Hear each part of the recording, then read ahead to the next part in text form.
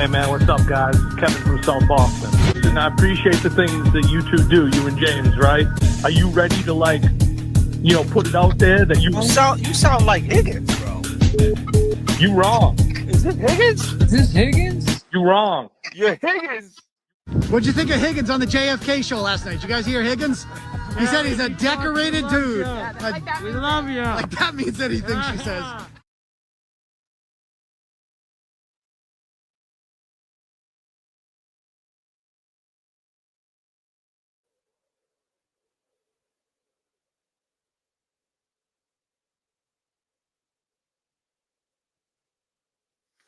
I'm here. Whoa. What up? Chat. Test 1, 2. Can you hear me? What up, DD? You're not by yourself no more. Carla. Yes, I'm here. Just getting things set up because the StreamYard played something different. Let's do this, Becky G. Let's go. Let's go. This guy's crazy on the stand right now. I don't know. I need a dictionary. God damn. We'll just do this while I'm getting started. Yeah. Why? Read between the lines. You're lying sometimes. Yeah. Why? Chat. We here. I know you feeling hurt, your mind flipped, that was a moment in time, can't rewind it. I see your call, can't talk, declined it, said I was sorry, liquor had me blinded. I know about your issues, you're not feeling well. What you going through, girl, is a living hell. Sometimes I bug out, I just flip and yell. Just come out tonight, we can sip and chill. I know about that night at the Pats game. You was real comfortable, and that's lame. When I bring it up, huh? You act strange. Okay. I ain't saying no names. Glad you pulled up though. We can take your legs. I told you before that girl, see, that's my ex. You gotta chill. Check. What you read in text. Check. It's me and you right now. Don't be complex. Now it's fine food. Proper pints. Storm coming. Check. After 2 lots of white. We gonna be snowed in, so let's stop the fights. I know you wanna talk, girl. Hey. Tonight. Got a text by C. Take me off the TV. I wanna talk to you. JM over there too. She just a soccer mom. Let's head over there. See what they talking about. I don't know, I need a dictionary. Just give me a dictionary. Please tell me why am I living? Poison in my mind. I think I found a dictionary. Did he say dictionary? Yeah, I did. Laying on this grass, I can hear the snakes. Get him a dictionary. When he sent you that text, seen the fear in your face. Then he texted me too. Then you drove away. Don't chase waterfalls, read between lines, keep a fair view, protect your mind all times. Check. Where we at, chat? Melissa. There's an officer in the house. Damn, Auntie Deb said the bottom lip is eating his top lip. Auntie D. Iggy, where you at? It's cold where the broken face, please Lord, not today. On this grass, I can hear the snakes. Wish you would have told me he was feeling the way when he sent you that. Give me 1 second. Be right back with you guys. Promise. I don't know what it is, but I feel like I've been snake bitten. Life keeps going by, please tell me why am I living? Poison in my mind, losing sight now with this blind vision. I don't know what it is, but I feel like I've been snake bitten.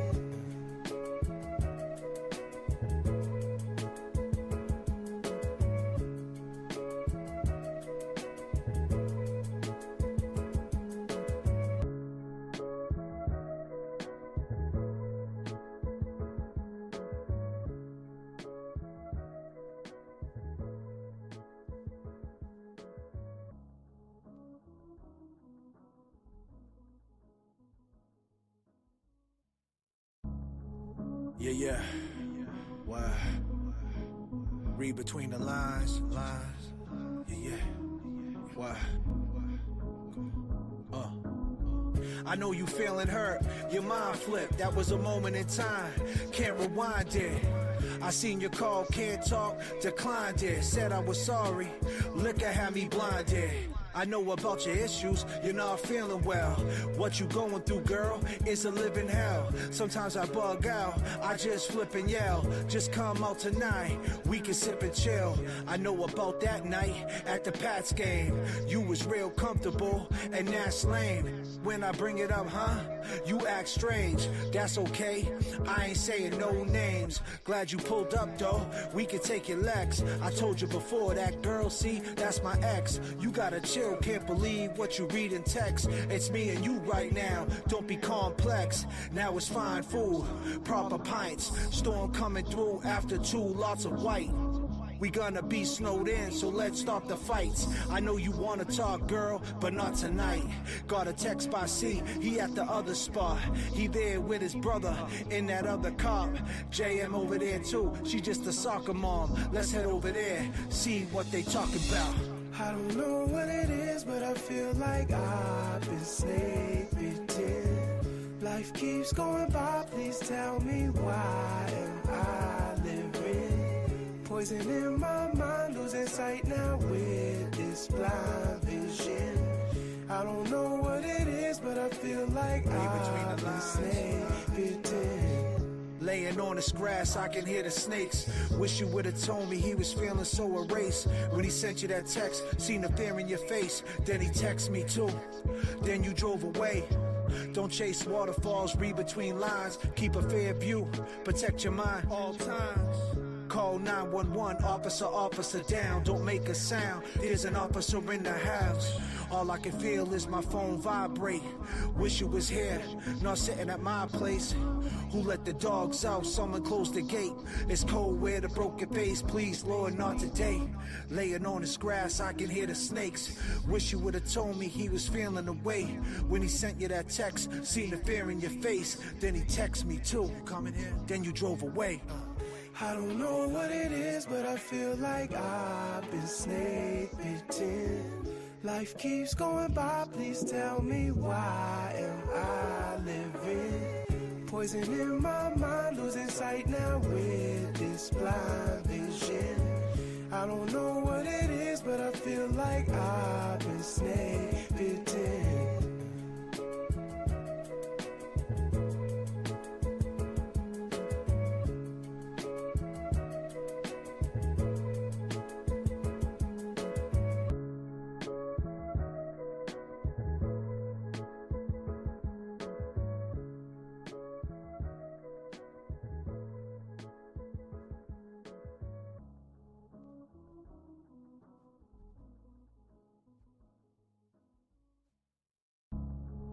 Yeah. Why? Read between the lines. Yeah. Why? I know you feeling hurt, your mind flipped. That was a moment in time, can't rewind it. I seen your call, can't talk, declined it. Said I was sorry, liquor had me blinded. I know about your issues, you're not feeling well. What you going through, girl, is a living hell. Sometimes I bug out, I just flip and yell. Just come out tonight, we can sip and chill. I know about that night at the Pats game. You was real comfortable, and that's lame. When I bring it up, you act strange. That's okay, I ain't saying no names. Glad you pulled up though, we can take your legs. I told you before, that girl, see, that's my ex. You gotta chill. Can't believe what you read in text. It's me and you right now, don't be complex. Now it's fine. Chat, how we doing? Storm coming through after 2 lots of white. We gonna be snowed in, so let's start the fights. I know you wanna talk, girl, but not tonight. Got a text by C, he at the other spot. He there with his brother in that other cop. JM over there too, she just a soccer mom. Let's head over there, see what they talking about. I don't know what it is, but I feel like I've been snake bitten. Life keeps going by, please tell me why am I living?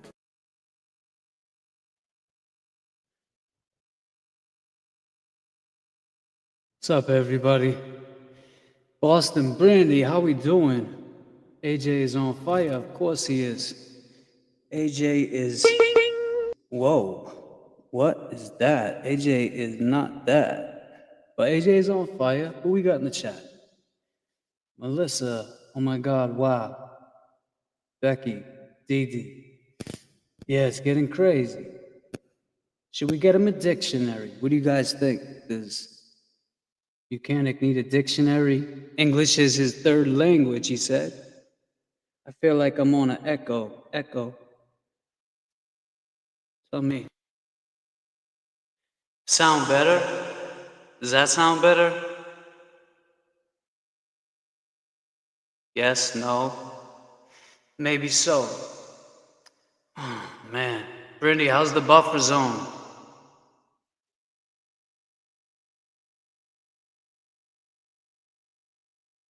Certified asshole, nice.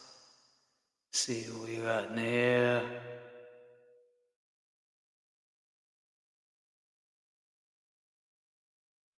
I think we live on the book too. Yeah, this was quick.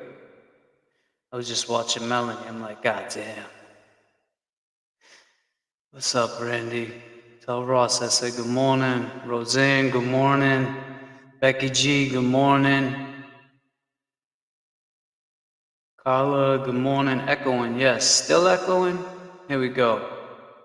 This is brought to you by Hey there, Karen Reed Eminem. trial watchers. You know what a lot of the trials we cover remind me of? That the world is unfortunately very unpredictable. And I'll tell you what, having a great lawyer matters so much. That is where a great partner and sponsor Morgan & Morgan comes in. This is a firm with over 1,000 attorneys. You know why? Because they win a lot. In the past few months, Morgan & Morgan secured a $9.3 million Sounds better now, right? car crash victim in No Florida, echo. a $5.6 million Yeah, the echo was on. I'm another sorry car about accident that. victim in Atlanta, and not to mention I'm really sorry. $1.8 million in Kentucky I'll after try to see insurance if offered someone them a mere else will come up here right $5,000 in now. that case. And even if you think your Sorry case for that, too. isn't worth millions of dollars, why not start a claim and fight for what you deserve? Morgan & Morgan makes it so simple. You can start a claim from your phone in just 8 clicks. That's it. It can all be done on your phone.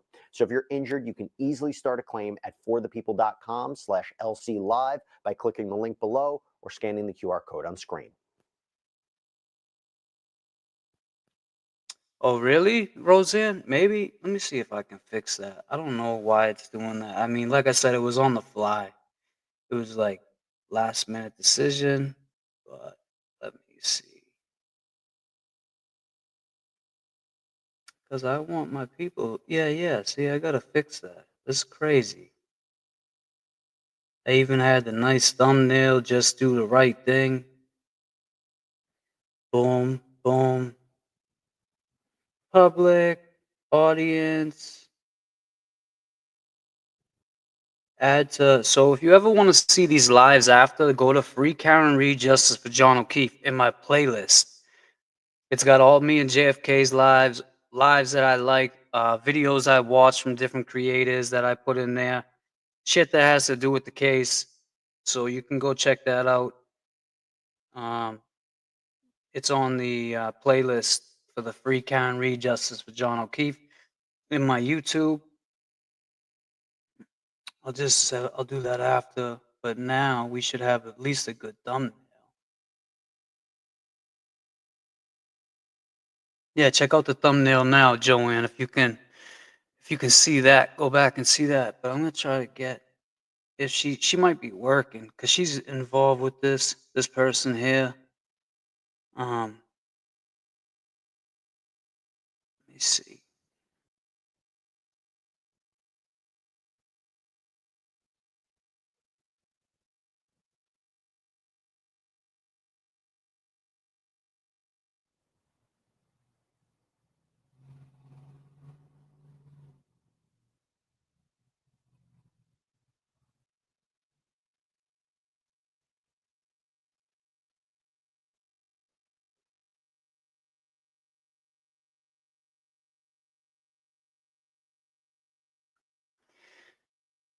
Ah, shit.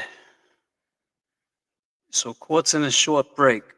What's everybody thinking so far? How we feeling about this dickhead. I mean, this state trooper up there.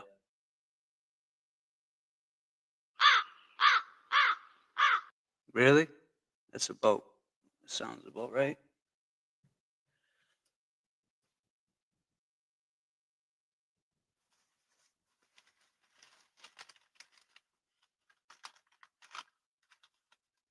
It's probably you. No, Roseanne, it wasn't you. I just fixed it. Because when I was setting it up, for some reason through the StreamYard, I had to redo everything. Took me about a solid 15 minutes because I'm getting pretty good at this. I'm just saying it would have taken me longer, probably days, to figure out what I just had to figure out. But that's a good thing.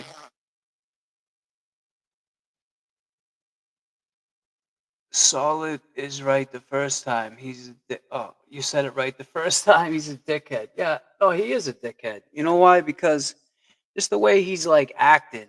Now you're gonna try to use your third language for an excuse, bro. You're a supervisor in a state trooper uniform.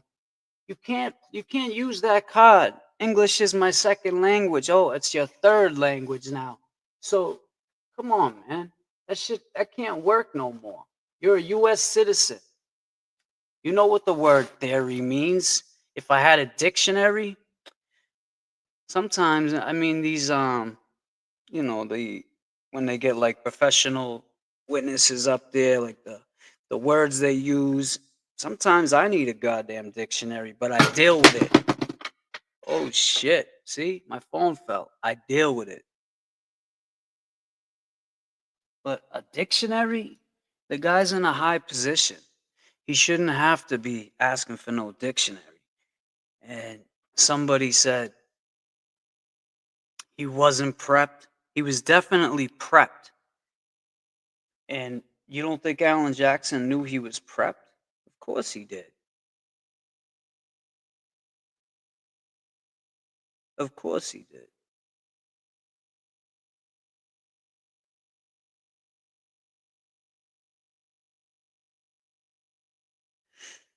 But, I mean, this is what we deal with, right? Yeah, he is a clown. He's a clown. You know, I can't wait. Yesterday I heard that yesterday I had to do some personal things, but I got to catch like bits and pieces of different creators and different posts. I seen that they're not going to call Higgins, and they're not going to call the Commonwealth is not going to call Higgins. They're not going to call Proctor. I heard allegedly. So don't quote me on this shit and be James said this or clip it and James. Disclaimer. This is a disclaimer. I'm saying I heard that the Commonwealth is not going to be able to do that. Yeah, I seen that with the Baker Show. Nene 79. You can see he watches Baker Show because Baker had said something in it. Oh yeah, when he was doing the thing with Plevlin, he said third language. Yeah, I seen that. So this is a disclaimer. I'm not sure, but if it is true, so Alan Jackson's the only one that can cross Higgins. So basically what that means is he's gonna have to do both jobs now. He's gonna have to do what Hank does because you know Hank will come in.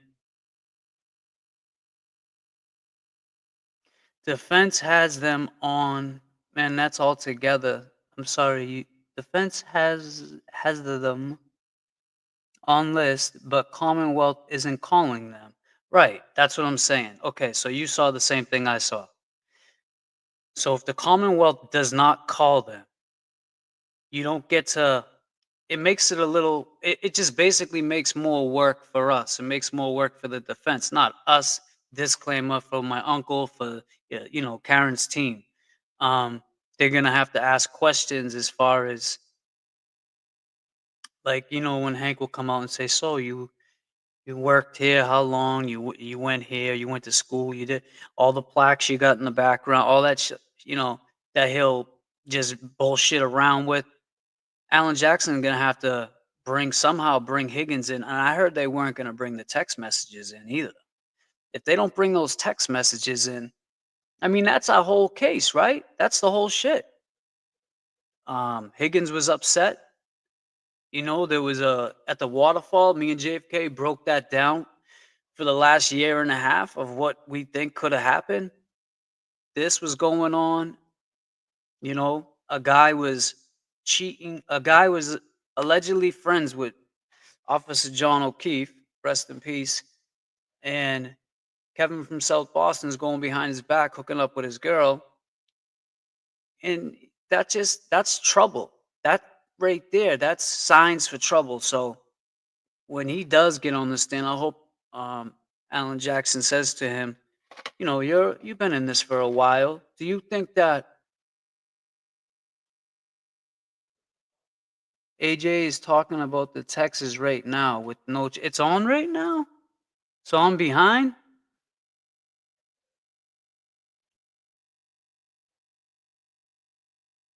Yes or no?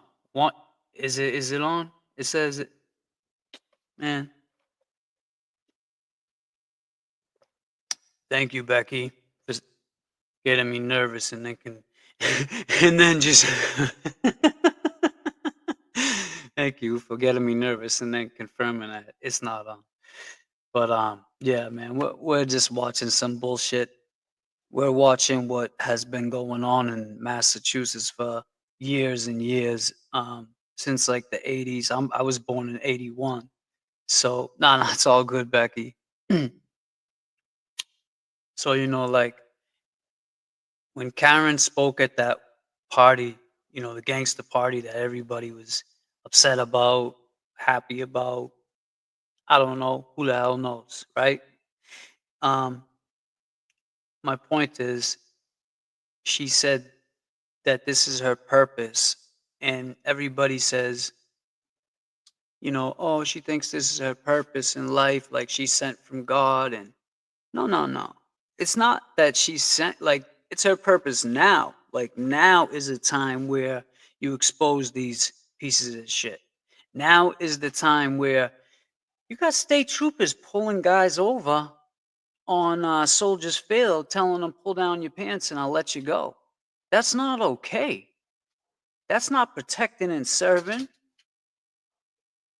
You got state troopers saying, yeah, this shoe was found at the hospital and it's marked 34 Fairview, both bags. That's a officer, a Boston police officer, and he's saying it like it was nothing. And then he said today, oh, I marked it when I got to it. When you got to it, you're acting like you found like a squirrel on the side of the road. And disclaimer, RIP to John O'Keefe. The way they handled this investigation, the way they investigated it, it was just sloppy police work. There's enough reasonable doubt to just go with that. Forget about everything else. This jury now, from what I seen some things on Twitter with a couple of people that were reacting that are close into the courts and stuff like that. And obviously they can't say, you know, jurors' names and stuff, whatever. But they was basically saying how when he asked for that dictionary, the jury got a kick out of it. You know, and last time the jury was real trying to be like bold faced, not show no emotion, not show anything. These jurors are laughing. They're like, what? So they're seeing all this unfold like we are. And as much as it sucks, excuse me, just looking for something. As much as it sucks that Karen has to go through this again, and there's the yin and the yang and everything. Good morning, Patricia. Or good after. Yeah, good morning still. There's the yin and the yang and everything. So it sucks as far as she had to go through this mistrial again, right? But the good thing is it got more eyeballs on it. It got more people to get involved. It got more people that are looking at it like, wow, this is really happening right now. And, you know, it's got people opening their eyes thinking, I don't want to ever go to Massachusetts. And it's like, we grew up here. So think about people that grew up here and been dealing with this shit our whole lives. This is how these guys are. I'll take you to Soldier's Field, pull your pants down. Just pull them down and I'll let you go. What? You do. You'll pull E-Pags, Debbie Blair. Pull the pants down and I'll let you go? Hey, you stop that right now. I know you're upset. Hold on, I'm sorry. She don't like that pulling the pants down either.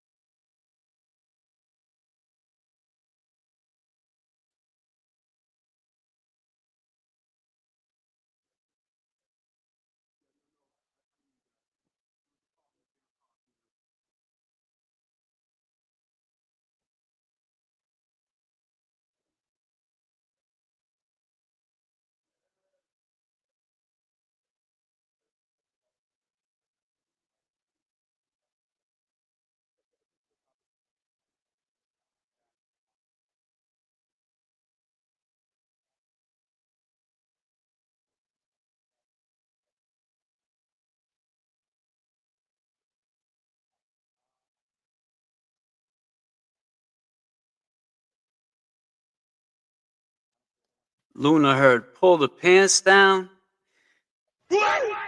She was like, I don't want to hear. And then she just started going crazy. So, yeah, Luna had to step out for a minute. She'll be back when she calms down. All right, we got some movement in there. Let's get back to this fuckery. Thank you, E-Pags. I'm glad you're here with us. Disclaimer. Debbie Blair, she's very smart. She's a very smart dog. Very intelligent. I love my Luna. If I'm friends on Facebook with you, if you follow me on Facebook, I post pictures of my dog and stuff and videos. She's real cool. Yeah, she had enough of it. Like we've all had enough of this shit. We just want this to be over with. We need to see Karen free to get justice for John O'Keefe. But the way things are going in this courtroom, I don't think there'll ever be justice. The way they talk about him, Mr. John O'Keefe. Why not call him officer? I get it. Like, they don't want to call him Officer John O'Keefe. Why not? He was 18 years. The guy served 18 years for the Boston police. My Facebook is see, like, I don't like to put it out.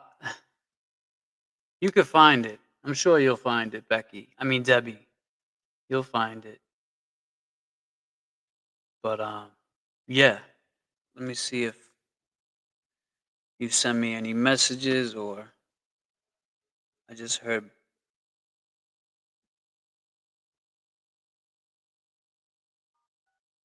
You are unmuted. Here we go. Thank you, Becky G, for the Venmo. Thank you, Rose McDonald, for the Venmo. I appreciate you.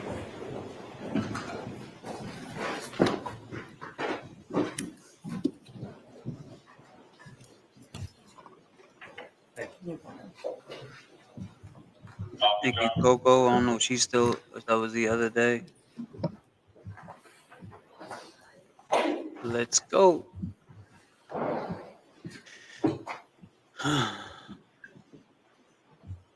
Goes back to session, maybe. My Cash App is on the bottom. James Emerald Jr. Jurors, we appreciate the Going long across break the you screen did down in here. in an effort to make sure See things go a little bit Venmo, more Cash App. smoothly from here on. There he is. All right, Mr. Jackson, Thank you, whenever you're Patricia. ready. Thank you, Your Honor. May I approach? Good morning, Paula. Go ahead, Mr. Jackson.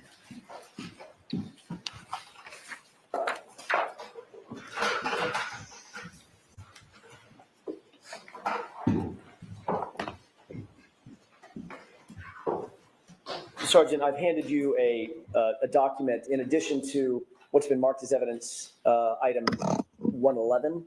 There's a document that's heavily redacted. Do you recognize, or do you see that document? I do. Do you see a word on that document?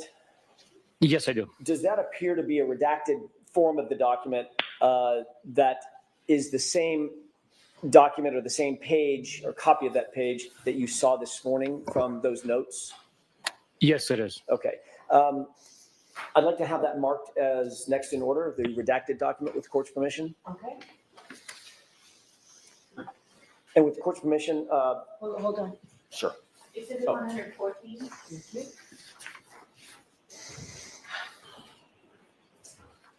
Okay. Your Honor, may I, with the court's permission, put a side-by-side of the single word that we discussed at sidebar from evidence item 111 and what's been marked as 114? Is there an objection? There is. Yes. Not at this time, Mr. Jackson, no. In your opinion, having seen those two words next to each other, do they appear to be the same or similar handwriting? In my opinion, they appear very similar, yes. Okay, thank you.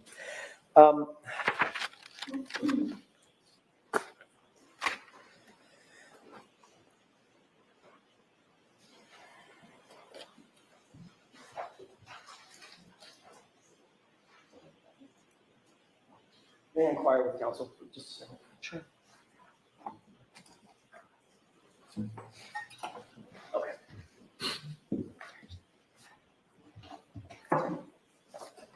Thank you. May I approach one more time, Your Honor? Yes.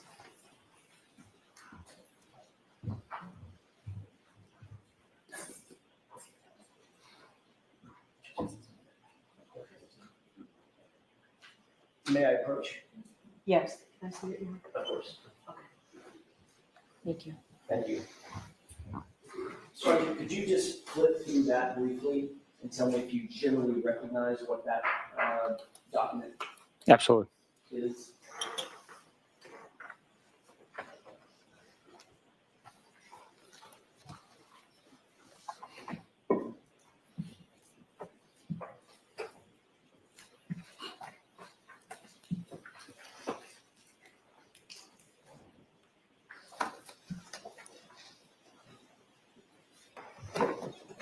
I do. Thank you, Sergeant. What is that document generally? Generally, it appears to be screen captures of text message conversation. Is that the document that you earlier referred to as having received from Brian Higgins? It's a printout of the document, yes. You saw something in electronic format, I take it, Yes. and you reviewed it on a computer.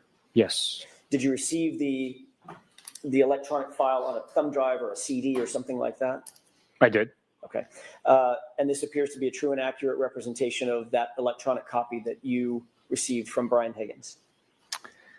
To the best of my understanding, yes. And is that document reflective of the text messages that Mr. Higgins indicated to you were between the string, as I use that word, between Brian Higgins and Karen Reed? This is what was provided, to the best of my understanding, and now has been printed out. Okay. With court's permission, I'd like to ask the witness to read the text messages that he was provided by Brian Higgins. So we're going to mark this For identification only. EPAGs, thank you. You should check out Jodeci, Fallen, for an extra soundbite. When you hear it, you'll know. I love Jodeci. Thank you.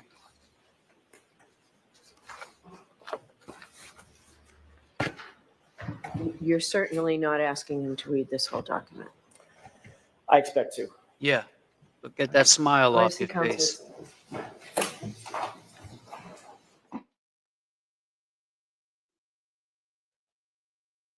Oh, they got a full house over there today, huh? Supporting the OK. That's good to see, man. I mean, usually there's like 3 or 4 people there. Aside from, oh, Paul's looking sharp. Oh, shit. See, me going to court wearing a suit made Paul put one on. He's like, oh, god damn. This dude's got a suit on. I got to wear mine. Look at you, Paul. You looking sharp, buddy. Paul's up next. Yep, that must be the thing. Paul's up next. You looking sharp, Paul. Nah, Paul saw me in there, Ziggy, and he said, ain't no way in hell I'm letting James Jackson look better than me. Go, Paul. You were, you were a good influence on him, James. You see, Debbie, sometimes you have to just step out and show people.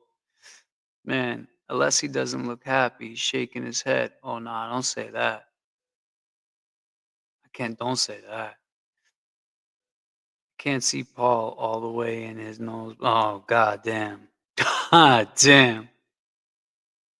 James Jackson looks better than Paul, even in his pajamas. Thank you. This is actually not pajamas. This is a hoodie that, if you know about basketball, you know this was I believe this was Jordan's last game, maybe 96 against Utah Jazz, where he shot the winning shot. And then on the back of it, it's a really dope hoodie. Actually, that's on my page too. Thank you. Need some Z's. I'm glad to. I figured I'm watching it. Why don't I jump on with you guys and have some fun, and we can talk about some things. I'm gonna see if something. Send me the link.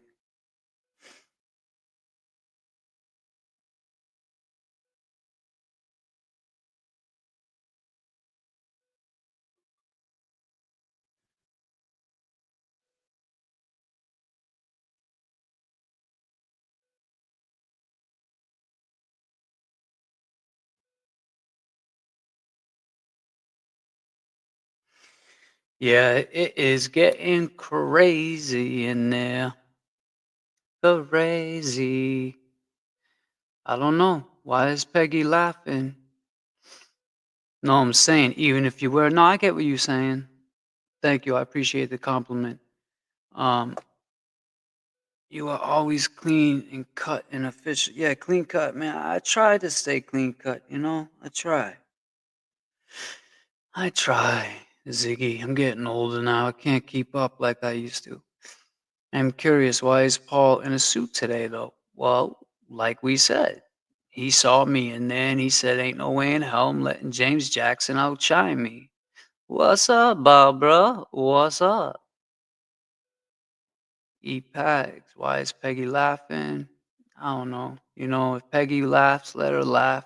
That woman probably hasn't had a good laugh in years. As much as we want Karen free, I understand, they have a different opinion and people don't like her, but I don't know. I really don't have nothing to say about Peggy, but that's all good. I'm not saying nothing bad towards it either. Like towards what your comment. Jess Machado has been tweeting that the jurors were laughing, right? Yeah, I said that I seen a few. So there you go. Need some Z's. I just said that. I don't know if you came in after. I seen a few people that were talking. Well, not a few, but a few jurors that were laughing and smiling. 1 second. Just gotta do this. Copy.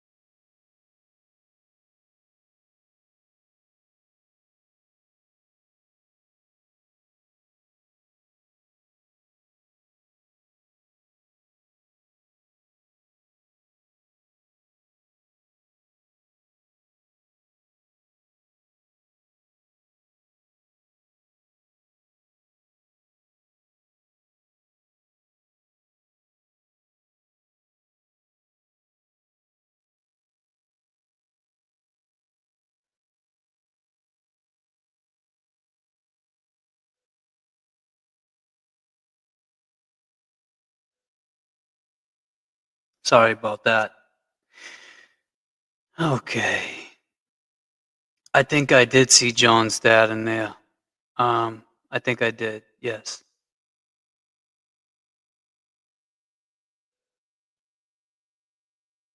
Trisha, thank you. I appreciate that. I'll check it out right now. Just had to set that up. Let me see if I can.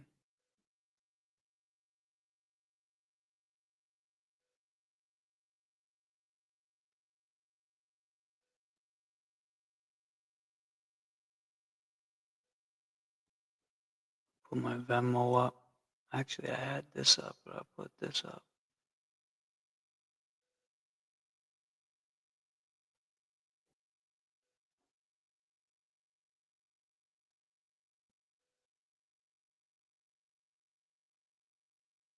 And then,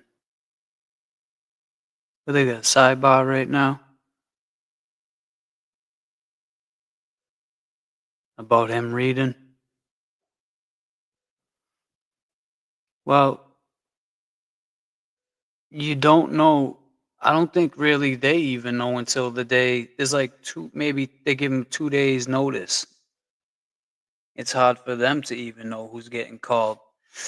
If that was the case, they would plan it. They would be more strategic. So it's kind of a good thing and a bad thing. But Paul could be called today. I'm assuming that's what the suit, you know. He's been going there every day for the last 2.5, 3 years. I ain't never seen him in a suit. I mean, I don't want to take credit for it, but I do think because I had, my little suit jacket on, he looked over and said, "Nope, I'm not letting James Jackson outdo me. No fucking way." And that's what happened. I mean, that's just what I believe. It could be a disclaimer. Speaking of disclaimer, how you guys like that commercial? If you like it and you want your picture on that, I'm just going to keep them going. Every time someone sends me pictures of their new disclaimer, I'm waiting for mine. So when I do my show, I'll be fully dressed head to toe in my own merchandise. Thank you. You can get that in a store. Let me see. Someone sent a Cash App. I'm sorry.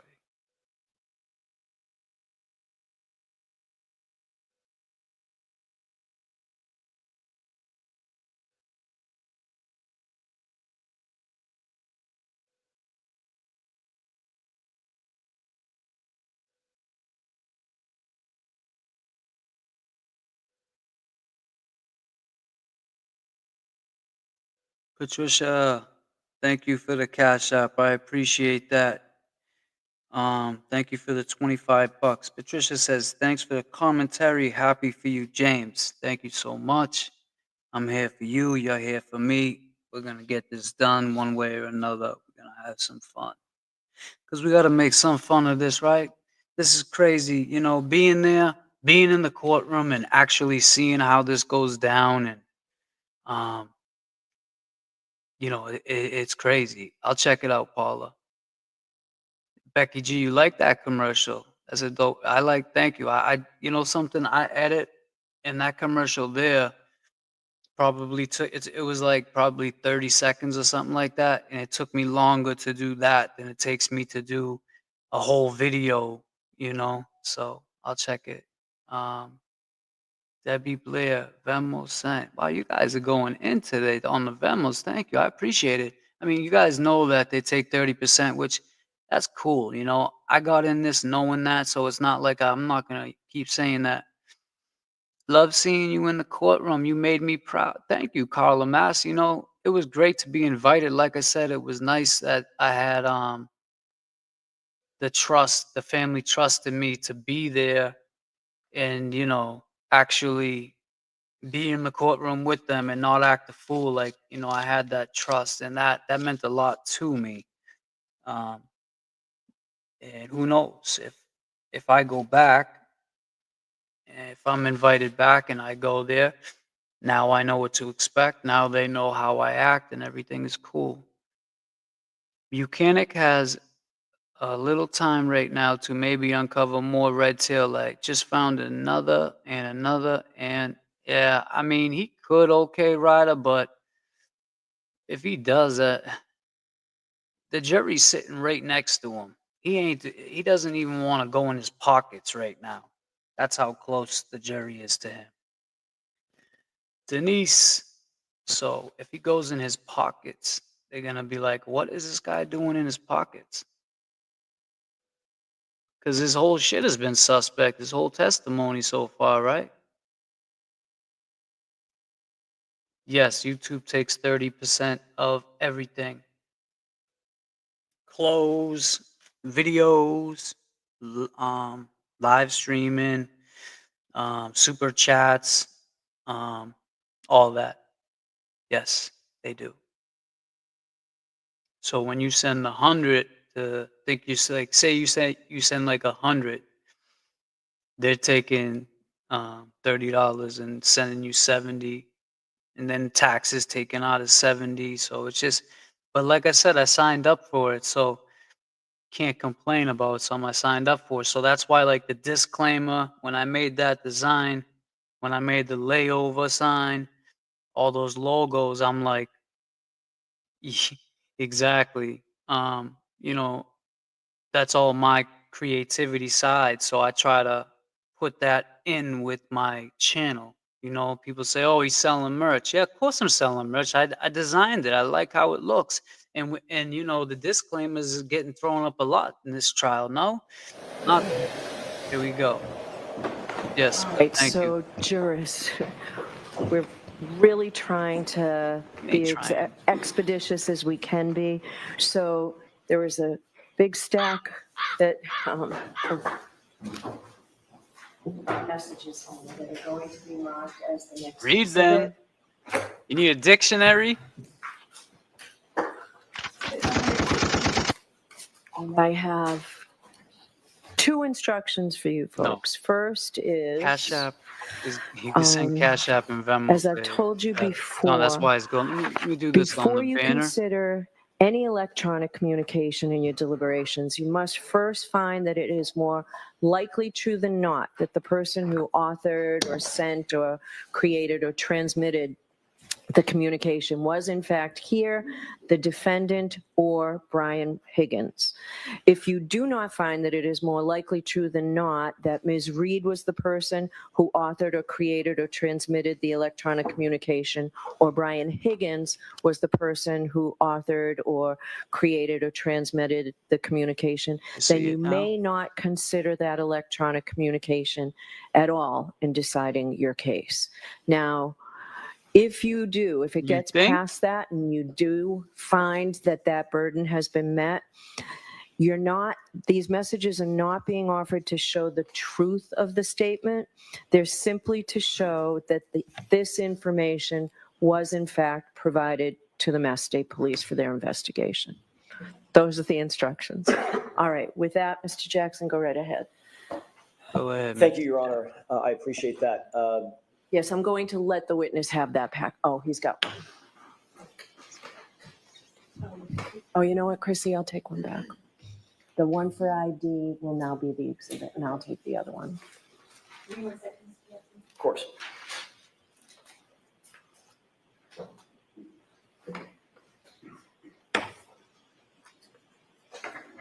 Thank you. Thank you. Thank you. Sergeant Buchanan, do you have the document in front of you that's been marked as Exhibit 115? No, Cash App does not take If money. you could, starting at the beginning, do those purport to be text messages between Brian Higgins and Karen Reed? Yes, they are. Does that printout accurately reflect what you received in electronic form from Brian Higgins during your interview? Yes. If you could start at the beginning and read the text string indicating the date of the text, if it's dated, who it's from, who it's to, and the content. You working today, buddy? Yes, sir. The text messages begin Wednesday, January 12th at 8:27 p.m. Incoming text message to Brian Higgins' phone from Karen Reed. Hey, Brian, it's the weed whacker. The response is a question mark, followed by a picture of a six-pack of Smirnoff Ice screwdriver in appears to be a package store cooler, followed by a YO response. And that is it for January 12th, Wednesday. Do you want me to continue, sir? Yes. May I have just a moment, Your Honor?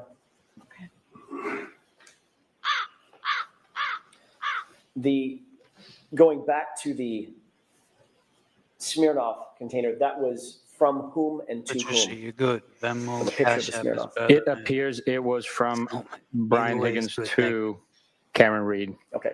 If you could make sure to delineate from whom and to whom each text is. Every time? Okay, thank you. Okay. Yes. Yes, Every and go time. ahead and proceed. Thursday, January 13th, 9:24 a.m. From Karen Reed to Brian Higgins. Did you try those Smirnoff?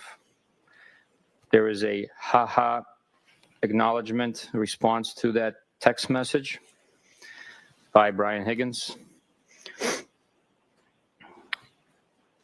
The next page, it's the same bubble, but continue on the next page. I will repeat. Did you try those Smirnoff screwdrivers? Question mark. I stopped at the Hilly for one last night. A Bitmoji showing teeth. That is sent from Karen Reed to Brian Higgins. If you could, and I hate to ask this of you, but if you could tell us who it's from before the content. Today, Junior. He's I don't know if this is a good idea for him to read this shit, Alan. I get what you're doing. I think, Okay. in flow. The last one was from Karen Reed. She stated, did you try those Smirnoff? And that she stopped by at the Hilly last night for one. From Brian Higgins to Karen Reed, haha, followed by same person. How did you get my digits? Question mark, question mark, question mark, question mark, question mark. Karen Reed to Brian Higgins, the Melissa and Lito show. Brian Higgins to Karen Reed, ha, ha. Brian Higgins to Karen Reed, I thought you creeped John's phone. Brian Higgins to Karen Reed, ha, ha. Karen Reed to Brian Higgins, no way, with an emoji, X person holding an X in front of them. Oh, he just threw up a disclaimer. I was the last person in Greeter, Canton. Oh, shit, he threw up a who didn't have your disclaimer. Oh, pound my sign, God. number sign. That was in I real think time. I think Just even threw Carrie up has a it. I'm going to disclaimer. see counsel at sidebar for just a minute, please. He threw up a fucking disclaimer. Oh, shit. Disclaimers in the chat. Oh, man. He threw up a fucking disclaimer. That's going to be the best clip. Oh, shit. You wrong. He just threw up a disclaimer. Now, that was a subliminal. He's reading Brian Higgins' shit. I just put that disclaimer commercial up yesterday with Higgins saying, you wrong. Oh, my God. Higgins, I know you're watching now. The dude just threw up a disclaimer. God damn. I gotta call JFK. Where's JFK? Oh, shit. That was crazy. He's a fan, right? It's all subliminal. He went from the disclaimer to the fan to show he's a disclaimer. He's probably rocking some disclaimer gear too, and we don't even know. You know, like he probably likes the show. I was thinking this the other day. It's like these cops, they take an oath. I mean, I'm still taken back by he threw up a disclaimer. That shit is wild. Everybody got your disclaimer closed. You should be happy right now. We made it. We're on TV. Buchanan just co-signed a disclaimer, and he threw up a fucking disclaimer. Sorry for my language. I'm excited. Oh, this is great. Nah, Higgins might testify, but I think this is Alan Jackson's way, because when he testified. If Alan Jackson calls Kevin from South Boston to the stand, Hank doesn't have to say shit to him, you know? So it's just going to be Alan Jackson going in and trying to make the, paint the picture of the third party culprit in the text messages. But I see what he's trying to do, but having him read it is like having like a second or third grader read it. The guy asked for a dictionary. We're trying to make this easier for everybody to either read or listen to or look at. So we're just going to take a minute and think that we have this document here. And also to make it a little bit easier for everybody, Sergeant Buchanan, you do not have to describe the emojis. You don't have to say anything about what the pictures are, and you don't have to say the punctuation now that we'll be able to have it. But you are being asked to read which text is from whom. Maybe if we agree upon the color, you won't have to say that. No, Can there be an agreement with that, Counsel? We can do that.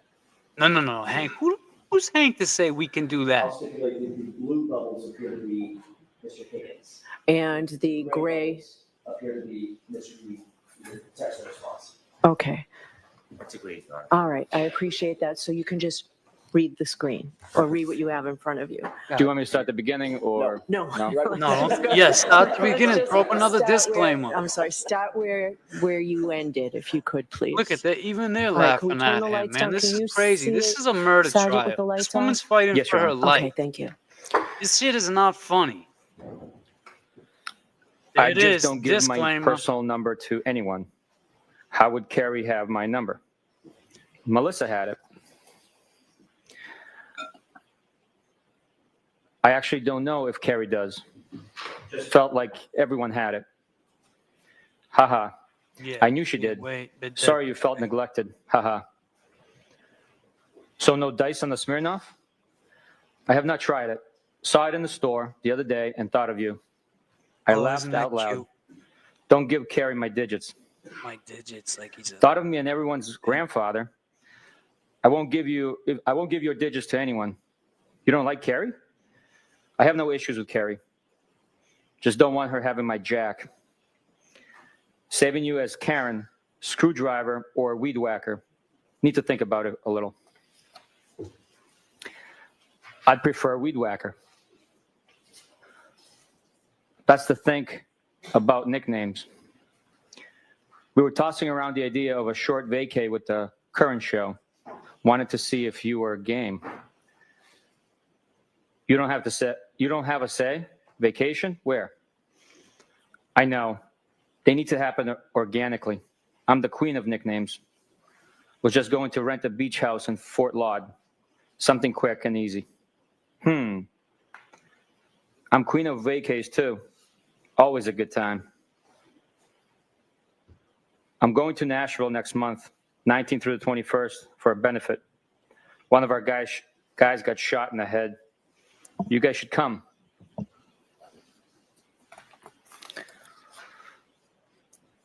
So you claim. Advertisement. America's Jesus. toughest vet. Is he alive? Was he from Massachusetts? Yes, he is alive, not from MA. We were thinking late March. I guess a guy in his group is friends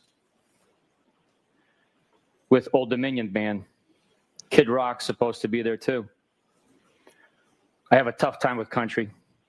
I was a Kid Rock fan back in the day. I agree. Of course you were. From Brockton. LOL. That's how I got my street cred. Funny. I didn't know you had any. LOL. Carrie said you tag along. No one would say that about me. How would I know? We all frequent the same watering hole. I don't know Carrie well. She talks about herself a lot, but I guess so does everyone. I don't ask questions, just make observations, assess, and decide. I am quiet. That's why you called That's in. a good policy. You can read most people in a few minutes. Excuse me, mins. Yep, for sure. You go out with last night? Myself, I only had a drink and a half. Sadly, I know everyone at this point. Lame. Why is that bad? BC, that's how much I go in there. What do you do for work? I've never had a problem going to bar/restaurant solo. I go there a little. I'm a college professor. Ooh. Solo is cool. I was in adjunct previously. Oh, really? Did you mention that? Anna Maria, Quincy College, and BHCC. Bunker Hill. I teach afternoons and work downtown during the day. What is BHCC? University of Southern Charleston, a.k.a. Bunker Hill Community College. Oh, nice. Trust is life. Line from Good Will Hunting in the classroom at BHCC. Funny. A savant from Brockton. I'm not making fun of BHCC. My Yes, parents you met are. at community college. Damn, good thing I didn't tell where I graduated Fall from. River writes. You're very random. How so? You just are. I don't think so. What's random? Haha. I had no idea who this was last night. For a few minutes anyways. I mean, what's random about me? I think I'm pretty predictable. How so? You must go around beeping at a lot of weed whacker then. Wow. Weed whackers, excuse me. Nope, never. It was my one-time thing. Yeah, okay. That's why 3 of your girlfriends called me. Sounds like I'm scattered and all over the place. I learned my lesson. You have your shit together. That was mortifying. I am still really sorry. Not completely, but for the most part, yes. Sure you are. One thing I don't think you was sensitive. When was I sensitive? To the weed whacking incident. I just snapped when I think guys are being creeps. Can't help it. I'm not a creep.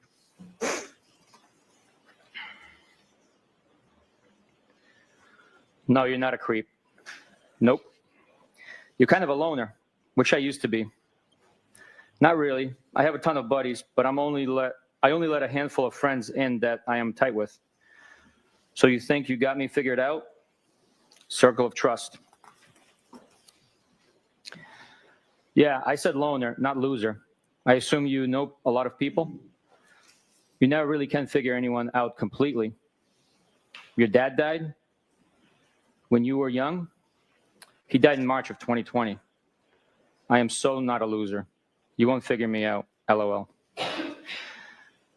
No one is a loser. I just didn't mean loner to imply friendless. I'm sorry, that's recent. It wasn't COVID, was it? Cancer. I know you date girls who don't lock the house behind them, and you arrive private and observant. I'm sorry. What kind? Lung, brain, kidney, and pelvis. How do you know all these things? LOL. You're funny. Yikes, wow. That's rough. Jesus. I'm sorry. Yeah, we heard. We chat a lot at the hillside. Don't be sorry. Life is hard sometimes. I always figure it out. Said they talked at the hillside. Who chats? We did. Life is hard, but losing people is the hardest. So I'm sorry. We chat. WeChat. That all you got? WeChat? Sure, you're from Brockton. Spit it out. You and I chatted about the girl who kept forgetting the door lock. Oh. She has been out of play for like 3 months now. Out of rotation? Nah, just out of play. I am solo, no rotation. I am not a hoe. What's up, Tony? Solo, like no rotation, or woman for that matter. Not locked down. Haha. Good for you. That's the best way to be. Yep. Has its benefits for sure. Are you working? Remotely. Oh. Tough life. Live like a queen. I just got a Saturday invite. Did you say yes? Not yet, but did respond. What did you say, Mr. Elusive? No, I just don't want to intrude on your couple's night. Haha, I am shy. Yeah. We prefer to hang out with W non-couples. Bob Gallery is probably coming too, solo. We'll probably do cards or something at some point. Well, Some how do you PT. know that was the Excuse point? me. I'm inviting you. Could be Haha. part. John said, quote, Brian is being wishy-washy now, end quote. Haha. Did you tell him to text me? No. You cranky now? Haha, no. Just stop being so anti-couples. Most couples don't even like each other. Name a few. Name a few. I don't know. All of them? They all want to hang out with single people? I need a drink. I had a blueberry beer. I'm jealous. Hey, I'm trying to menu plan for Saturday, Mr. Elusive. Don't count on me. Boo. Haha. I am sure you will get over it. Just got my first drink. Where? Brick House. You tied one on last night? I was just thinking about you. Haha. Yes, 4:30 a.m. came early this morning. Eek, that's early. You out late with the Commodores? Solo? Yeah, but you're always lining up your after party. Nope, not me. Selective. I am not a hoe. Hey, no judgment. Haha, you make me laugh. I know, I'm funny. Haha. What's on your mind? Nada. Just about to start cooking. Yeah, okay. Donnie, we'll talk about that. What's on yours? What's up, Priscilla? I'm going to a Hillside Regulars 60th tomorrow. This could be a new low for me. Who? Detective, if I could interrupt 1 second. When there is a date that's delineated, could you just state the date out loud so the jurors follow the date progression? Starting with the next one. I'm saying the next text message date or Yes, sir. date within. Where the Yes, above or absolutely. below the bubbles. Yep. So this screen here is Friday, January 13th at 3:33 p.m. Thank you. I believe I stopped before Bob Clinton. Everybody can't stand him. I detest him. His breath smells like ass. God damn. OMG, always. His daughter and I have mutual friends. I actually don't mind him when he's socially distant.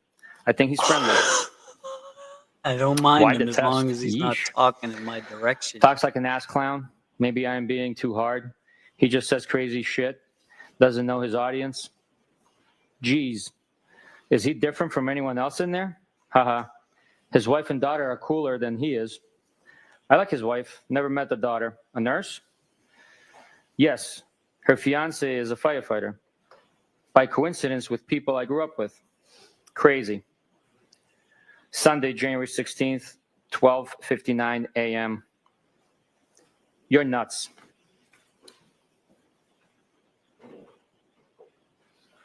Foul ball. You stink.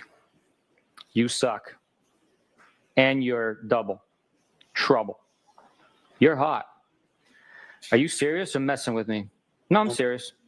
Feeling is mutual. Is that bad? How long have you thought that? Are you okay driving? You don't want to stay here? I am fine. I have an office at the PD. You didn't answer the question. Please Rather pass you the stay pepper. here? Good afternoon. I wish. 12:02 checking in. I think you're messing with me. Why do you Why do you think that? You came in at a great Because time. this is so out of left field. Where did these feelings come from? I just think you're like me. Meaning, do you have your own kids? I have no kids. How am I like you? Hello? Aren't we alike? I think so. So why did you get my number and reach out to me? Shoot straight with me. I told you, I just think we're alike, right? Yes, agree. Now what? I don't know. Shouldn't you know? Do you like me? Yes.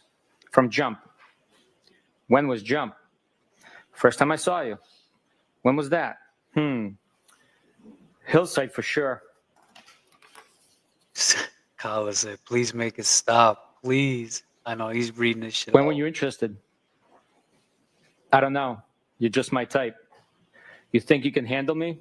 God damn. I thought you were happy. Calm down. How do you know if I'm happy? I just assumed. Are you hard to handle? Are you hard? What do you like about me? I just feel like you're from my neighborhood. Yeah, ditto. And I think you're hot. You really think that? No. I have always thought that about you. What? That you're hot, smart, witty. But I didn't think you were interested. Why do you say it like that? Yeah, being quick with a response. Tell me why you got my number and reached out to me. Just thought we were the same, from the same neighborhood. Are you afraid to say what's in your mind? On? No. Didn't I? Becky G said Karen needs to raise her standard. I am glad I stopped by. I should have come earlier. Do you really live in Mansfield? Yeah, I was basically begging you. Oh my God. You don't have to beg me. Beg. Huh? I will give you whatever you want. Oh my God. How are you texting right now? Ugh. Leaving me hanging. No. Yeah. Kids? Kinda. How am I texting? Oh, he said everyone kinda has kids. I wonder if he I'm was just wide awake on my phone. Yes, I just they caught are. that. I should have stayed, LOL. So now what? Yes, you should have. That would have been distracting. So no what? Now. Now what? Ball's in your court. What do you want? Loaded question. What do you want? I asked you. Yeah. Nope. He said that. Initiated this. Spit it out. Hey, we're single. Talk about it and after. we don't have kids. We can do whatever we want. Don't you have a boyfriend? Where are you? Canton. Where? My office at the PD. Why are you going to Mansfield? Where is that? Canton PD. I have a house there from before I reconnected with John. Oh, I feel like you're not really saying what's on your mind. Do you like me? Yes, clearly. Come over to my house. When? When works for you? Whoever, whenever. When works for you? I asked you first. I think you're messing with me. I'm glad you came over tonight. Me too. Ball's in your court. What do you want, Karen? You look great tonight. I don't know. What do you want? You always do. Yeesh, really? Why? I look great? You're full of it. I think you're hot. I always have thought that. Just have not revealed my thoughts. I'm hot for the hillside. Low comps. Knock it off. You're hot, period. Are you glad you walked me out? Yes. Oh, God. Are you? Deaf. Yeah, he's a hot mess. Yes. Are you going home tonight or tomorrow a.m.? We kissed, right? Is this a trick question? I don't know when I'm going home. I am selling my house. What a trick question. Are you moving to Canton? I am following your lead with this. I live here, but I have a property in Enfield. Why my lead? I don't want any responsibility. Damn. You started this, right? Why did you get my number? Karen. And each out to me. Still have not told me. Peppa wants this. Sorry, should I not have? I am fine with it. Just don't know why you can't answer. You're mad at me? OMG. No, not at all. You're being silly. And you're being stupid. I told you. I just think you're like me, and I am attracted to you a lot. Feelings mutual. I just never saw this coming. Why? Because I just assumed you were happy with your situation. I was, but things have deteriorated. Why? How so? What did Melissa say when you asked for my number? It is very, very complicated. He and I dated when we were kids, and then his sister died, and everything got fucked up. He seemed very into you. I just told Melissa that I had your number, but lost it. That's cute. She wasn't suspicious? No, she's great.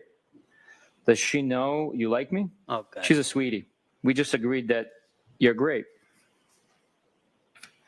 Yeah, he's great.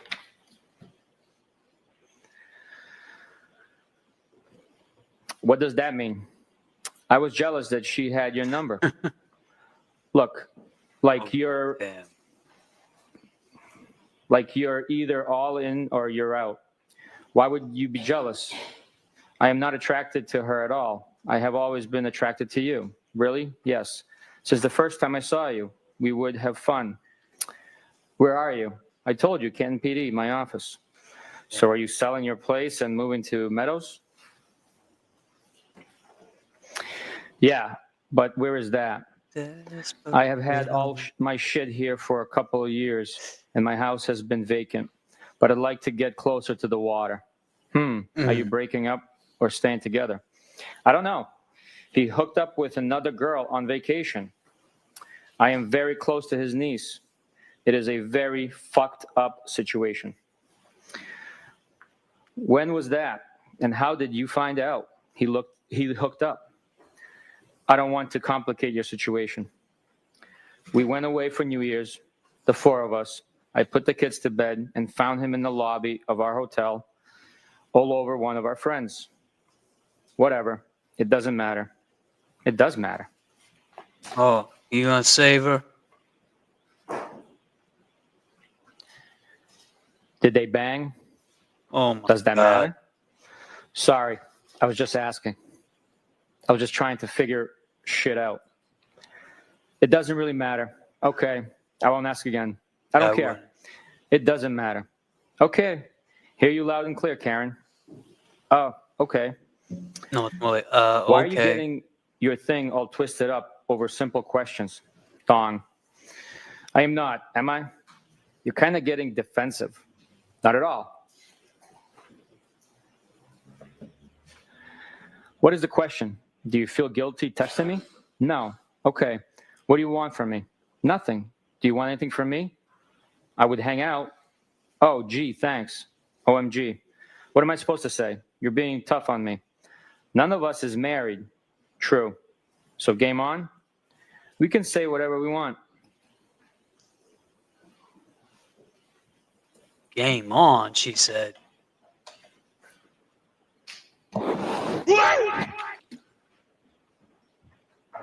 Today, Junior, she said, game on? Question mark? Game on? You sent mixed messages. I wish I stayed. Okay, game on then. Kinda. Can you hang? Sure. I hope you toss and turn tonight. I always do. Why? Why'd you say that? I just do. Why? There goes my appetite. Because you're fresh. No, I'm not. Thank you, Peppa. Okay. Do you always get what you want? Be sweet to me, please. I could be so sweet. Ooh, I've been Prince very Charming sick. now. I had colon cancer and 10 surgeries in 18 months. Damn. I'm a wreck. I had no idea. Are you okay now? I never get what I want, just what I need. I am okay. What do you need? What need to be content? What can I do to make you happy? Haha, don't worry. She's I've always laughing been like, very happy. You ain't making me happy, dude. Come You're on. talking man. riddles. Just tell me why you contacted me, huh? I told What's you. the big deal? I told you. Just think you're like me. What does that mean? Like you want to hang with me? You asked why I contacted you. Yes. Excuse me. Yeah, I did ask. We are attracted to each other, right? Reasonable question. Yes, 100%. Okay. Okay. Like, you need any more signs, bro? She's saying, We did kiss let's earlier. hang out. No? You're an I adult. think you initiated that. No? Yep. Do I owe you an apology? OMG. No. Why are you being sensitive? I am not. Kinda. No. Excuse me. Never. What do you want from me? What's on the table? What do you want ideally? The real deal. Oh, goddamn. Sunday, January 16th, 7:37 a.m. Doesn't exist. No such thing, buddy. Haha. Sunday, January 16th, 5:53 p.m. So you like Hennessy? So you like Hennessy XO? Sunday, January 16th, 7:15 p.m. I am hurting so bad. Yeah, me too. The Currens went after it again at noon today. No way. This was about 2 hours before you came over. What is it?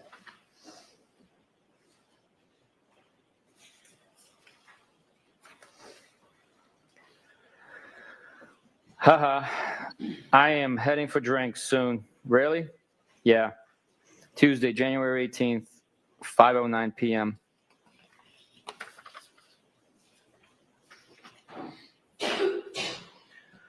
What's on tap? Haha. What does that mean? Usually means, what are you up to? Cute. I just wrapped work. Unpacking some groceries. You? What's on tap? Also unpacking crap for my car. Anything good? Nothing on tap. Shame. You were a ghost yesterday. I can't be the cruise director every day. Right. Shame. Julie McCoy. Wish I was at my cave house in front of the fire sipping a drink. Wish I knew how to use my fireplace. From Love Boat. How old is your bad self? Haha. That was my guess. 42 next month. I know the Love Boat. I was more Brady Bunch. Haha. What day? 2/26. Nice. She's February You're just like me. a tad poke. Poll. Got ya. When is the next party? Poll. Oops. It's What? all relative. How's it What poll and necessary? poke? This shit's getting weird. I'd have a Talking about party every poll? weekend if it were up to me. No. 42 equals Ted Poll. Oh. I keep reminding myself that aging is a privilege. Mm-hmm. The better parties are at my house. No kids. I want to go to a better party. Why are they better? Well, first, BC, there's no kids. You were ghost yesterday. Thought I heard the last of you. Phones work both ways. I don't want to disturb you, or No, you just don't could want to be get caught by otherwise John O. engaged. I don't know your routine. That's what it was. I didn't man. use the word engaged, did I? Huh? Engaged? As like doing something with someone? Yes, that's what I thought you meant. Are you being fresh today? No. Now that you sobered up. Haha. I felt sober next to everyone else on Saturday. Good point. You're still T trouble. Haha. Why am I?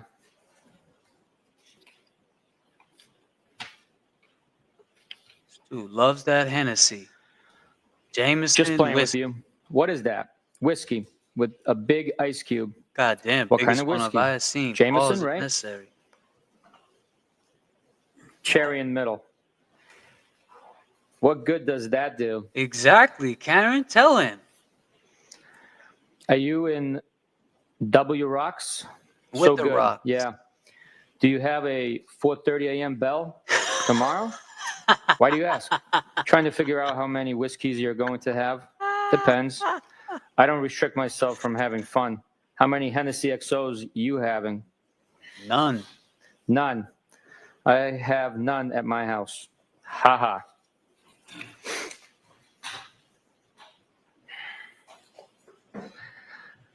I am not really trouble.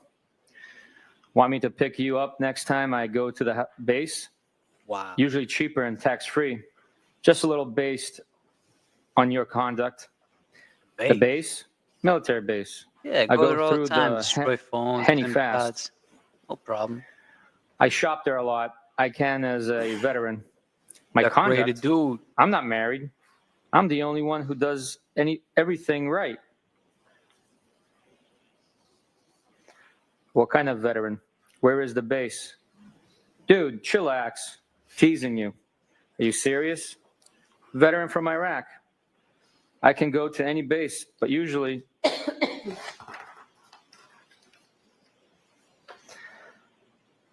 Exactly.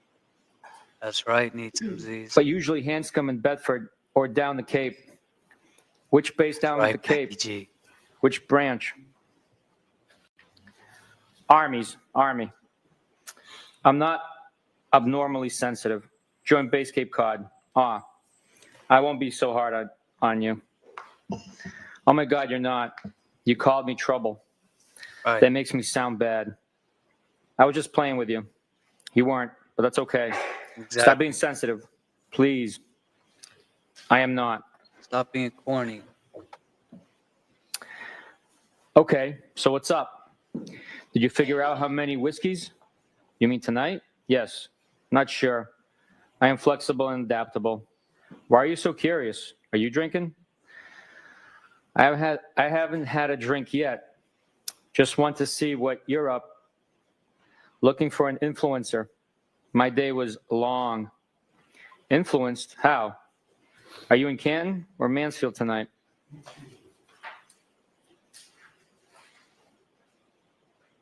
Ain't so boring. Influenced making to me have fix a my drink, mic. even though it's Tuesday, in Mansfield. How often do you stay there? Is it a nice crib, house, or condo? Nice crib. What is this, MTV I stay here cribs? once or twice a week. House. I guess it's nice. I like it. How long have you owned it? How many beds, rooms? 2017 or Disclaimer. 18? 5 bedrooms. Disclaimer, What? Peppa. Why so big? I don't know. It's an old colonial. It has a lot of bedrooms. More than you clearly need. Are you moving to Canton? I know, seriously. Some rooms I only go into dust. Not anytime soon. I'm there for most of the time, but sometimes it's a lot. A lot, why? Do you even know what you want or who? Because I went from being solo to trying to give attention to kids who aren't mine. Which is And I never tough, wanted kids. especially if you don't want. I thought you were in this happy relationship. Everyone is happy at Hillside. Oh, God. You avoid things. It's just a very, very complicated dynamic with It's the like four of us. basically none of your He business. isn't cut out for what he's doing, and the kids present constant issues. I think he needs believes banning from he is texting doing women, the too, right thing. Peppa. Well, of course he is, but his heart isn't in it. It's only because he was very, very close to his sister. I mean, I don't agree with that. You don't. I know how you feel, kinda. I was married, and when I met her, she had a 2.5-year-old. Mm-hmm. I went from being single to being a dad. It's hard.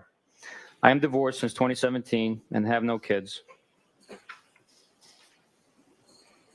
I try very hard, but they are very spoiled, and they're not my family. My parents keep telling me I'd feel different if they were mine, or my own sisters. Then I told you he got drunk and sloppy on New Year's Eve while we were away, and that has really affected me.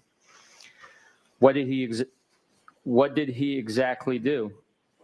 I never got married, and now somehow I'm arguing with someone about raising kids. Why won't you tell me? He was a puddle all day and then disappeared. Then I found him all over friend's sister in the lobby of our hotel, and she's gross, which I think may actually be worse. Not sure. Oh, God. damn. Did You they gotta read it bang? like that, man. You're making him sound like he didn't want nothing to do with this. So I was the kids celebrating New Year's without him, which shouldn't be my role.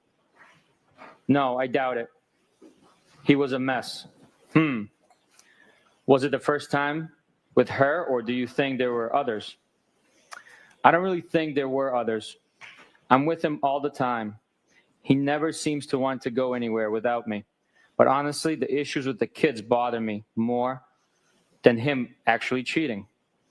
They're constant, and it feels like lose, lose. You clearly have a lot of feelings swirling inside of you.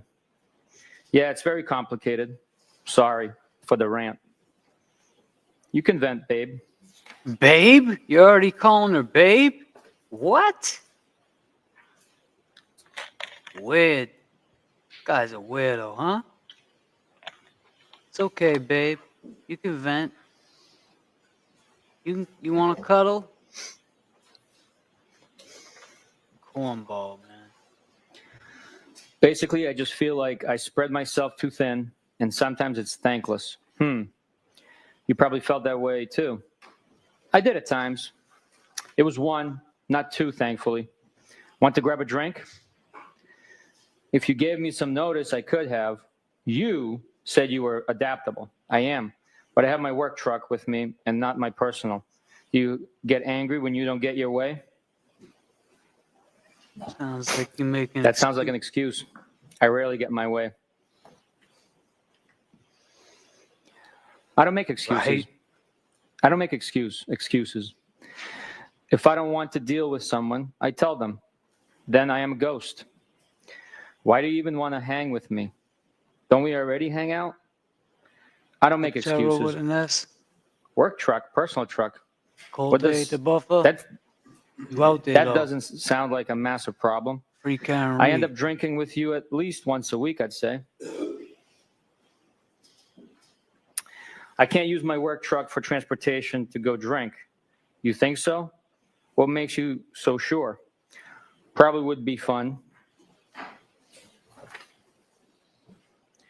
I think I see you about once a week at a bar, no? Not lately, but yes. Okay. So you asked why I want to hang out. I'm just saying that I already hang out with you. Yeah, but we have never one-on-one. Does going to a friend's house qualify as transportation to drink? Yeah, because I can't just have one. Can't drive that banged up. Have none then. There's 5 bedrooms here. Does mine have a lock on the door? Haha, LOL. I don't even know. I think so. You probably have a spare key. I don't know if I ever shut and locked a door here. Funny. Trust me, I am tempted. Grab the Hennessy. Thanks, doll. Funny. I am confused. You don't feel guilty in inviting me over? Should I? I don't know. Who knows what you feel? Only know what you said when you were drinking Hennessy. Haha. Geez, I just explained everything, I thought. Need some Z's. Have you ever seen a grown man strike out so bad? You get angry easy. What are you talking about? I'm not angry, at the least. Okay, good. And I haven't had a single drink today. Okay. I don't really think I should feel guilty. Why is that?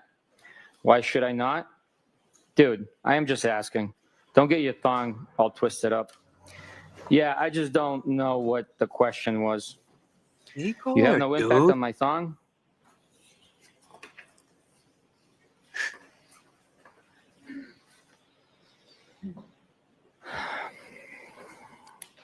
I think I try my best to do the right by people, and sometimes people suck.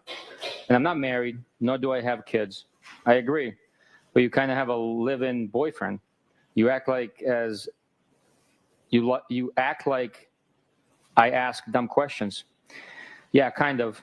But it's been a long time, and there's ups and downs, so at some point, you have to think more rationally. Do you plan on leaving him?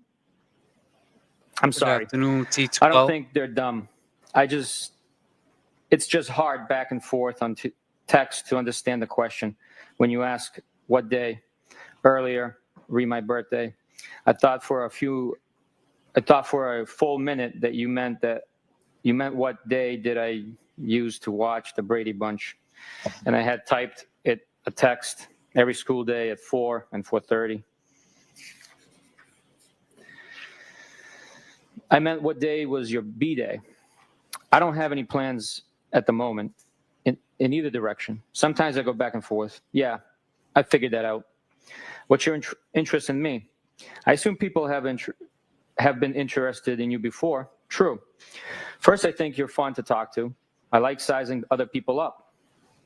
And you seem to be private, which I also like, and probably pretty independent too.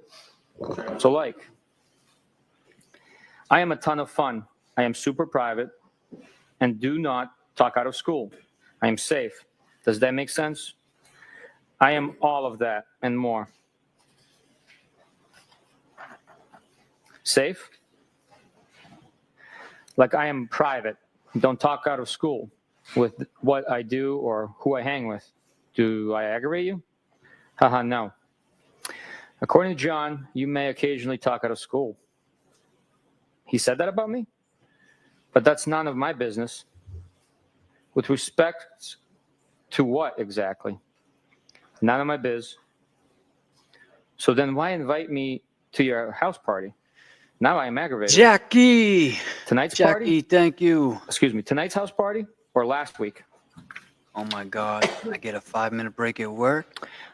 OMG, why? It would have to be last week. Reading the text why part. would he Hi, talk howdy, disclaimer. shut I mean, about James. me? You missed Because me we threw all up a like disclaimer. you. Everyone Thank you, does. Jackie. I Jeez. appreciate that. You just said he talked shit about me. He wasn't talking shit at all. He always says how much he likes you. Just mentioned Brian does all right for himself. He has not said one negative thing about you ever. I just didn't think you were that private. That's all. I am about a lot of things. Don't be so sensitive. I am good. Oh, geez. Are your panties in a twist now? Stop. Shit. This dude wears panties? Nah, my boxers are just fine. Okay. You're not going to run your work truck through the gears tonight? I thought you were tons of fun. No, I am not. As much as I would like to. Moving on to the next call. Huh? Will you stop? You sensitive again?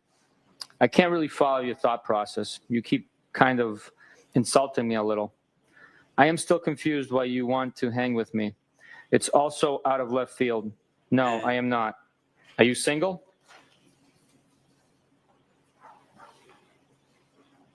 Yes.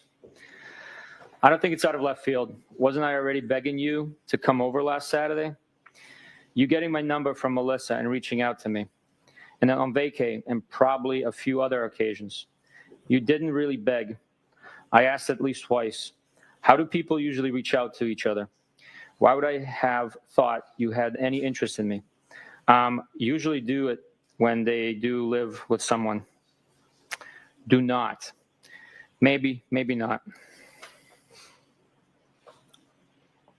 I mean, shit. So you have sent me signs before? Did I miss them? John and I have had a lot of ups and downs, and we already did this nearly 20 years ago. And there's kids involved that get attached and things get muddy. I don't know what the answer is, but I feel very strongly that I've put my best effort in with all three of them and the extended family too. At some point, it gets frustrating and my actual feelings take precedence. I get it. I am not denying that or that it gets tough. Do you remember anything you said to me the other day? Got you, Roseanne. The other night? I'm just trying to explain where I'm coming from. Yes. I get it. I deleted it because I didn't want to do my own text walk of shame. But I'm pretty sure I remember everything. Okay. So don't you think it would complicate and confuse your situation if we hang out? Fair question. Probably. Do you only do things with that simplify your life? Nope. I complicate my life on the regular. Yeah, so does everyone else. Just so you know, I thought you were extremely hot off the rip. amazing personality. I could go on and on, but I do not. Want to pump your shut up too much. Thanks for saying that, but low comps at Hillside. You know how to ruin something nice. I frequent other places.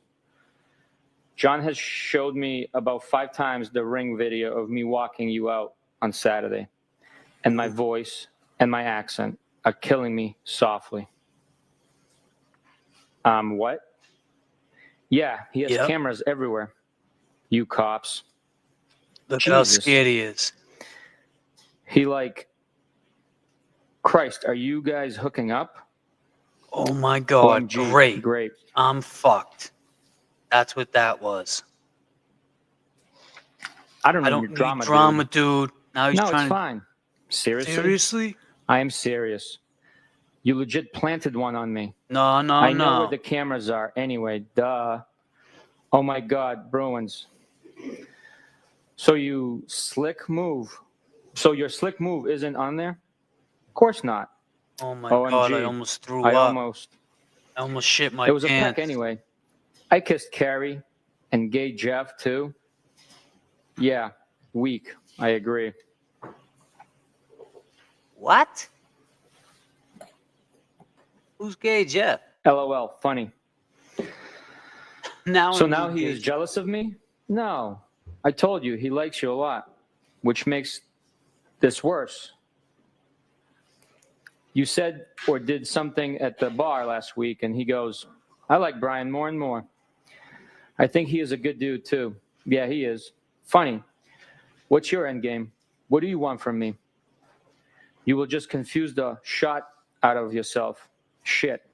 Because I am a lot of fun. Damn. After she just So told am I. you all that. I'm sure I'm more fun than you. How so? Details. I don't know. I hate people on the whole, but I've been told by many people that I'm a lot of fun. I don't do anything half-ass, nothing.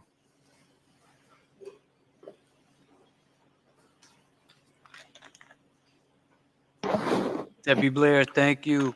Jackie, thank you. I enjoy having you here, Debbie and Jackie, too. So what do you want from me? I don't know. I just like you, so I reached out. You have zero idea? Nope. Oh, God. There goes the eye rolls. What now? Why, oh, God? Because I need some direction. Well, I'm not an FG Oracle, sorry. That's actually funny. Do you eventually get what you want? I told you, rarely. So you're a quitter, a realist. So you reached out to me? A ballsy move. Now what? The things I worked the hardest for have meant the most. Does Melissa know you dig me? Ballsy? Not really. I already know you. No problem, Carla. That shit dropped. True. But you have a man. I figured if you text with Melissa, you'd definitely text with me. She isn't trying to hang with me. Of course she is. Plus, I never really texted with her other than to see if they were headed out. I asked you over. Is what? You made excuses. That's fine. But I'm not asking again. She doesn't like me like that. I'm sure she does. What makes you so sure? BC, she said, I'd love to set Brian up with my sister. She deserves such a good guy like him. That doesn't mean she wants to. Bang me. He's self. And I think Lito is kind of a dink. So I'm sure Melissa likes you a wee bit. Herself. Yeah, he is interesting. Have you always had trouble accepting compliments? Yeesh. No. It at all. All yours came to me after a day of drinking. You were way more all over me that day. So what? Don't most compliments come that way? Like all over me with compliments and how you felt. It was 3:30 a.m.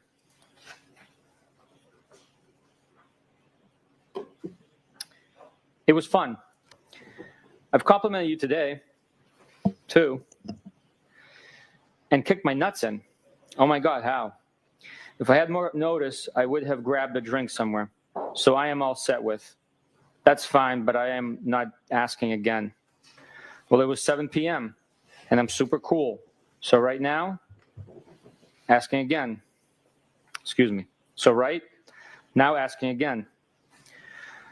Coming to your house would have been bad for the both of us. For starters, you wouldn't have wanted me to leave. After this, I'm going to do phone Now calls, I equals think. not. That sounds good. That's trouble. Why?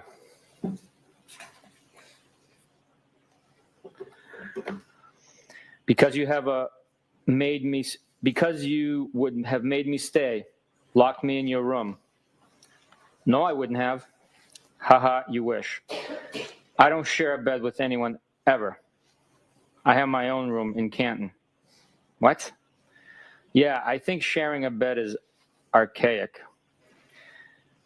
Is that the one you wanted me, TK, stay in? You sit like to be spooned? You don't? Not for more than a minute or two. Weird. You would rather sleep alone? I've got to make my sleep count. So doesn't everyone? Honestly, I am the world's lightest sleeper. I can hear an ant crawling across the floor, and I wake up almost hourly, which isn't fair to whoever I'm sleeping with. Okay, bet Melissa isn't like that. Haha. Lori wouldn't like that. I know for a fact Melissa isn't like that. She told me she can't even fall asleep unless they're spooning. Lito rolled his eyes and pointed a gun at his head. This beatdown was from Brian A. You probably and Colin. got to go Higgy to was work tasked on your loyal truck. to him there. Talk I soon. feel Higgy didn't Whatever. want any part of Officer John O'Keefe, my opinion. I can see that. Lighten up, Francis. Let me know when you figured you're shut out. Shout out to the mob. That's a tailor-made joke for an Army vet. Cheryl with an S. No one else has it figured out. Why do I? Combat One day vet. he's single. I didn't say non-combat.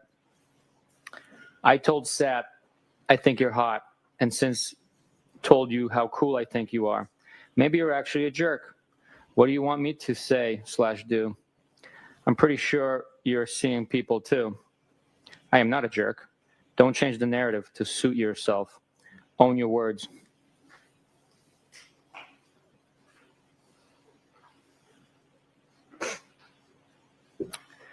I don't think you're a jerk. I don't have simple answers to your questions. It's actually simple. What do you want from me? What do you desire? To start, I would just like to hang out because I like to talk to you and hear what you have to say. If that's it, I'd be happy. Okay, I will lock you into that statement. That's fine. I suspect you will give up eventually. Just so you know, I will still be your friend.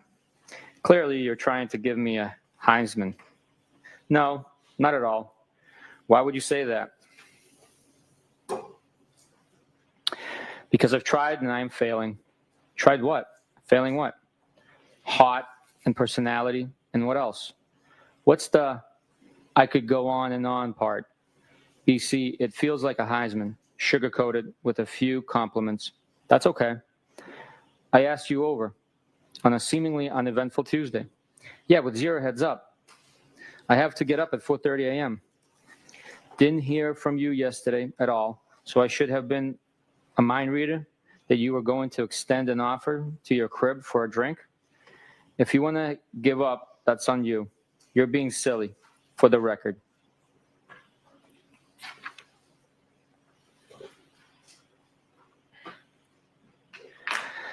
No, I'm busting your chops. It's okay. No, you're sensitive. Nice try.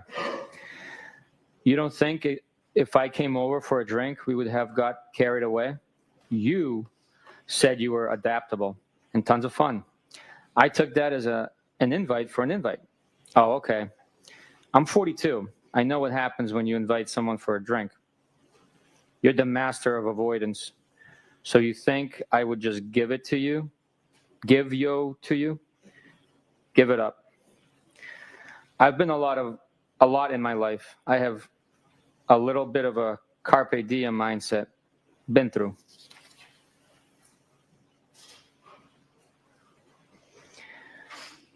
What am I avoiding? I'm not afraid to be direct. Some of my questions. Okay, which? Ask again. Nope. Tricks are not for kids. I'm pretty sure we would have hooked up. Okay, I can't say that. Of course you can. Did I miss any other questions, sir? Probably. Are you having a drink right now? Yeah, on my second. Show me what you got. I went for some wine and downgraded to a mudslide. The taunting in me. Haha. I had to make another one because you got me all worked up. I could have made it for you, weirdo. Sure you could have. Done a lot. Wow. Getting a little frisky now, huh, Kevin? And you got yourself worked up, buddy? Yep, I am. What a crime? Excuse me. That a crime? Are you annoyed? Kinda. Why? Because this offer on me last minute. I could have made 3-round tips by now. 3 round trips. Excuse me. I apologize. You could have made 3-round trips by now. Oh, I bet. Crickets. 4-round trips. Bite me. Geez, that's fresh. Oh, goddamn. So you only say like one nice thing per day? Tough. You're impossible. Let me know when you figured this out. You're impossible. I've been pretty straightforward. You're wishy-washy. What do you want from me? Doesn't matter. Okay, then. Wednesday, January 19th, 10:08 a.m. When they stop for lunch, we're going to take some phone calls. You tell me, playa. God damn. Just working remotely. Sweet. From Mansfield? Yep, you? I am in Canton at the moment. I want to drink. Haha. Is that bad? Really? I think day drinking once a week is okay. Once a week. And Go celebrate the 20th anniversary of the Tuck Rule. I can't wait until tonight. Wednesday, January 19th, 1:07 p.m. Can't wait till tonight. What's the in-between? What happened that night? Where are you planning on heading? Not sure. Wednesday, January 19th, 3:34 p.m.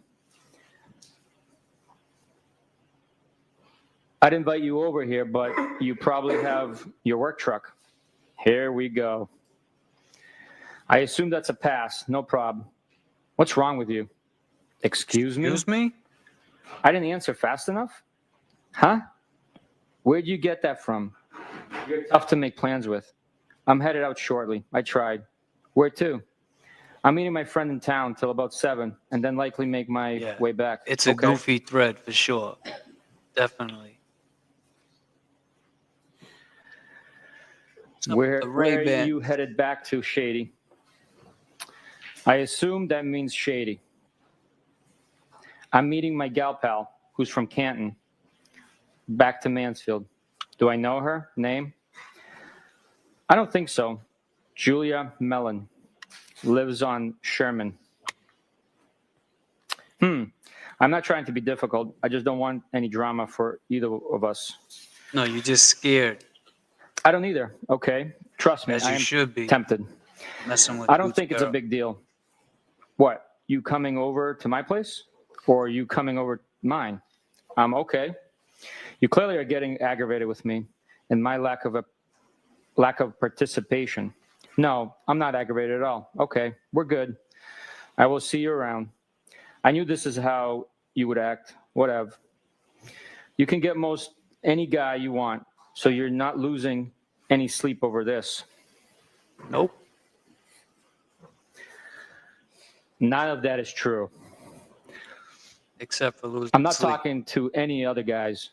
and I have issues with John, and things are far from perfect.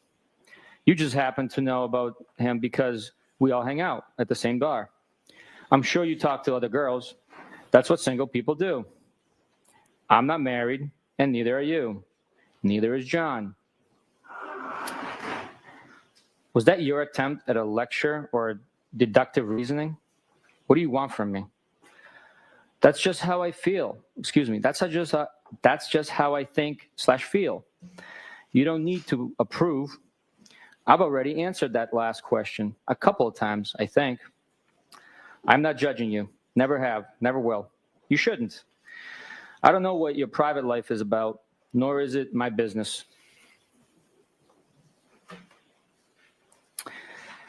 You just happen to know what I see, that I see someone. I don't have kids, and I'm not married. Aren't you afraid you might actually like me? I don't think that's a bad thing. Isn't that the point? Well, it would be complicated because you have a boyfriend. That's funny. You said we are all a lot alike. Because we are. Yeah, life never stays the same. Things always change. Okay. Why are we alike, according to you? Because we go with our gut and how we feel? Isn't that kind of what you told me? Yes, that's true.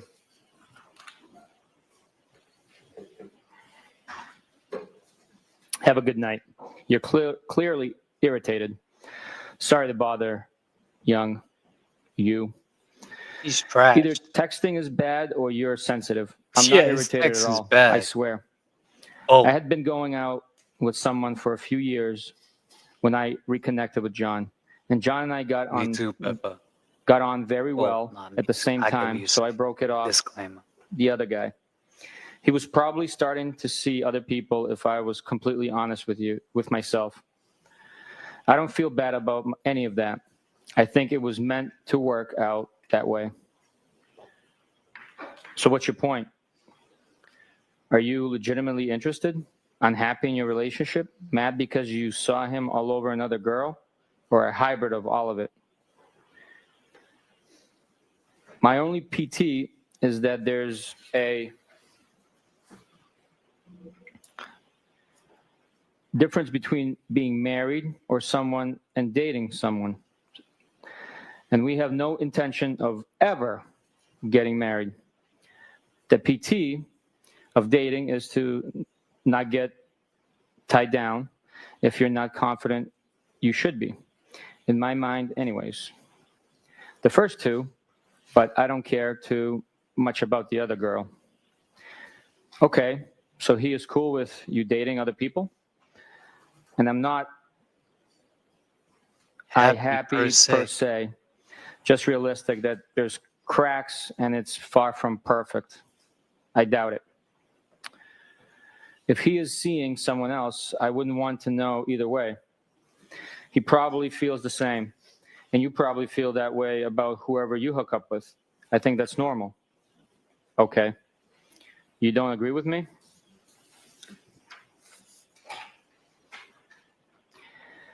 You make some valid points.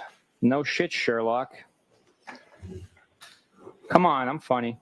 What was Sit that? on that and spin. See? Now you have to go below the belt. Love it there. Wow. Do you wear belts? Only once in a while. Okay. When I go into the office. Okay. Rando. Haha.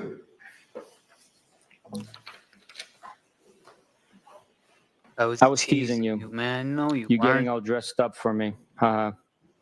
I pretty much wear all black every day. Love it. Where you going in town? Newbury. She works there. Doing? She works for my friend who's a plastic surgeon. That's how I know her. Coincidence? She lives around the corner. So funny. Around the corner from your second home? Haha.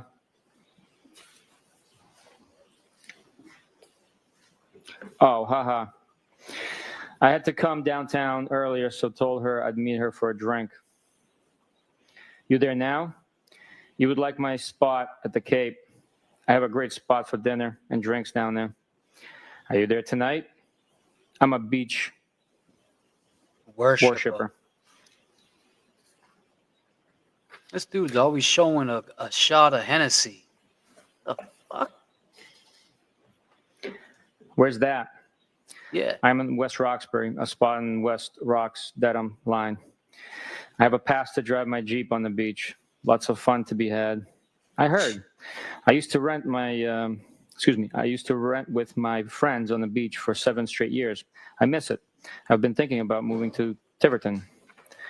I can give you all the beach life you can handle. Stopping for a drink later? By where? My spot in West Rocks.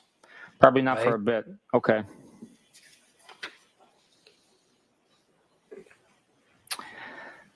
At a bar? I wasn't suggesting anytime soon. I know you're with your friend. I meant my house. Probably after 8. Okay. If you don't want to, that's fine. No pressure. I will. A drink? Question mark. Why are you questioning? What do you drink? Are you out now? Sorry. I'll drink whiskey if that's what you're having. Haha. Send me a pic of you two.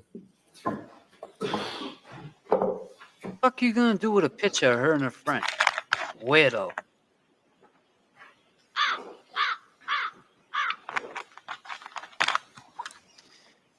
Send me a pic of you two so I can show everybody, look, this is who I'm talking to.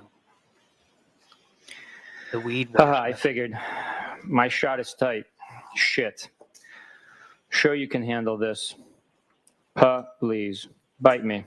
Stop saying fresh things. Why? Excuse me. I'm sorry, Detective. There may have been a page that is missing in that document, or it's not comporting with the... Nope.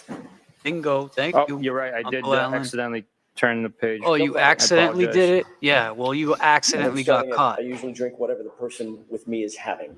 Yep. T12, member for I 2 usually drink months, whatever my the person man. with me is having. Pause if Oh, necessary. okay. I bet Higgy wasn't allowed. I don't take bullets for his- selfies He's either. got a BB gun. I don't really even know how. Whatever. I wanted to see her smile. Ugh, I hate having my photo taken. Weak. Sorry. I am a very particular person. What's that mean? Means you ain't Okay, getting a never mind. picture. Go enjoy your friend. Go clean your house, will ya? My shit is spotless. Haha, I figured. My shot is tight. Shit. Sure you can handle this. Please, bite me. Stop saying fresh things. Why? Are those statements tempting? Nope. Oh, which statements? Perhaps you should drive directly to Mansfield. You said bite me like 3 times. Okay. 8:30ish is too late? For what? Drink. No, why? Are you the one that bitch Are we not on? meeting up? Since you talk about You biting can stop all the over time? for a drink. Balls in your court. Higgins? Are you going to give me the address? Yeah. We don't have to meet up if you don't want to. But I'm leaving town now. I am up for a drink. Okay. Should I drive around? Should I drive around W. Roxbury? I assume it says yelling your name, question mark. It's cut off. Are you going to give me the address? Yeah. We don't have to meet up if you don't that's want a to. true But I'm story. leaving town now. All right, that True repeats itself. story, I apologize. There's more where that came from. So, okay, should Who's I watching drive now? around How you doing? W. Roxbury yelling your Kevin name? from South Haha, Boston. no. Where are you now? Newbury. You Do you believe really this want to shit, come Kevin? over? How he's reading your, Only if you want me weak-ass to. text Can you messages, take charge? making them sound even I thought we stupid. already settled this. Haha.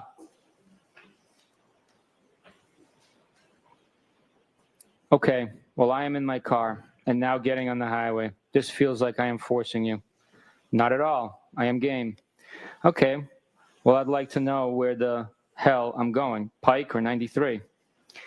You just want to meet me at the crib, or do you want to come over? He said crib. Pike, I would say. You decide. I don't know either. Whatever you want. I don't either. Play so wherever you're comfortable. You know anyone in West Rocks? Oh, I don't think so. West Rocks? Who the hell calls it West Rocks? Ha ha ha.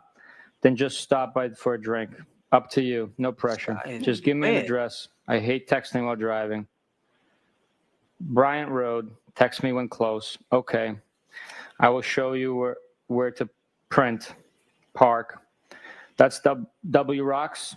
It's not coming up. Yeah. Then put Boston in. Bryan Drive, West Roxbury Township, New Jersey. Searching for a friend. Then add your phone contacts so you can search for their address on maps. He said first. It's a screenshot sent through. First one. What app do you use? Turn around on the street. Park at the top of the street across from the red minivan. LMK when you're here. Here. Wednesday, January 19th, 11:13 p.m. Home. Alive? Cool. Thoughts? Maybes. You? What? You asked my thoughts. You didn't answer. I don't know my thoughts. Okay, I think I get it. You have any? Thursday, January 20th, 12:27 p.m. Hi. How was your day? What's up, Good, Stacy? I'm exhausted. Yeah, that makes two of us. Crazy, right? But I want a drink. Really? I'll give you Hardy's digits. Who? Hardy from 98.5, Midday Show. He hangs out at the Currents sometime. He's a spokesperson for Recovery Center of America. Haha, I don't have a problem. Kidding. I know. The fuck? Good riddance. Haha, stranger. Hey, I was at Hilly all weekend. Have not heard from you. Your ass was waiting by that phone. I apologize. Sunday, January 23rd, 9:40 p.m. Phone works. Thought you were all set. With talking? No. You sure? Friday, 11:32 p.m. Well. What's up, Fetiz? Saturday, 11:54 a.m. They was just talking about John died. Yeah, that's crazy. What up, Fetiz? Lights, please. Yeah, so when this ends, I'm gonna open up some phone calls for a little bit, see what you guys think about these whack texts from Kevin from South Boston. I mean, goddamn. And to have Yuri reading them, you panic or whatever. I'd like to see counsel just a second about scheduling, please. No, so let me put that across. If anybody wants to call in, they can. Let me see real quick. Take that.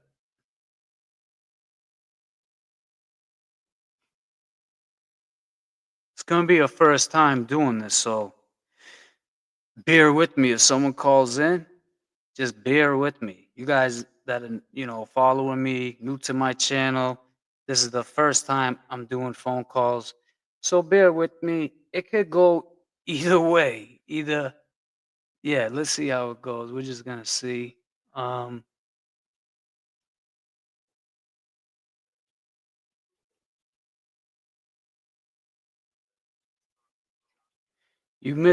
So Fed I guess you just missed him reading the messages.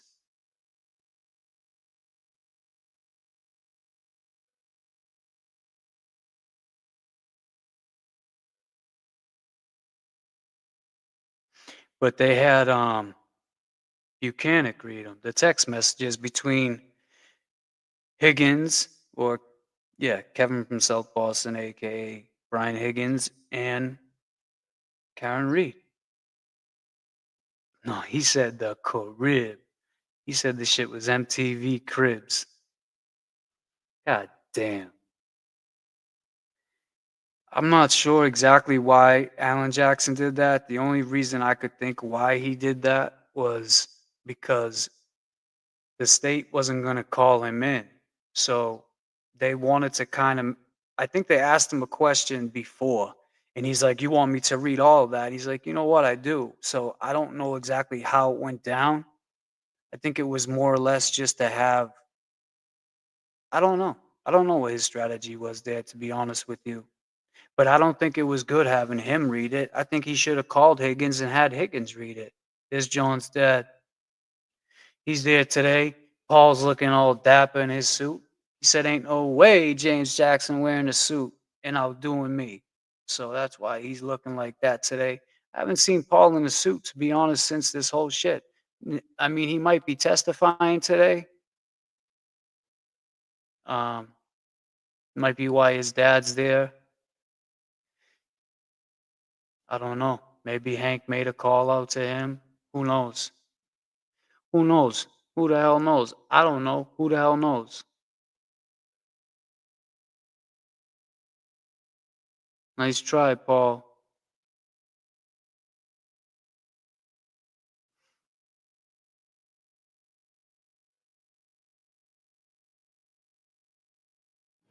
Thank you, Paula. Oh, we're back.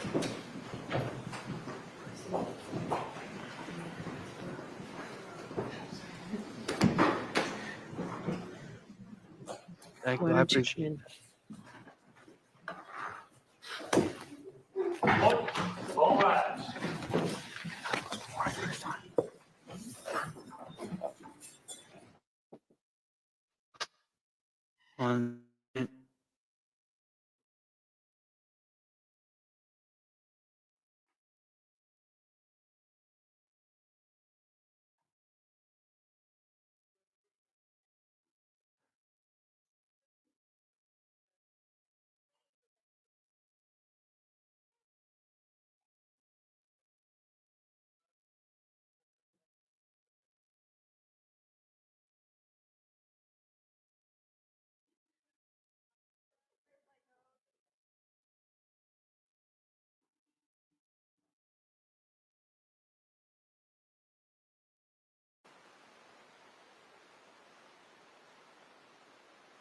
It's crazy.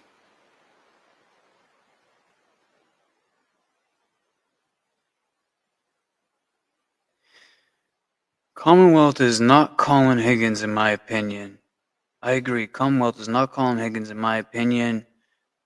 Buchanan had these texts from Higgins and the waterfall video and didn't question Higgins about any of it. That's why I think Allen is having him read them. Yes, I think that is why. I think that's one of the reasons why, and I think also because the Commonwealth will not call Higgins. They want to kind of get that out there that, you know, this was a major thing to be left out. This guy is supposed to be a supervisor. Come on, man. You know, supervisor, and he wouldn't mention Proctor. He kept trying to dodge. He was talking in circles around Proctor. It's just wild shit he was pulling up there. But that's what they do. I mean, all of these, I hate to say it, there's a lot of people that are good at their job, right? They're good at what they do, or they like their job, I should say. They like being, you know, whatever it is. So that these guys that become officers, um, police officers, state troopers, ATF, some of them really are doing it for the right reasons. But then when you get assholes like this guy up there on the stand, and guys like Proctor and guys like Higgins, when you get guys like that, it makes the other guys look so terrible. But they have to fall in line, right? They got to fall they got to fall in suit. They don't want to go against the code. It's like a how could I put it? Disclaimer. It's like a gang. You're not gonna go against your gang colors and side with another gang. You're gonna stick with the gang you're with. It's the same shit. It's politics. It's the same thing happens in jail. So not for cops though. Not for cops. So I guess that if you guys are gonna lie up there, you really better hope that you think you can get away with this shit and it's not going to come back to bite you. So far, it doesn't look like that because cops don't have it as easy as, you know, people that go to jail or have been in jail or know about jail. But it's definitely, you're crazy for sure. Don't send him no pictures. Yeah, he's like, send me pictures. She said, I ain't sending you pictures, you clown. And feathers. If they are solid before the badge, they will have a better chance of staying solid after the badge.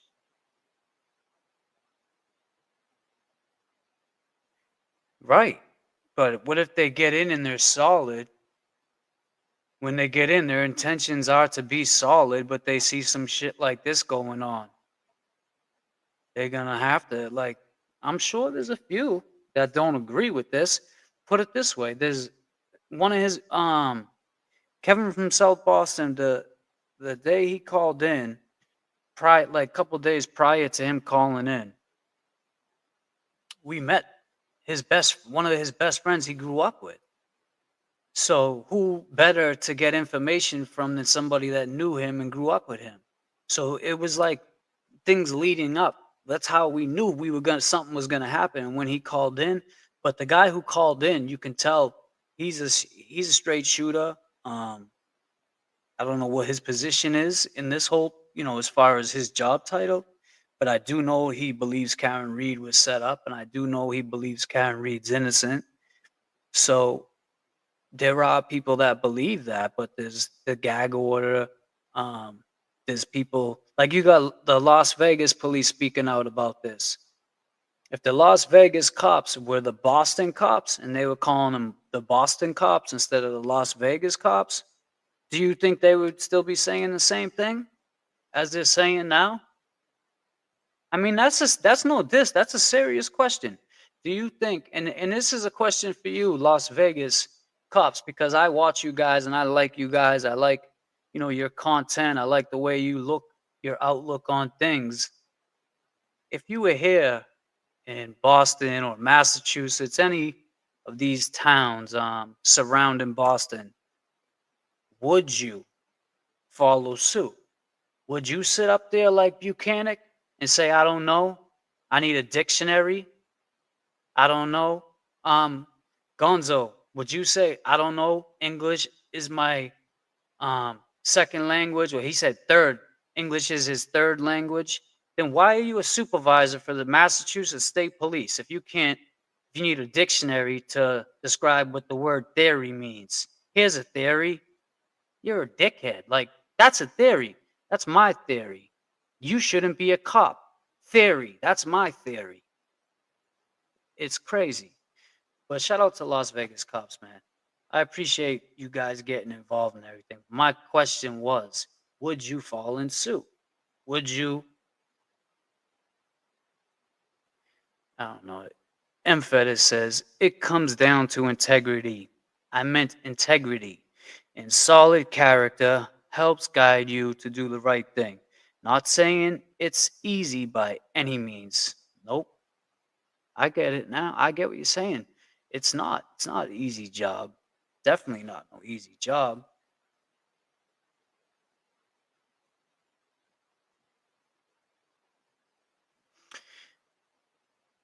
How you say Nana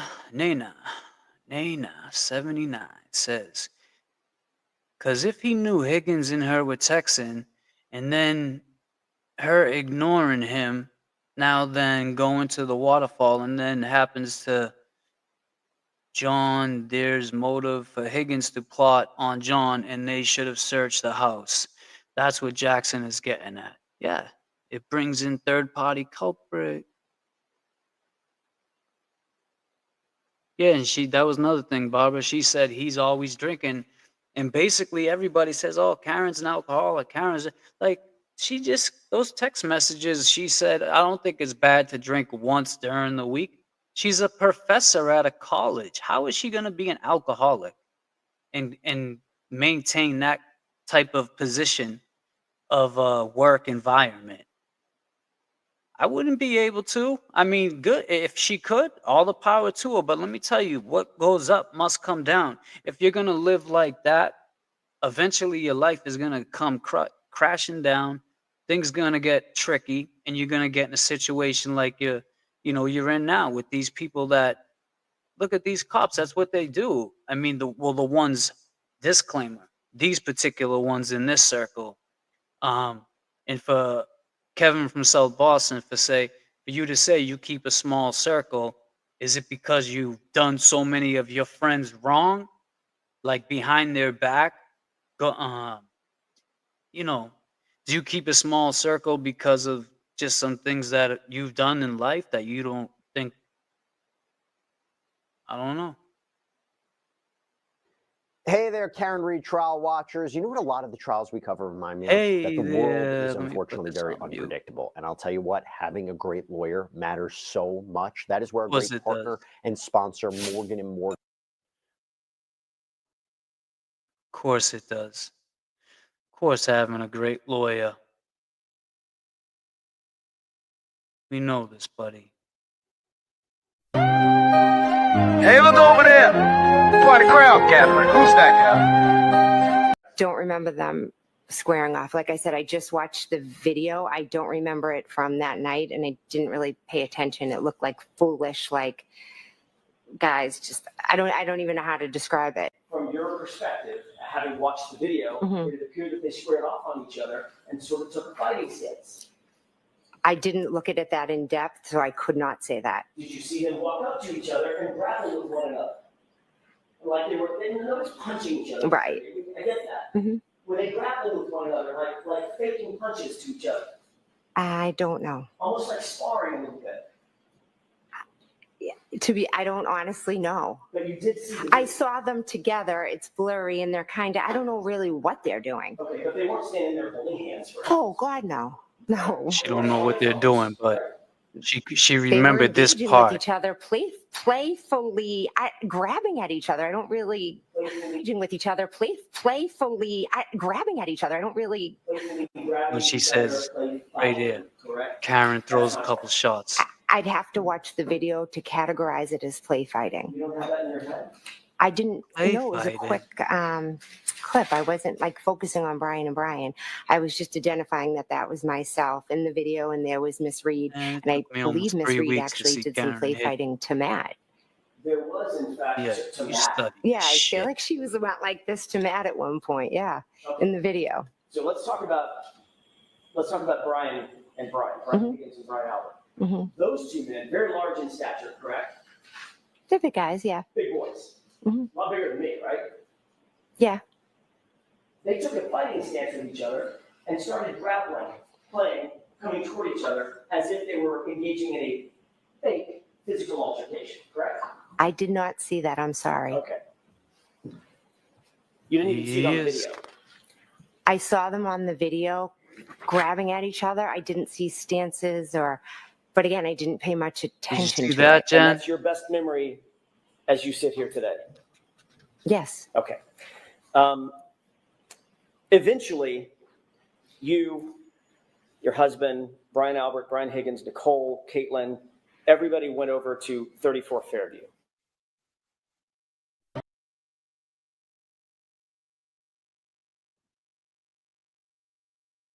Hey, look over there. Don't remember them squaring off. Like I said, I just watched the video. I don't remember it from that night, and I didn't really pay attention. It looked like Sorry. Brian Albert, Brian Higgins, Nicole, Caitlin, everybody went over to 34 Fairview at the end of the night. Yes. Correct? The bar closed at, I'm guessing, midnight. Okay. Is that right? I think we were wrapping up around then. I don't know what time it actually closes. When you left Waterfall, the people that were still I hope there so, included Matt, your husband, and John O'Keefe. Is that right? Yes. You walked out with Karina Kolakithis and Karen Reed. Yes. And you said to Miss Reed starting something to rain. along the lines of, "You're coming with me," correct? I said, "Why don't you come Thank with you, me?" Cheryl, Okay, with fair an enough. S. You were prompting her. Thank you for being to out there join supporting you Karen. for the ride over to Everybody, 34 Fairview. Is that right? Cheryl with Yes. an S There was, in on the fact, ground some every of that. day. Yeah, I feel Free like she was Karen about Reed. like this to Matt at one point. Yeah, in the video. Go ahead, Mr. Jackson. Yup. Key tags. Thank you. Please pass But me this that. case, Thank you. it's a little different. Go ahead, Mr. Jackson. Jackie. Thank you. D12. Thank you again. Whoa. Go ahead, Mr. Jackson. Thank you, buddy. Appreciate you.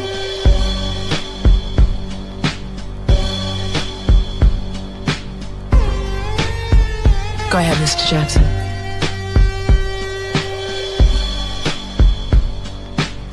Nobody gonna test out the phone line? Go ahead, Mr. Jackson. Yeah, I would like to see if this phone line works, you know? If it works, that'd be cool. Gotta put it back up there. Maybe Kevin will call in because he's like, oh, this is only 27 people in here. I could call in right now and they'll never know it's me. Aha, they're not calling me. Man, they're gonna call your ass, bro. You better be in there like Paul, trained to go with a suit on. Who sounds dumb?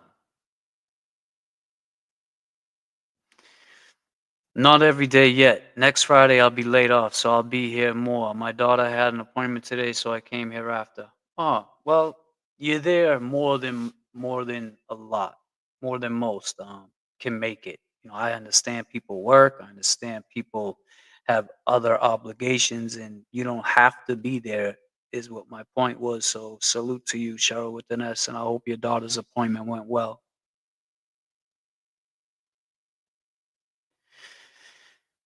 Yeah, man. Oh, goddamn. Luna's going crazy. I let her in here and she heard me talking about Buchanan on Soldiers Field Road, pulling down pants and I'll let you go. And she started wiling out. She didn't like that one bit. Of course.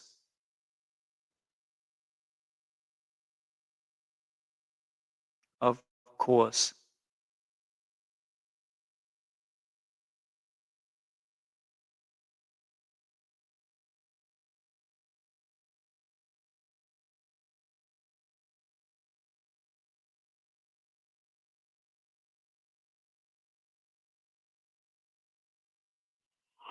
Hello? Hold on. Can you hear? Can you chat? Can you hear that? Put a one in the chat if you. Hold on 1 second. Oh, got Jackie. I don't know if they can hear you. Hold on 1 second.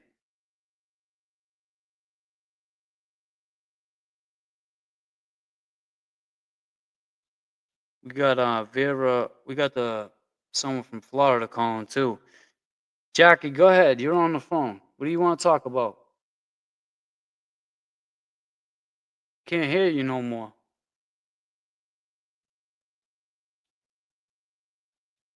Jackie, you're gonna have to call back. I'm sorry.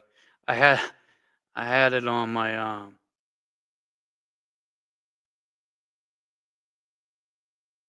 Well, whoever was just calling from Florida can try calling back too. Like I said, you could hear it though. Everybody said yeah. You want to try calling back? Try again. Sorry about that, Jackie, and whoever else was calling.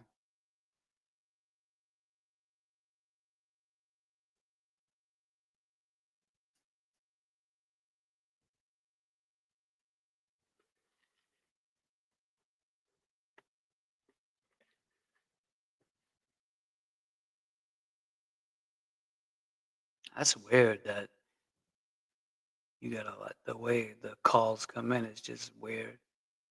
But it's all good. We'll work with it. We're gonna get it done. Gotta get this going, right? Hello?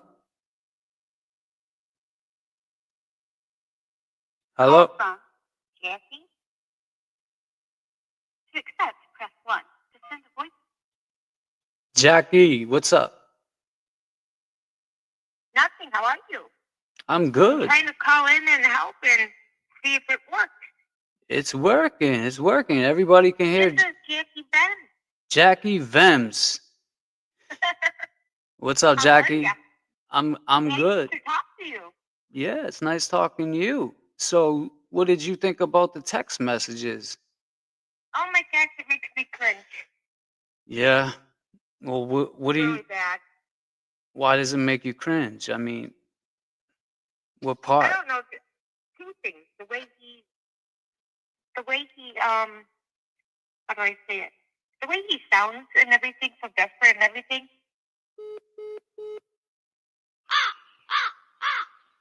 She just hung up on herself. The way he sounds and thing. Now she's gonna call Jackie. Call back again. This time try to I don't know, maybe the phone.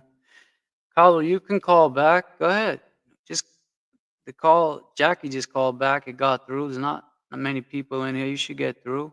That was you from Florida, Carla, Mass.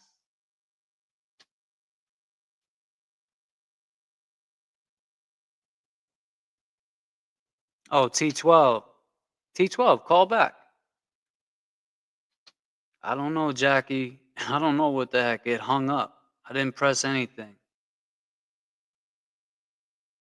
The line's open until, we figure out. I keep it open. That's what, I want to see if this works. I like talking to you guys, actually. T12, call back.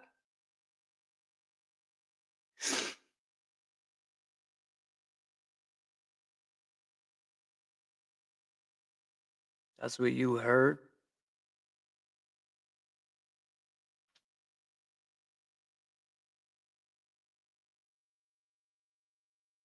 Hello? Call from Tim. to accept, press 1. To send a voicemail, press 2. Hello, what's up? Tim? Hey, James Jackson. This is Tim from Florida. Hey. T12 on your YouTube. How you doing, buddy? Doing good, doing good. Hey, man, those texts. Man, I'd rather stand and follow fire ants out here in Florida than listen to those texts again be listening. Yeah, that was crazy, right? Yep. So, hey, like I said, I have a different opinion on what happened there as far as who fought who and stuff like that. Like I said in my super chat thing, I don't think Higgins got what it takes to fight OJO. I mean, Officer John O'Keefe. I'm sorry. Straight up, I don't think Kevin from South Boston's a fighter. I think he, when he found out that John had him on the ring camera, him and Karen. yeah. You see from that text, he was scared. He was shitting that he got caught. Yeah, he was definitely And nervous. I don't think, yeah. So, and I think, he was just trying to play a field. Like you said, he has no game whatsoever. But I don't think he wanted anything to do with it. And I think for some reason there's an issue with Brian Albert and Colin. And I've always thought this from the beginning that they're trying to lure him to Brian Albert's house for a beatdown. And I don't think it ever intended to go as far as what it did. But right. I think now you all know I'm from Florida, so you all know how everything acts and plays out in your area up there. But in Florida, at least the bars I went to, if we went to fight, we fought inside the bar. We just go straight up in the bar. That's what I'm saying. That's how it usually is. Go ahead. I'm sorry. That's how it usually is, though. You think they would have just fought right on site, right there, right then and there, or in the parking lot or something, but because they're cops, who's going to get in trouble? Who are they going to call? The police? The police are there. You know what I mean? Right, yeah. And I don't think Higgins was calling John out to fight because of whatever, he was probably shitting when John came over and gave him that little hug and probably saying, "Hi, I know what you're doing." But anyhow, but yeah, we just go straight up in the bar. We fight, and if it goes outside, it goes outside. But one thing we never do, or at least the people I hung around with, from what I understand, he only knew Brian Albert. John did a little bit. We're not going to go over to somebody's house that we somewhat know to be called out, but because we got called out, yeah, I'm going to go over to your house. don't know too many people there, but you know, Well, and now if we did roll up, I mean, if I did go myself, I'm going with some friends I know can fight, because I'm not going to take a chance of going in there and then everybody jump me, which is sort of what happened. So, yeah. But at that point of the night, though, it's like things are closing up. You know, around, I know down in Florida, Ybor City, that it's lit all night. You can party all night long. But I know here in Boston, like when things start to close and, you know, you're already with a group of people and you may have just met those people. I've been to scenes where I just met them people that night and got invited back to the houses. Now, if a fight broke out, It didn't matter who I was with. It's just, you know what I mean? So like, that's not that abnormal to go to the house if you don't know somebody, because there was nothing else open. He'd come back to my house. I got alcohol, whatever else they did.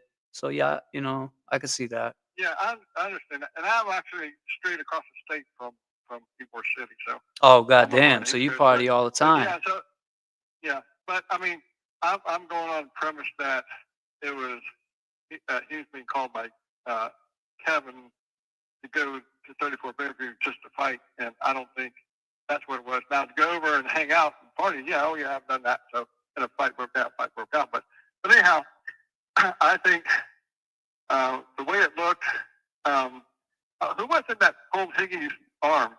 That was Chris A, the pizza man, the guy who owns D&E. Yeah. So I think that pulling of the arm may have been him, because I think Higgins was wanting just to leave, and he was headed out door, and then that's when Kevin or Chris or whoever it was, Chris A said, grab him. yanked his arm, and say, "Hey man, you got to get John over there, because there's got to be a beat down." Yeah, I thought of that too. He reached out, was like, yep. So, and then thoughts about going over there. Fight broke out. I think there's more. Maybe when they were practicing that, where they played that, jumping behind each other there at the bar. They were planting their feet. I think that's what it was this is what we're going to do. We're going to let Colin, start beating on him. And so either way, whether it was just Colin, whether it was Brian and Colin, I don't think Kevin threw one fist whatsoever. And then somehow whatever happened, and the dog got a hold of him and stuff like that. So, right. But either way, I think it was just for a beatdown, not a killing. I think whatever happened, whether they hit him in the back of the head with something, or he fell back and hit something, and he started doing what he did.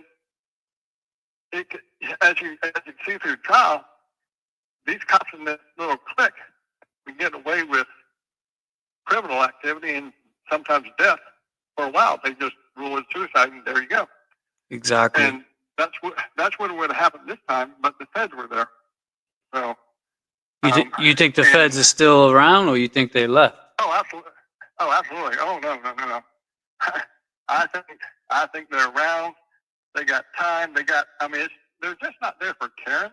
No. They're there for the whole corruption, and the more these cases go on, the more they have involved. I think give it a year or two, you may just see whole town get swept up in one big RICO charge. Exactly. But that's what the feds go for. I don't know. Those are some great points. So how easy would it have been, since they've been getting away with stuff, and Brian Albert's been able to give people beat down, even on police officers, and get away with it. Had to be somehow they just freaked out, because it's how easy it would have been for them to call 911, start rendering aid, call 911, and then call, whoever they did to start covering up, and just say, hey, he come over here, there was a little argument, and fish start flying, and he fell back and he cracked his head, and this is what happened. And, either he survived if they would have called right away, or he died. you know as well that with their little click, it would have just been, okay, cool, that's fine. No Right. charges, nothing. They would have walked away. Well, I mean, that But then goes they to show. They freaked out for some reason and started doing cover-up, and they just happened to pick the wrong woman to do what she did, you know, to go up against. Well, no, the wrong woman questioned. She said the wrong thing, thinking these people were her friends by questioning, could this have been my fault? Did I hit him? Just her saying that, it was twisted into, all right, she thinks she did it. We're putting the shit on her. Tell Julie she don't have to stand by no more. Because it's just, you know, once Karen said that and made the phone call, and then Jen played like she didn't know what was going on, and let me call Chris and see if he walked home with Chris. You know damn well you just seen him 2 hours ago. You act like you were with him like a day ago. People forget it was only 2 hour difference. They just left. You know. Yeah, it's just all a cover up from the beginning. It wasn't bad police work. It was designed that way. So it's not that they're incompetent. They just chose to be. Right. And so, but like I said, they've been getting away with it. Now, with Proctor, what are your thoughts? Now, I didn't find out till last night on Duty Ron and Ed Wallace that Proctor was able to keep his retirement pension, even though he was fired. So that may throw out my little theory. With Proctor, since they cut his head off and they're throwing him under the bus, my thoughts were, okay, number one, okay, I'm the one that said, I lost my career.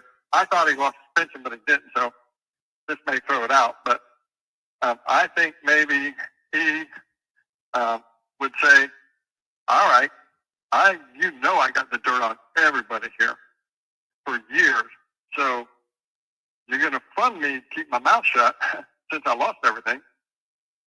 He could be doing that behind the scenes, though, and we don't even know. You know, that could be happening. Or I think he just beelines it to the feds and go, hey, I want to make a deal because, you know, I know shit's going to go down. Or if he does neither, it's because he knows that if he does either, he's, you know, him and his family is just, you know, they would have no hesitation in getting rid of him and or his family. So, yeah, I see. I can see that. Things. Good. But no. Go ahead. That's just my opinion in a little nutshell. It could be completely wrong, but no, I mean, got their own little thing. Yeah, that's exactly, and that's what it comes down to. We all have our opinions based off of this. It's been going on for years now, and you know, I happened to catch. Did you see Turtle Boy on? I don't know that guy. He got the show he was on last night before his show. Oh no. I was watching Duty Ron and Ed Wallace. Well, I guess the guy he was on the show, I feel bad because I hate to say the guy, but he was on this created show, and he said, I guess 2 to 3 out of 2 to 3, he thinks they're gonna find Karen guilty, this jury, and I just can't see that happening, man. I can't see it happening at all. I think if anything, over time, more eyeballs are on it, more people are seeing what's going on. They're stretching out all the corruption is being shown right in front of these people. These jurors are reacting. I seen their faces. Like some of these jurors' faces in real time are like, they don't believe this shit. Yeah, absolutely. Yeah, no, I agree with you. No, it wasn't Howie Cobb, Peppa. Someone said Howie Cobb. I can't see it. Yes, it was. I'm sorry. It was this guy. Uncivil Law. It was Uncivil Law. Yeah. The guy out west. Midwest. Yes. Yep, Turtle Boy went on there. It's funny because you know, he was saying some shit about TB in the beginning of this, and then he had him on last night. And TB broke down what's going on and what's happening. They had a good show. I caught the end of it. Yeah. But Well, he's a smart guy. But no, you just never know. I mean, it's everybody's got their own little view and every little piece, and no one knows what happened except for the people that were there. Right. And why are you going to risk your family, your career, and jail over one person or two people or whatever. Well, I think it's more than one or two people, though. You Well, know, it is. But whoever made the call and then they follow through with it all, oh man, leave me out of it. Nah, I miss my family. Me myself, I don't care. Well, my career I can rebuild. But, that's what I was saying. It's family, like, no. yeah, well, that's what I was trying to say. Like in the beginning, when I was talking about how, you know, there are some cops that actually go into being a policeman, a state trooper, whatever they may want to be, thinking that this is going to be a great job. I'm going to love this. And then some shit like this happens, and then they have to follow suit because they don't want to be the guy that's, you know, in the locker room now. I'm known as a snitch. Oh, you're going to tell on me because I left my gun in so-and-so's car. Like all the shit that just goes under, gets swept under the rug. And, you know. Yeah. And I just don't get their attitude on the stand, but they must think that they've gotten away with stuff so much. They think they can't be touched. But look, they can say all they want. When the feds get done, and like I said, I mean, could they have dropped it? Yeah. Could they not have? I believe so, but that's just my thought without knowing. I think eventually there's going to be something coming about. It may take a while. Yeah. And people might, you know, once at the point where you get to where you're like, whatever, man, nobody's going to do anything. Just when you do that, next thing you know, you see it on TV. So that's what. Whatever. I mean, that's how it goes down. Karen Reed gets found not guilty, and that's the goal right now. And hopefully, eventually, Officer John O'Keefe will get his justice. So, but until then, man, I enjoy your show. Glad to catch you live today, and appreciate it. Start catching on JFK, man. Y'all, you know, bring it to reality. Yeah. So. I appreciate that, man. Hey, man, I'll let you go. I've been jacking long enough, man. Hey, I appreciate anytime. Call back anytime. I appreciate. What is it, Tim again? Okay. Tim or Tom? Tim. Tim. Tim. Okay, Tim. Yeah. Yeah, Tim. Call back anytime, man. Enjoy the rest of your day and enjoy the rest of this trial. Oh man, yeah, absolutely. I appreciate it. Thank you. All right, man. Have a good day. Bye. Thanks for the call. Tim, ladies and gentlemen, Tim. So the calls are working. Barbara's coming in, throwing up ones. I'm like, God damn, the cops outside? Yeah, Barbara, no, I'm glad you can hear. I did ask that a while back. Maybe you're a little bit behind. That's all right. You're still here. You're here. Could have been anywhere in the world, but you're here. I mean, I can see that. I can see what Tim thinks. You know, he thinks that Brian Higgins really didn't have much to do with it, you know, and that's basically when we met his friend. He said that he didn't think that either. He thought that Brian Higgins really didn't have much to do with it either. So, I mean, it's possible. It's very possible. You know, like you said, only the people there know. You know what I mean? But yeah, so because it's came in this morning when they was on break, came in now when they're on break. So I figured I'd take a few phone calls. I'm not gonna do another 5-hour live just in case tonight I have some other things to attend to maybe. I don't know. Who the hell knows? Right? So my boy Auntie Deb says, I don't know.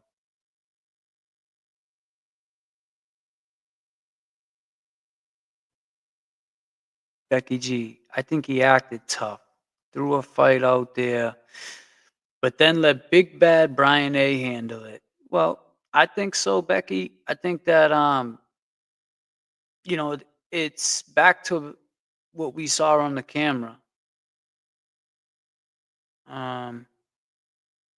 How what Tim just said. I had said that too one time when JFK, and like he said, everyone stays in their own lane. Me and JFK, we stay at the waterfall. Be in trouble. He stays with the smashing the shit out of the tail light to show that it couldn't have happened. You know, everybody stays. Well, not everybody, but you know what I mean. Disclaimer: content creators that are staying focused on one certain thing, we get it. So when we were talking one night about the waterfall, I'm like, Jay, I don't know. It kind of looks like Chris A was grabbing Higgins, in other words, to say, no, you're not going nowhere until you handle this shit. And that's kind of what it looked like to me, because the way his boy explained how he was to us, like I was just sitting there listening, more or less, like it was a triangle between JFK, me, and this other gentleman who was friends with Kevin from South Boston. And he told us straight up, like, he's not built like that. He'll be the first to set it off and the first to run, basically. Um, and he likes to flex that ATF badge a lot. Like, I got an ATF badge. Look at me. It's like, I don't give a shit about that. Just don't arrest me for nothing stupid. You know, if I didn't commit no crime, just leave me the fuck alone. This is all for entertainment purposes only. You're Kevin from South Boston. Matter of fact, I had to put it in cartoon just so you know the shit was a disclaimer.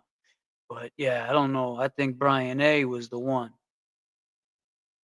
that definitely took it there.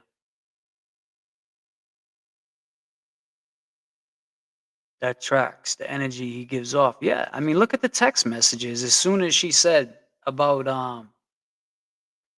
as soon as Karen mentioned how, you know, John could have seen them kiss or whatever, he's like, oh Jesus, oh shit. And then like he put a puking emoji. Like, bro, you were shitting your pants because you knew John O'Keefe, if he really wanted to, could have come over there. But what did he do? He played yeah, he was scared to death. But I'll tell you what did John O'Keefe do? He did some shit that I think I kind of would have done. He, like Karen obviously was trying to get John mad, right? Because of what happened in Aruba, and she you know, kissed Higgins, and if John saw it, he saw it because he asked, are you guys hooking up? And so if John really wanted to, he could have went over there and kicked Higgins' ass, right? But he was like, nah, I like him. I actually like him more, he said. He's starting to grow on me. I'm starting to like him more. And that was just like, damn, man, he came back with that after. So now she's like, damn, he's not even mad. Because then that was in one of the text messages too. He's like, well, isn't John going to care? And she's like, I don't think so. Because here's the thing. While they're having this text thread, in between there's days, there's a couple days, there might be hours. Who else do you think she's talking to him? She's with John. So she still loves John, and she's still with John. He's just like a side to take her mind, to sidetrack her off reality. It's like snap back to reality once she's not talking to Higgins no more. Now she got to go back, and she's back with John, and she's living, you know, house, family life. She got, you know, the kids are there. They're trying to be a family, and Higgins took her mind off of that. That's all that was. It was to sidetrack her. But his game was so whack that he didn't know how to, like, I don't even think Karen wanted to be with Higgins like that. She just needed something to take off her mind. I'm going to just leave it at that because that's not my business to speak on. I know as much as you guys know with them text messages. And what I see with those text messages was Karen was like, duh. I told you 5 times what I want. He's like, well, what do you want? I just told you basically what I want. Well, what is it? It's like, dude, if he was my boy and he showed me those text messages, I would have said, come on, bro, jump in the car. I'll give you a ride over there. I know what she wants. The fuck? God damn. But yeah, that was wild. Yes, it was wild. Right, Priscilla? You know. You know what the hell. Look at that little kitten, huh? It's pretty dope when I pull you up. Disclaimer for sure. We do not know. How dope was that when Bukaki threw up a disclaimer? Man, I gotta clip that. Somebody clip that and send it to me if you can. When Bukaki said disclaimer, I'm getting that. That is going on. I might put that on an exclusive disclaimer. You got it, Pastor Pepper? You saw that? He threw the disclaimer up. What are the chances Luna's gonna tear down the door? What are the chances of him throwing a disclaimer up? Come on, That was like free advertisement. Thank you, Bukaki. I appreciate it. Thank you. You the man. We appreciate you. Over here at the Disclaimer. We really appreciate you. You know, the free advertisement, Disclaimer. You know, we hope you enjoy your Disclaimer gear. It's now out in the James Jackson YouTube store. You don't believe me? Check it out. You don't believe me? Just go watch Bukaki. God damn. Coco said, need some Z's. He has little dick syndrome. Okay. That's a little too much info for a guy. I mean, I get it. I get it. I do.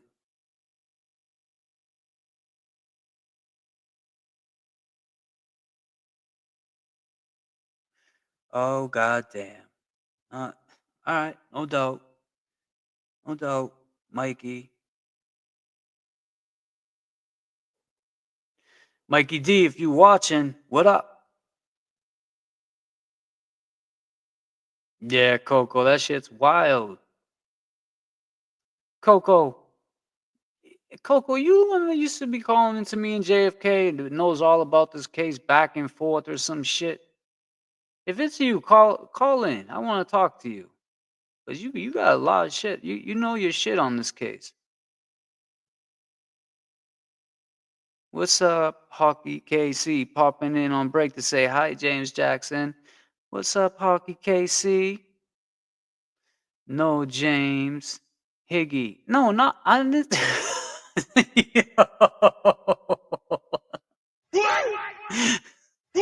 I wasn't saying. I'm saying I'm a guy. I'm the only guy up here. Like, goddamn, calm down. Like, I don't want to hear about Higgins and shit. I'm just fucking with you. It's all good. You say what you gotta say, girl. Whatever you gotta say to make you feel. You know, I'm. Wait a second. I'm watching my dad. Oh, okay. I thought you said. Never mind. That's all right. She. Oh my god. I didn't say. Shit gets popped off wild there. That's not what I said. But anyway.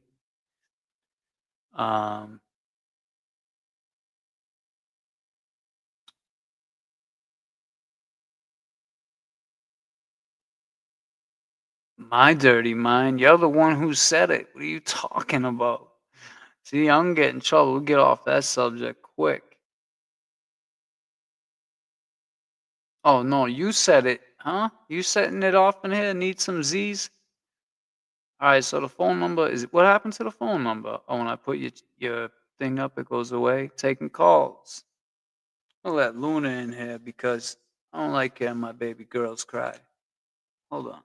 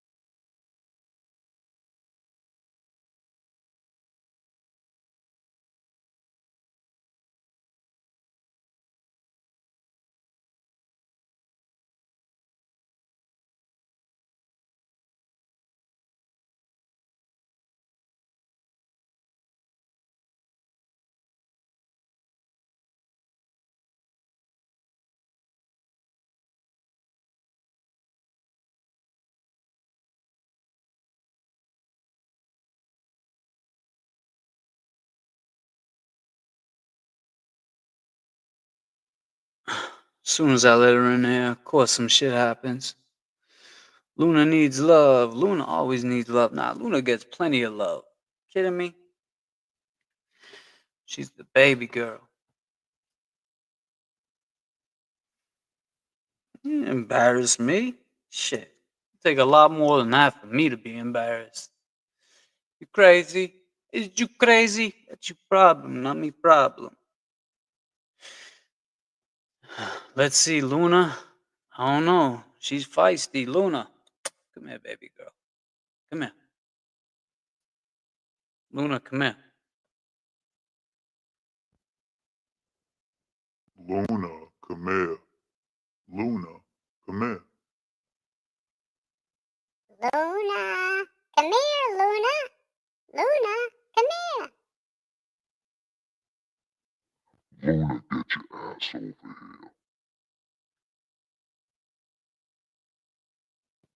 Shit's crazy.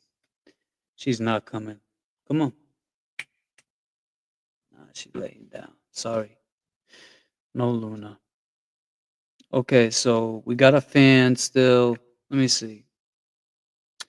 Since I mean, I could pull up anything right now. Now I think I'm starting to get a little more comfortable with this whole shit. Hey, look over there. Quite a crowd gathering. Who's that guy? Man, he's dressed sharp. How the hell of a place is that? It is. It's James Jackson. That must be the layover. Been a long flight, we're settling down. Finally got our feet back on the ground. Let's chill for a while. We've got some time. James got some things been on his mind. Let's talk about it at the layover. Take us back down some of them streets. New names, new faces, we gonna meet. Gonna pull back that curtain, but not all the way. Just enough to paint the picture of what he's gotta say. Gonna keep looking forward, the hell with the noise. James Jackson's in the house, come on boys. And ladies, let's enjoy the layover. Hey JFK in the chat, what's that? Calm the fuck down. Nah, James is just getting started. Can't be careful, where you at, man? Come on, chat, tell your friends. It's the layover. How do you feel about that? I feel good about all of them. I feel good about all of them. But some I didn't, and they're not our jury, so that's all I can ask for is that we feel good. It just takes one bad feeling and you think, oh, God, is my life in this person's hands? And I don't feel that way. The effort in the demonstration in court to help try to show as much truth as we could. As far back as I can remember, I always wanted to be a gangster. As far back as I can remember, I always wanted to be a gangster.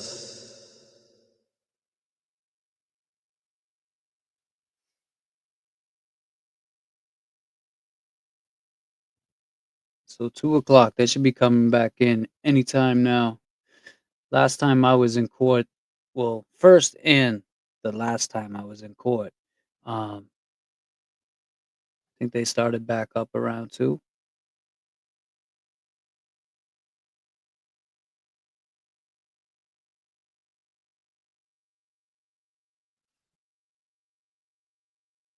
Roseanne, what he did was wrong. Kevin from South Boston? Of course it was. Going behind John O's back? I mean, yeah, you're right. He should have said no, but it's very tempting, I guess, when you're a lonely ass dude like him.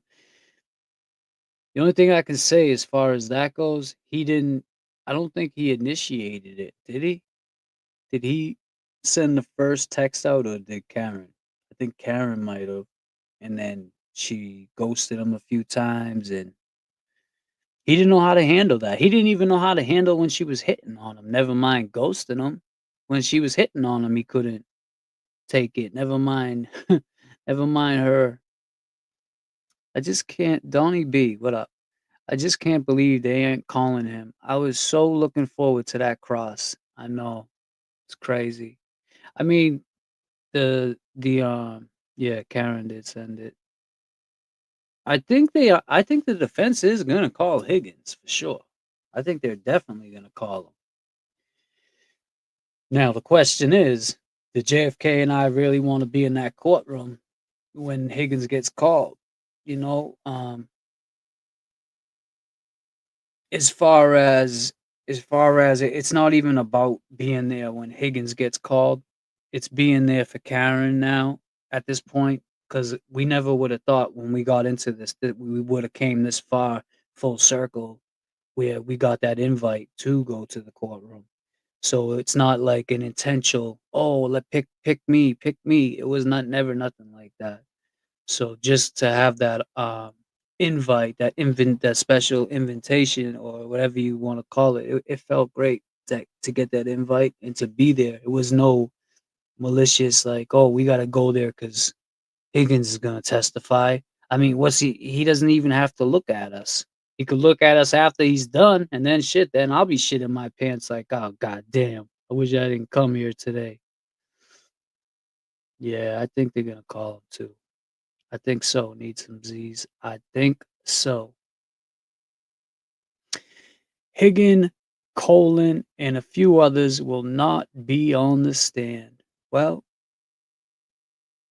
Brian Albert, what about him? I mean, if anything, Officer John O'Keefe was found on this guy's lawn, on Brian Albert's lawn. They have to call him. I mean, they would. I hope. I don't know. I have to read more into it. I saw was Brian Albert on that too?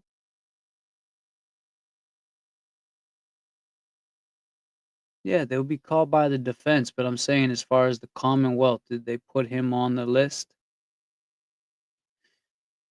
I'm not sure. Oh, we got to call it.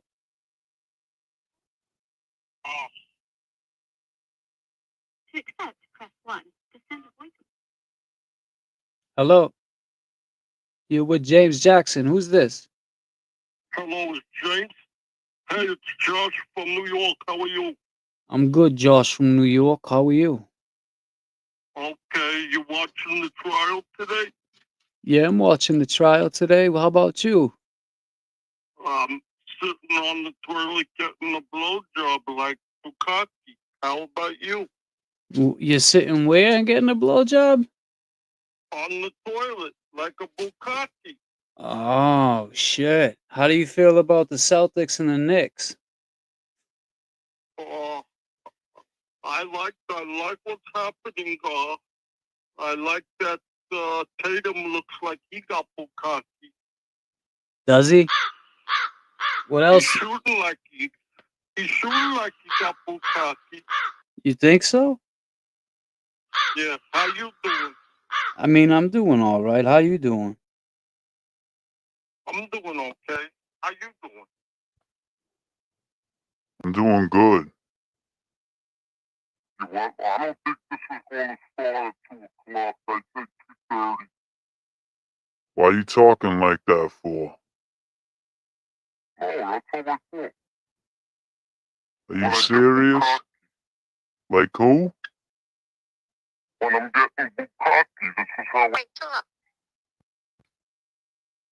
How? How do you sound? This is how I sound when I'm getting Bukaki. The chat couldn't hear you. I'm sorry about that. They're going into court. Okay, I'll give you a call after court. All right, buddy. Take care.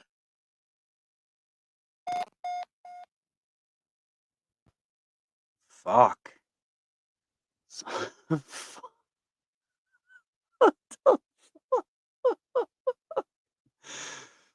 Oh, shit. God damn. categorize them to that extent. Certain parts of it might be, but the total conversation, if you want my opinion, I can provide you with it. Was there some flirtation in the text messages that you noted? There are terms that I used. You're hot, witty, stuff like that. You know, talking about banging and hooking up. What word would you use to describe them if not flirtatious? The totality of the conversation? Sure. Let's start there. My opinion is that it's a angry girlfriend trying to set up a hookup to her John. To her jump? To her John. To her John. Yeah. Would you consider the responses from Brian Higgins to be flirtatious in nature? There are conversation parts that are enticing, maybe a little of advances, but the totality of, to put a label on the whole thing, my opinion is that she's trying to get revenge. Get revenge? Yes, get revenge. On John? Yeah. For what happened on New Year's Eve? Yes. Okay. When you say revenge, you don't mean physical revenge. Well, emotional revenge. She's trying to hook up with Higgins and then hurt John by cheating on him. And in fact, you did note that John O'Keefe was not privy to these text messages, right? Objection. I'll allow that. Do you know that? I do not, Your Honor, no. He's not on these texts, is he? I don't know if their accounts are synced at this point. I don't know if he's seen them. Man. I don't know. He's not. His phone. You know what his phone number is. You guys got his phone, right? We do have his device, yes. Do you have any evidence that his account was somehow, I don't even know if that means synced with Karen Reed's account? Not from his device, no, but he could have seen the text message. Okay, so there's no evidence that he was synced. His account was synced with anything, correct? I'm sorry, can you repeat? There's no evidence. You were facing the other way. I didn't hear. There's no evidence Stop that doing his that shit, account was synced with anything. Not his device that we have, no. And you don't have, as you sit here, you don't have any evidence whatsoever that he saw any of these text messages, correct? We don't have that, but I do not know. Okay. So as you sit here, my question is very simple. Do you have evidence, affirmative evidence, that John O'Keefe ever saw these text messages? I do not have evidence that he saw them, no. So would you agree that the text messages show a romantic interest, for whatever motivation, a romantic interest from Brian Higgins toward Ms. Reed?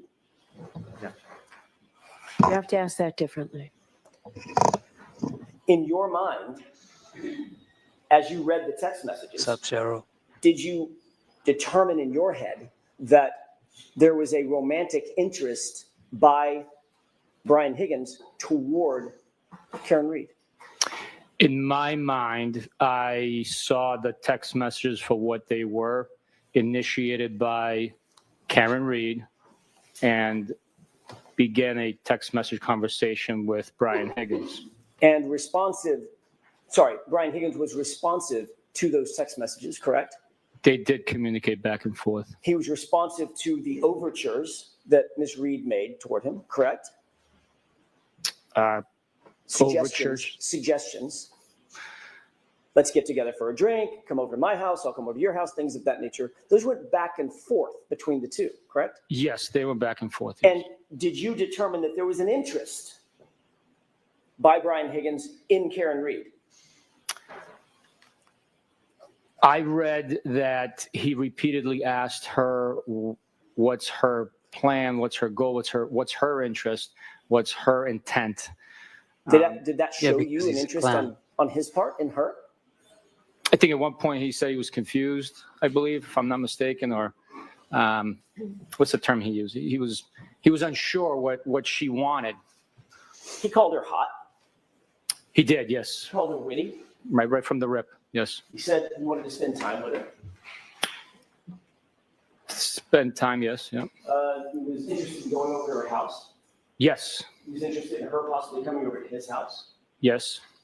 He told her that he thought she was hot, his words, from the jump, correct? From the jump, yep. How did you interpret that?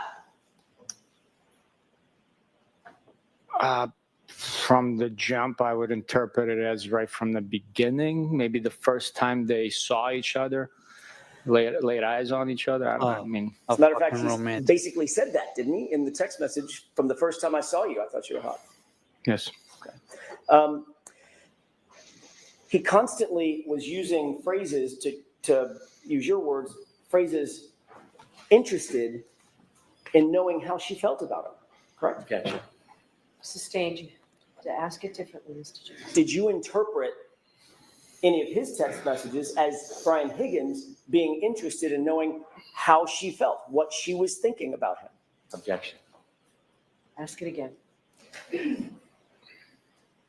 When you first saw these text messages and you reviewed them, did you interpret those text messages in your mind? That's what I'm interested in your mind, as Brian Higgins being interested in knowing how Karen Reed felt about it.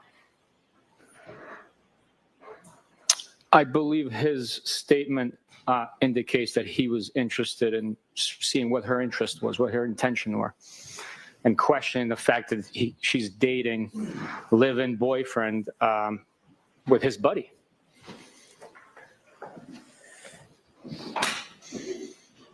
He used the word ghost several times, correct? I do recall reading the word ghost. How did you interpret that word? Objection. I'll allow it. I interpreted ghost in the common slang terminology as to abandon conversation, stop communicating. He indicated that 2 different times in the text string, correct? I know I read the text messages, by reading them out loud to a room full of people, I might not have remembered how many times the term ghost came through. Fair I was concentrating more on the reading, not on the comprehension of each word. Fair enough. But you did note that he used that term in his text messages to her, correct? I think I recall at least once that the term ghost was present in the communication. Did you interpret that? I'm looking for what was in your mind. Did you interpret that, the use of that term by Brian Higgins, as showing some level of frustration at her abandonment of the conversation? No, I did not. No. Not at all? No.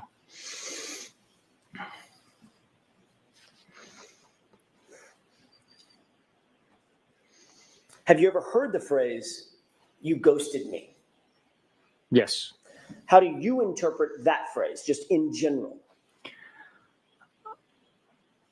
I've heard it communicated between other people. I've never used the term ghosted. I think it's a little after my time in communicating with others, but I take it as you stopped responding to my text messages. Do you take that, do you interpret that, or did you interpret that as a positive or a negative comment? You ghosted me. I interpret it as a matter of fact, like you stopped talking to me. I never thought about it in a positive or negative connotation. I never gave it any thought. As you sit here now, if you do give it thought, would you put a positive or a negative connotation on the phrase, "you ghosted me"? Objection. Right, Gobo? You're aware that, based on the text messages that we just saw, there was a series of text messages that went back and forth starting in mid-January and basically ending around January 23rd, correct? This chain of text messages began in January 12th and ended January 29th. Right. I'm going to get to the 29th. But the back and forth ended on January 23rd, did it not? I don't recall specifically. I can leaf through it and tell you what it is. I know I read the dates out loud, and again, I was concentrating on reading. Do you have the document in front of you? I do. Could you turn to the last page? Yes, sir. I believe it's the last page. It may be the second to the last page or something. Thought you was slick, huh? Thought you only had to read it one time. Can read this all day, Mr. Buchanan.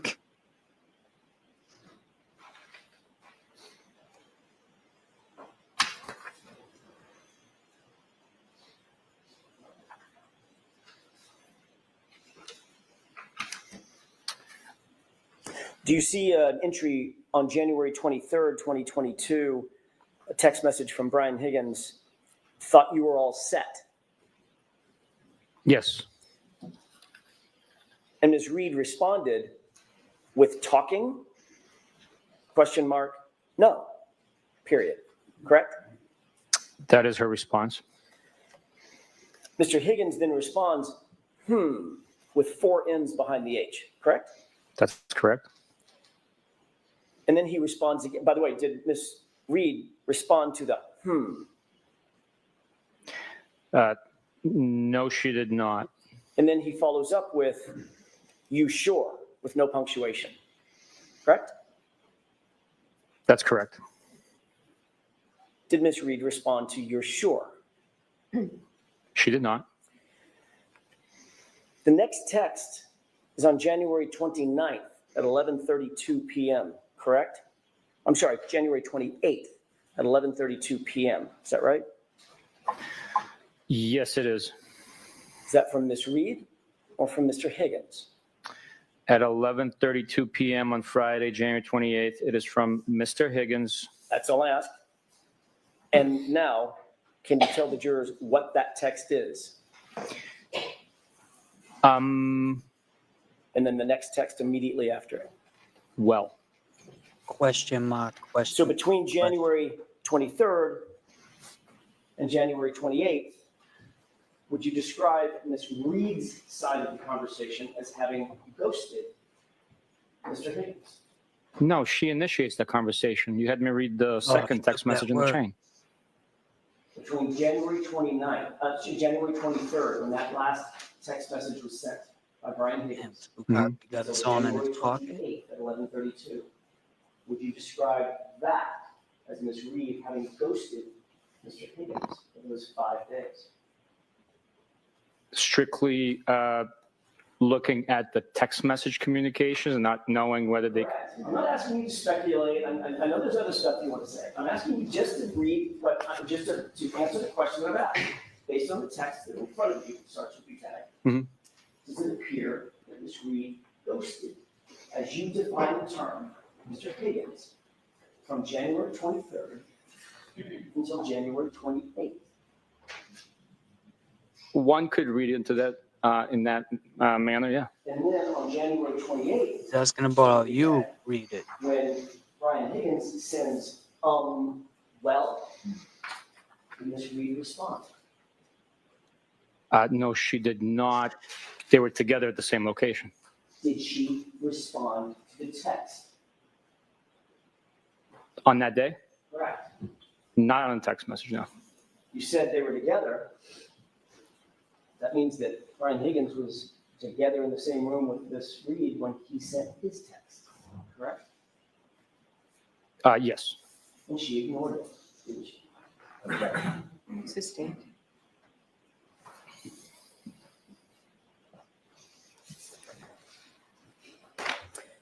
You also received from Mr. Higgins certain text messages between him, Mr. Higgins, and John O'Keefe himself, correct?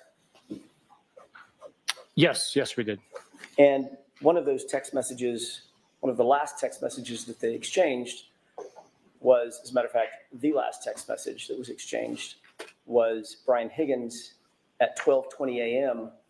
on January 29th, 2022, texting Mr. O'Keefe, "You coming here?" with 3 question marks, correct?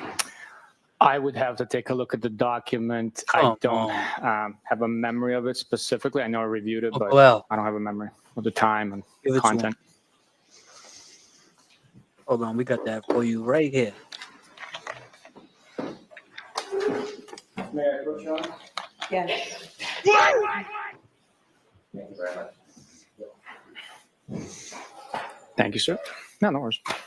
No worries. I already knew what it was. I just wanted you to see. Oh, what's this?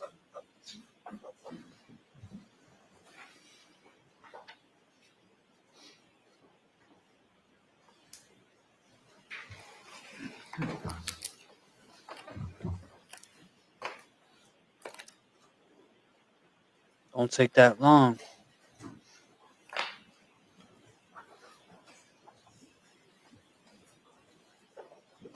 Are you coming here?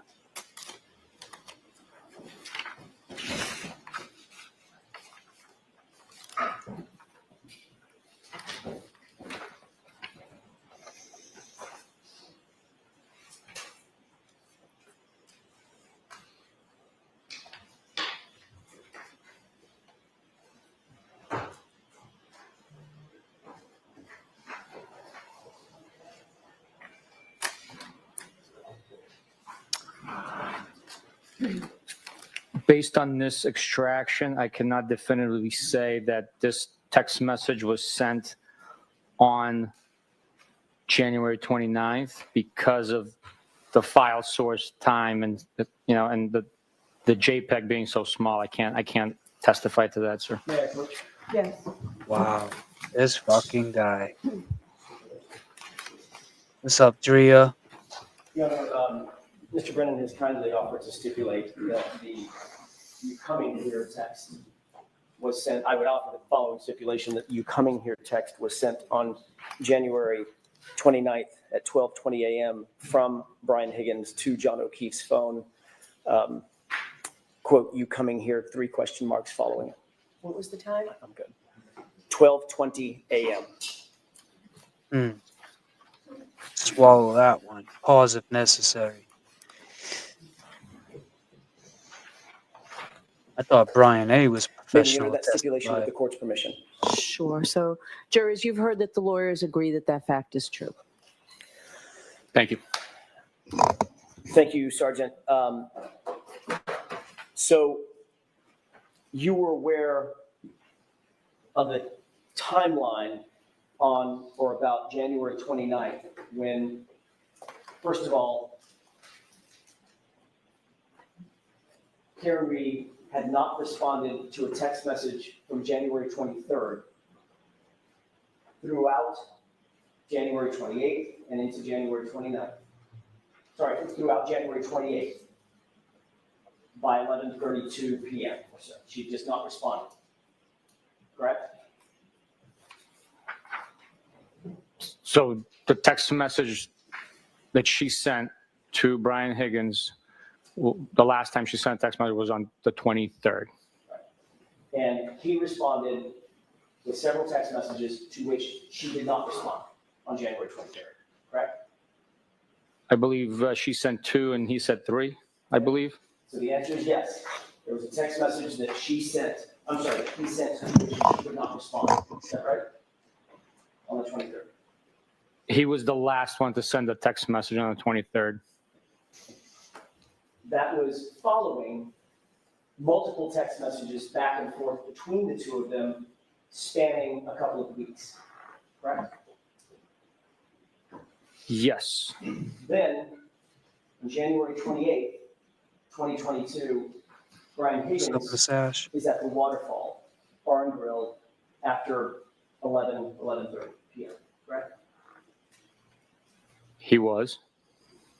Karen Reed then walks into that same Waterfall Bar and Grill, accompanied by her boyfriend, John O'Keefe, correct?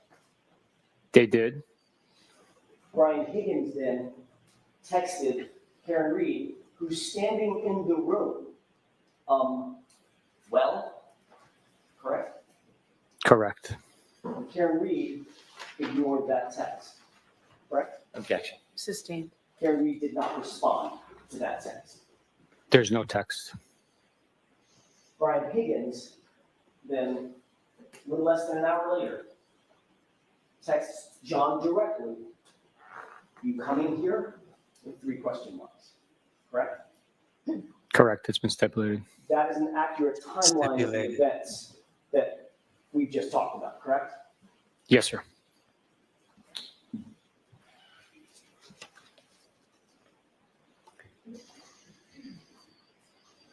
You're also aware of a call. Your investigation revealed a call between Brian Higgins and Brian Albert at 2:22 a.m.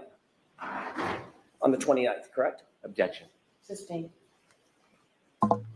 Did your investigation reveal a call between between Brian Higgins and Brian Albert at 2:22 a.m.? Objection. Sustained. Why? Approach, Your Honor? Okay. Why sustained? They don't want to bring Brian Higgins, because they're trying to keep them out of this by any means necessary.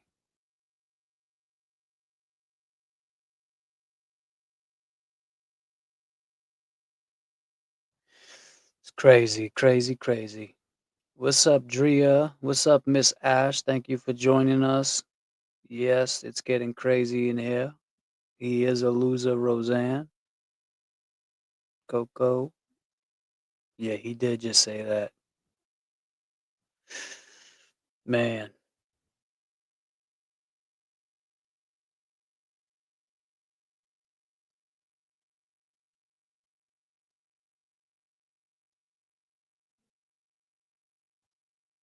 This guy's been on us. He's been on that stand for what, 2 days now? So that's a fact then, huh? They're not going to call Brian A?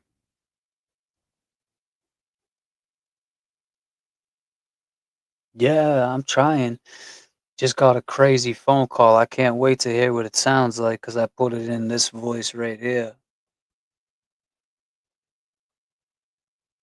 I said like this, and he was talking to me like this, talking about getting blowjobs and sitting on a toilet taking a shit. I'm like, what?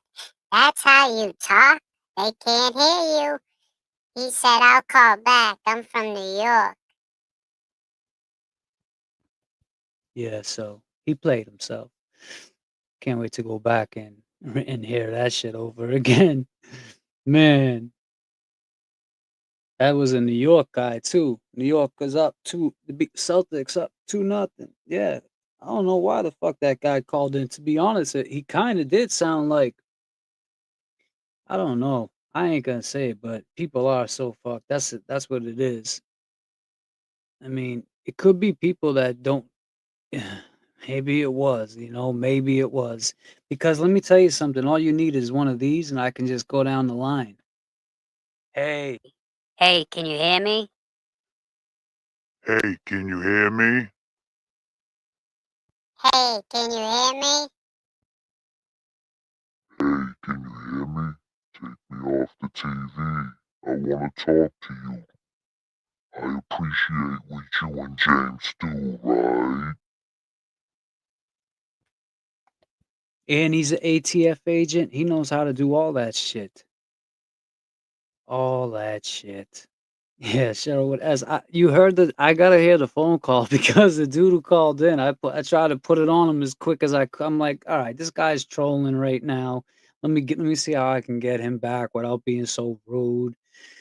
And boom, chickmunk voice on. I said, they can't hear you. You gotta speak up. And then he starts talking whatever he was saying, something about getting ahead on the toilet like bukkake, and I don't know. Who the hell knows?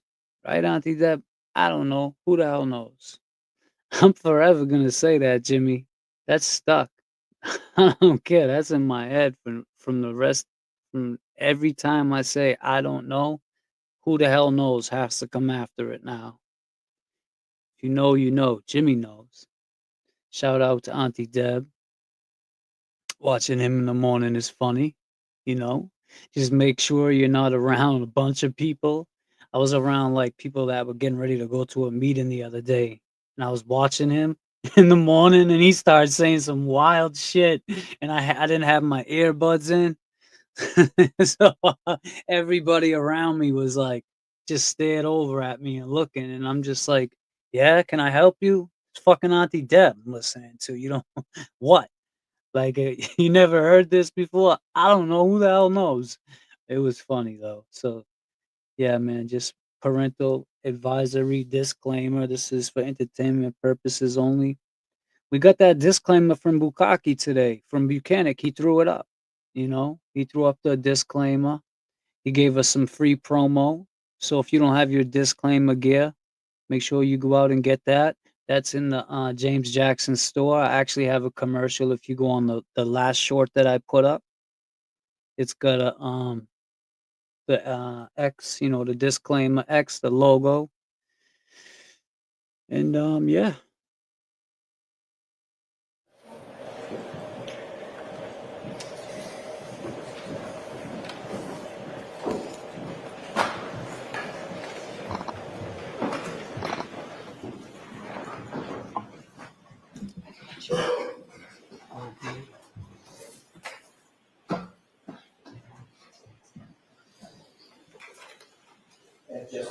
Sure.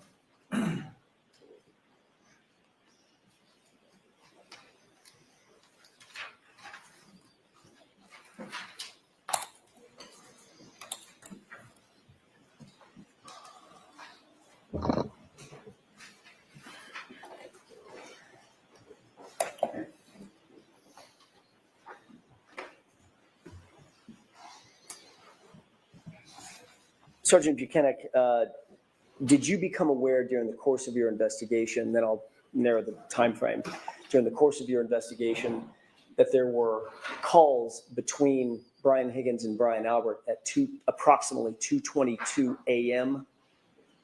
on the 29th? During the course of my investigation, I was not aware of that.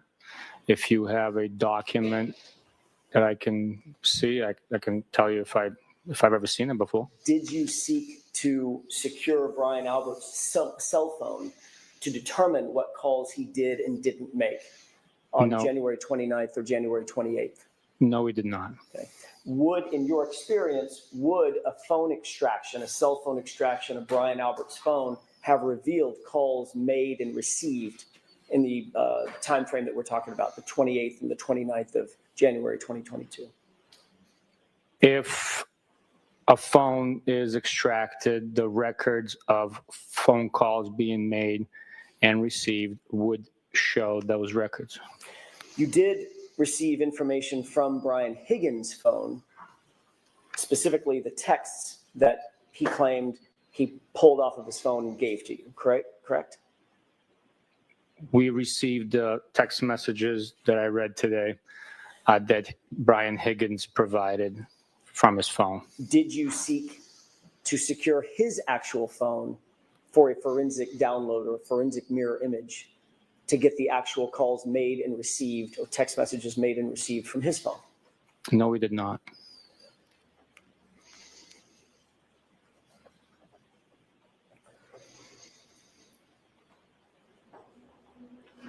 At some point,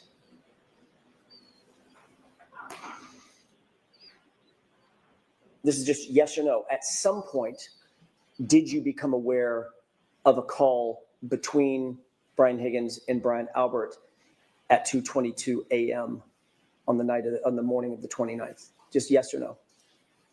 No. As you sit here today, That's right, Karen. This is new information to you. Let me rephrase that. This is unknown information to you. You do not have any information about that? Objection. Sustain. Because he Need does. a time frame, Mr. Jackson. I realize that, Judge. That's why I'm asking it this way. As you sit here, are you aware of a phone call between Brian Albert and Brian Higgins at 2:22 a.m. on January 29th, 2022? Look, you just shared that with me. I have no memory or record of seeing that it actually took place. I do not know. Okay, so you've never heard that before. That was what I was getting to. You've never heard that before? No. Okay.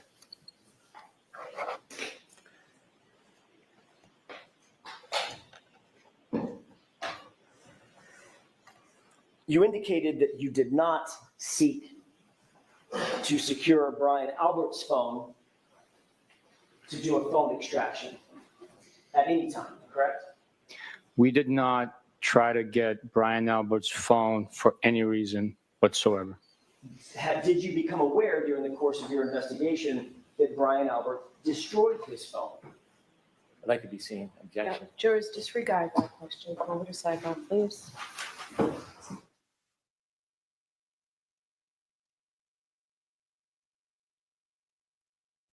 Hold on. Coco, what happened? Your husband died? My gubby died. My gay hubby.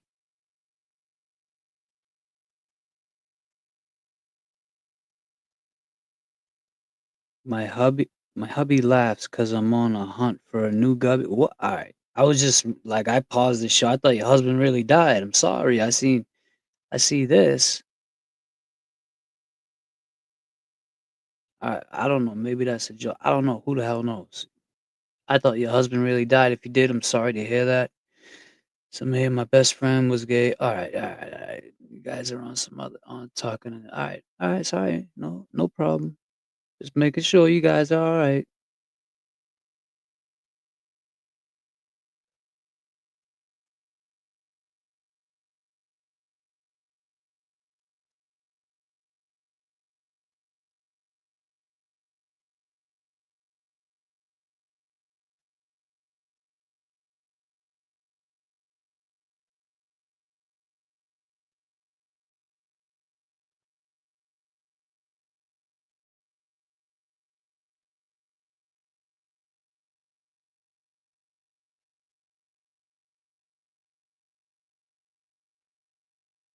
It was a. If I was a juror, I'm not disregarding any of that. No. You think, you know, even though they sustain and they don't, they object and it's still if they can still get it off, like pause if necessary, if they can still get that question off and get an answer or some kind of, look, the jury's going to take all of that into consideration. So he thinks he's slick. You can only be so slick for so long, until shit catches up with you. That goes for anything. I mean, we all know that. I think we all know that. FBI. I hate that. Alphabets. Matilda was the FBI that found it. Okay. Confused, guys. Talking about gay husbands and FBI and Matilda. I don't know Matilda. Matilda's right here. Yes, thank you. Matilda, what did you find? Matilda Percy. No, James. No, James. My gay best friend. My gubby. Oh, so oh goddamn. That's what you women call your gay best friends? Your gubbies? Are you serious? That's the first time I've heard of this. I hope I'm nobody's like thinks I'm a gubby. How do you goddamn. Patrick, what's going on? Documents. They all say, show me the document. Show me the document that you documents that you have a set of balls. Yeah, show us the documents you have set. I mean, pause if necessary. God damn, Patrick, making me read off that shit. Like gay hub. No, I get what it means. Like, oh no. She's saying she has like a friend who is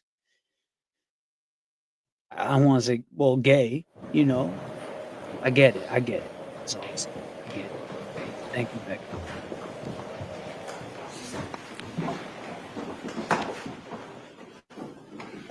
That's what's up. 46 May I years. inquire? You Yes, say thank you. gubby. Did you become aware of a call that was Congratulations. made by Brian Higgins at 1:35 a.m. while at Canton Police Department? I am not aware of that, no. So you did nothing in terms of investigating any phone call that Brian Higgins did or didn't make while at Canton PD on the night or the early morning hours of January 29th, 2022? We never sought to get Brian Higgins' phone. He was not looked at as a individual that we would need to get his information. Yeah. For Because you for any lack reason of. at that point. Even after you received and read all of those text messages between him and Karen Reed. Correct. And even after you became aware of the timeline that we just walked through, starting on January 23rd, going all the way into January 28th and into January 29th. You did nothing to investigate that. We had the information that we had. We did not need to get his phone. And the information that you had came from Brian Higgins himself, not from a forensic extraction, correct? The extraction that Brian Higgins provided was a forensics extraction of his communications with Mr. O'Keefe and Karen Reed. We had Mr. O'Keefe's phone and we had Karen Reed's phone, so we can verify and confirm that those text message communications were accurate, unredacted, not deleted, and were true representation of what their communications consisted of. And that was a representation made by whom? The totality of it. That was a representation made by whom? A person made that representation to you that it was fair and accurate. Who made that representation? It wasn't a person, it was the extractions between the three devices. Well, an extraction that you were handed on a device by someone, correct? No, I said that we had all three devices. And as I told Mr. Higgins in our interview together, I said, Brian, we have those two devices. Meaning if John you and Karen's. correct. Okay. If there's anything deleted or altered in any way, we will have proof of it. So you please scared him. make sure that you understand the magnitude of this situation. We're investigating a homicide. It needs to be accurate, and it was. And you trusted that coming from Brian Higgins rather than simply getting an extraction from his phone. Correct? Yes. I trusted him, yes, because we trust and verify. And after verifying, the extractions were correct. And following that verification of the text messages, did that raise any suspicion in your mind about any possible motives Brian Higgins may have relative to John O'Keefe?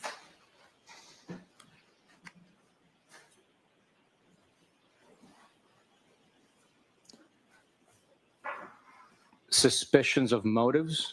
Is that your question? Correct. No, the evidence spoke for itself. The honesty, cooperation of all the witnesses and corroborating, supporting facts spoke for themselves. So I was not suspicious of his motives. The conversation was documented over text message. Spoke for itself. Supporting documentation, including a text message at 2:20 a.m., just minutes before John O'Keefe arrived at 34 Fairview from Brian Higgins, right? 12:20 a.m. That's one of the factors, right? That's one of the factors that is part of the entire investigation, yes. One of the other factors is John O'Keefe's body was found in the lawn at 34 Fairview, just feet from the front door, side door, and the garage door. Right. That is when Mr. O'Keefe was found on the left side of the lawn, yes. And one of the factors was you originally said that it appeared that it may be an incident involving a cocktail glass to the face. Initially, please. Based on verbal reports, initially, that was a possibility. Again, it was before we spoke to before a lot of other things happened, but initially, that's what I'm asking about. Yes, initially, it was a possibility. And when you saw John O'Keefe at the hospital, a big contusion above his right eye, correct? That is not correct. A big egg just above his right eye? That is not correct. Did you not see that? His eyelids were swollen, not above his eye. And there wasn't a contusion. Two different paramedics said that they saw what they described as an egg above his right eye. Well, let me ask you differently. Did you speak to any of the paramedics? Yes. Did they describe an egg above his right eye? I'd have to see a report to actually God damn with these reports.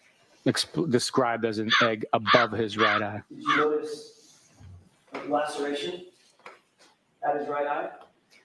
His right eyelid did have a tiny, tiny laceration. Did you see a small laceration at his nostril on his nose? A tiny, tiny laceration, yes. Thank you, Dre. I appreciate that. It means a lot. You noted that he didn't have any broken bones or fractures other than to his skull? I did not know that.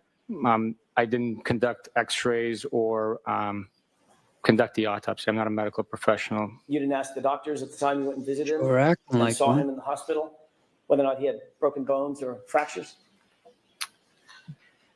I don't believe they reported that.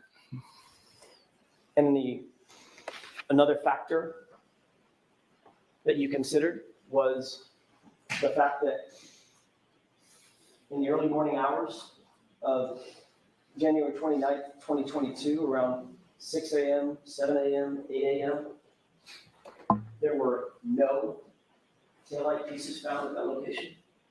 Zero? You consider that? At what point? On January 29th, when say 6 a.m., 7 a.m., 8 a.m., 9 a.m. Consider that? Once we learned that there was damage to the defendant's right rear taillight, I could only consider at that point because I didn't know what I didn't know. Right. We don't know, we don't know. We work with the evidence that's presented and we develop the investigation. And the evidence that you presented at that time, Sergeant, was a leaf blower was used to search the area, the exact area that you described for this jury as being the area around the fire hydrant flagpole where John's body was, and no taillight material was found at all in the first searches. You're aware of that, yes or no? Yes. As a matter of fact, you're also aware that no taillight material was found until after that SUV was in Massachusetts State Police custody and sitting at the Sally Port in Canton. Correct?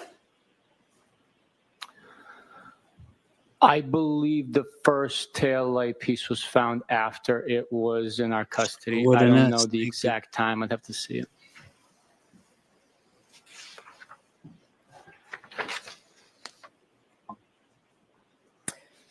When you talked to Brian Higgins, did you ask Brian Higgins about potentially seeing John's body when he left 34 Fairview and headed over to Canton PD? Yes, I did. You knew that at that time, say 1 o'clock, 1:30 in the morning, there was about 0.2 of an inch of dusting of snow, correct? Very light. At that point in time, there was a coating. I cannot speak to the amount of snow that was on the ground. You know it was not a lot of In that interview, that he didn't see the body because it was hidden by a snowbank. Objection. Did he say that to you? I don't have a memory of that, Your Of Honor. course you don't.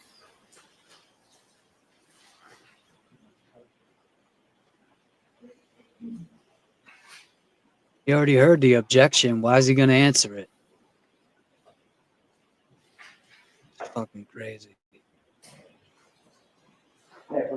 Yes. Thank you.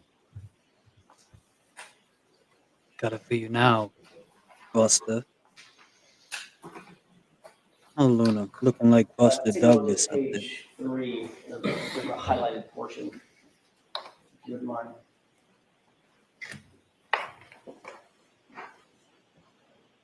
That's the thing. Alan Jackson was ready for all that shit. He knew they were gonna lie.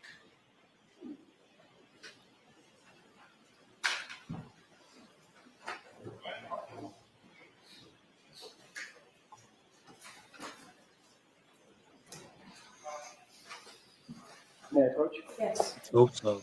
You know?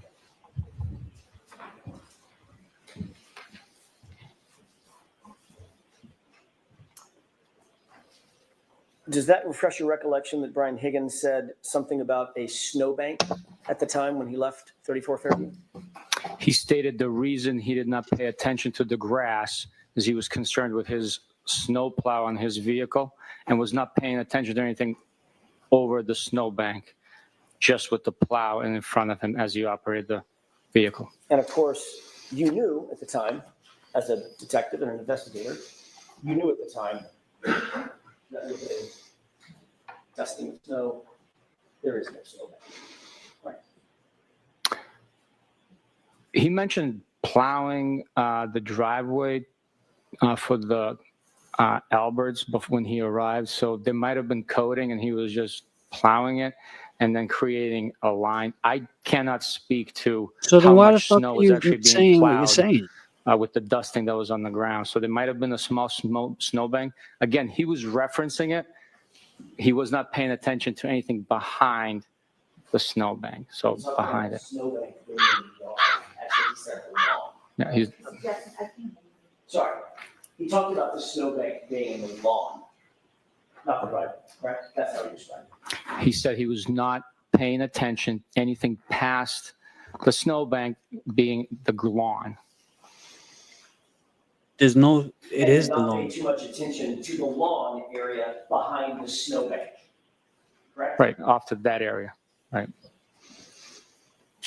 Did that raise any suspicions in your mind that Brian Higgins may have been being less than truthful with you? No. Of course not. Damn, Higgins, these dudes are protecting your ass. Pause if Getting back to the necessary. Waterfall Bar and Grill, you were also aware that Brian Albert was at the Waterfall, correct? At one point, yes, we learned that. And you knew that Brian Albert and Brian Higgins were friends with each other. Is that right? We learned that as well, yes.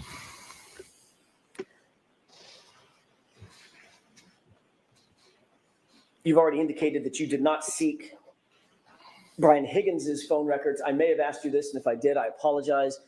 Did you seek Brian Albert's phone records or an extraction from his phone? No, we did not.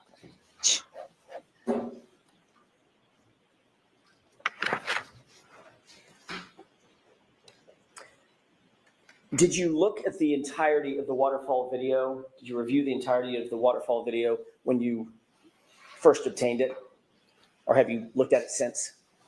I have at one point or another viewed the entire video, yes.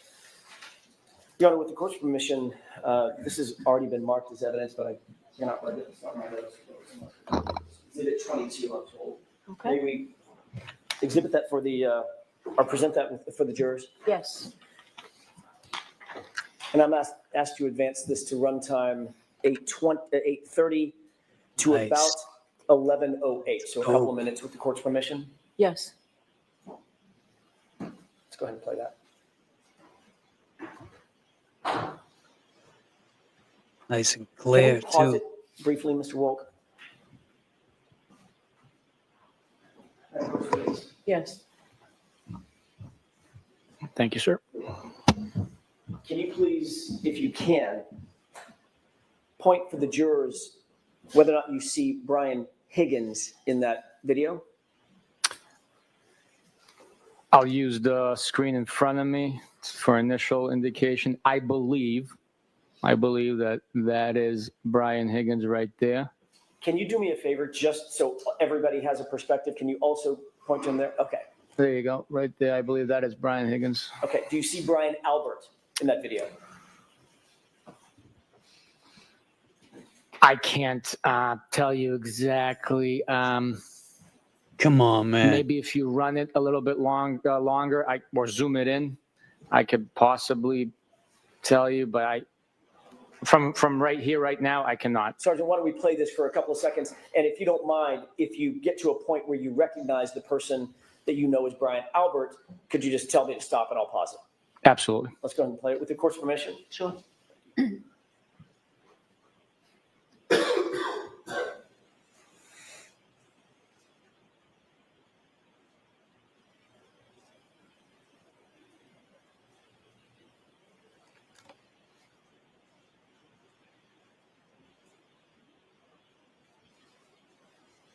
Can you pause it? Stop it.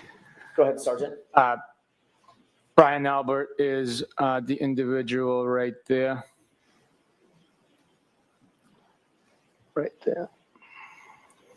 Can you describe what Brian Albert and, by the way, for the record, Your Honor, the witnesses indicated the person toward the left, right under the 2-9 on the chyron on top, the 29? Yes. Can you describe what you see the two individuals, Brian Albert and Brian Higgins, doing in this scene? It looks like they are facing each other, possibly squaring off in a stance. Yes. Can we go ahead and play this forward, please? Yep.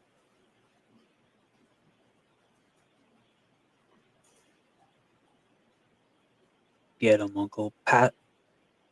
Oh, right now. Can we pause it? What's John O'Keefe doing? Sergeant, did you see either of the two men or both of them squaring off in what you would consider to be a fighting stance? I guess it could be considered that. I would look more like ref housing. It's a couple of buddies messing around. Not suggesting they were actually fighting, but a fighting stance. Yeah, no, they were not. They were not fighting. No. Go ahead and play it.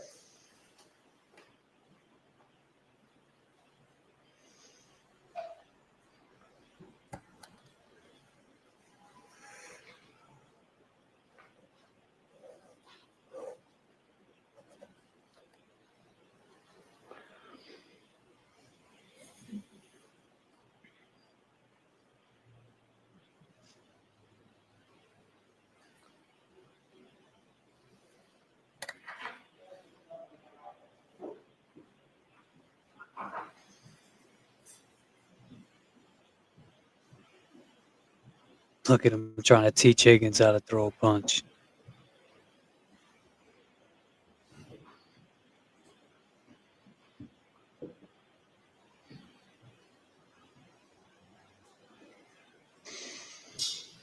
Can you pause it? Sergeant, do you happen to see in this shot, just for orientation, do you see my client, Ms. Reed? I'm sorry, I was paying attention to the two gentlemen. That's fair. That's kind of an unfair question. Could you, if we play this a few more seconds, could you look around, scan around, and tell me if you see someone that you believe is my client? Yes, I will try. Let's go ahead and play.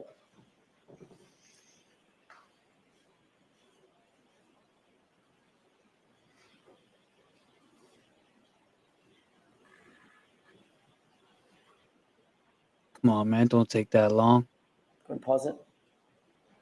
Do you see anybody that looks like Ms. Reed? Yes, I believe she's in top left, top right corner of the frame talking to Mr. O'Keefe and I believe two other gentlemen. Long hair? On your client? Correct. Yes. Okay. Let's go ahead and play this up to 11:08, please.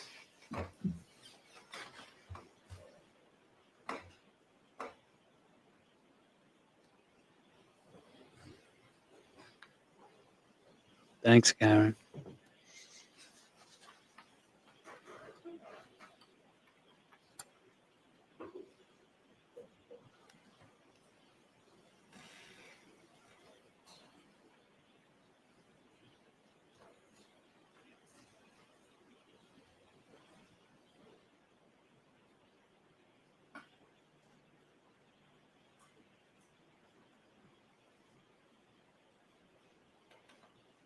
What's up, Sandy?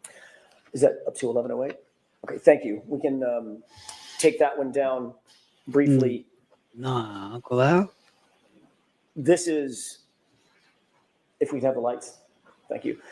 Sergeant, this is at the waterfall just before midnight on January 29th, 2022, correct?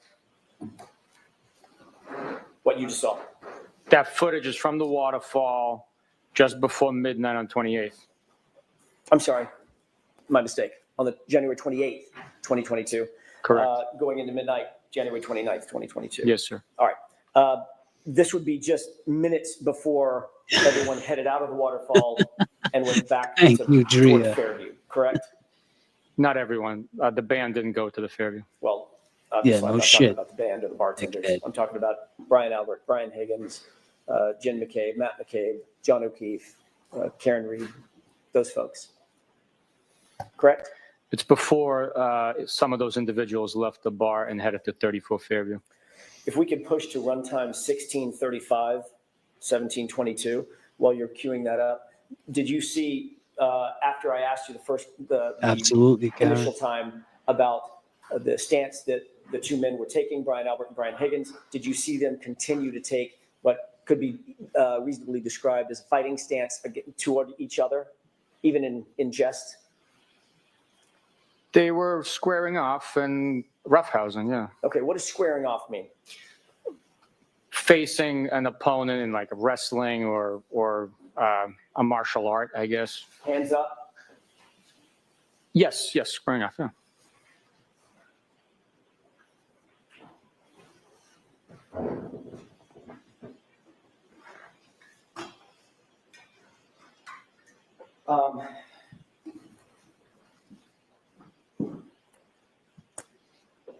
You are former military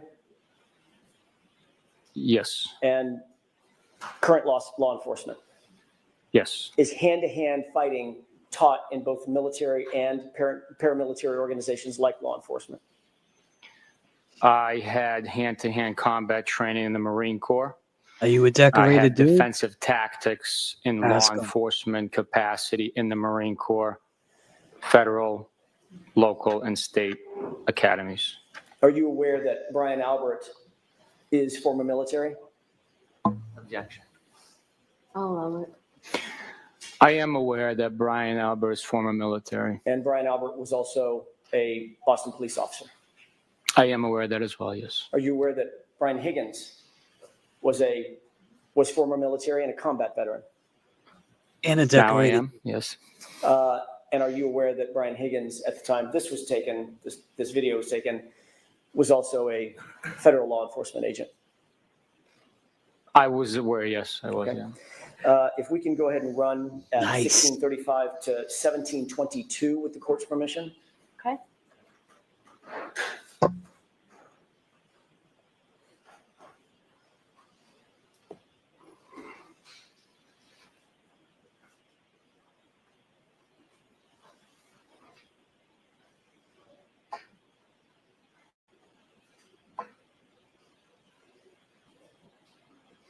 The fuck they doing If you there, can pause it. Buchanan?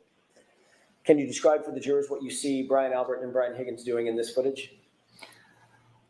Based on my understanding, it looks like he's giving him the Heimlich maneuver. Abdominal thrust, I guess. I don't know what he's doing.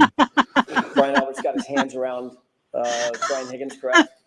Come on, That's what bro. it looks That's like your from here. I answer. have no idea what he's doing. Could it be described as wrestling or grappling? I guess, yeah. Okay. Let's go ahead Could he and play. be? Oh, god damn. Now the kiss. Oh, isn't that cute?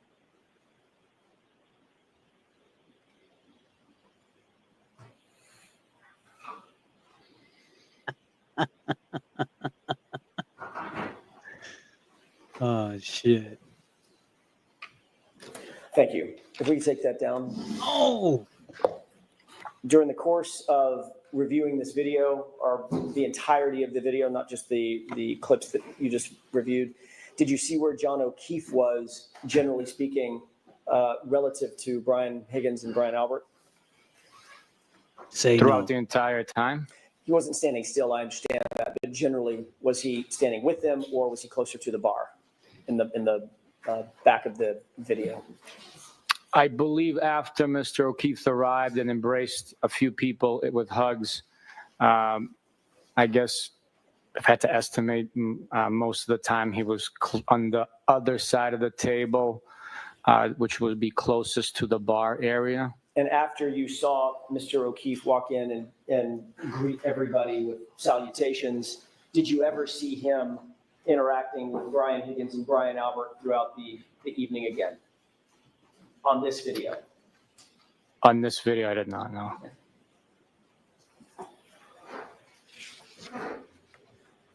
I'd like to play runtime, one more clip, Your Honor, runtime 1915 to 1957, about 45 or 50 seconds.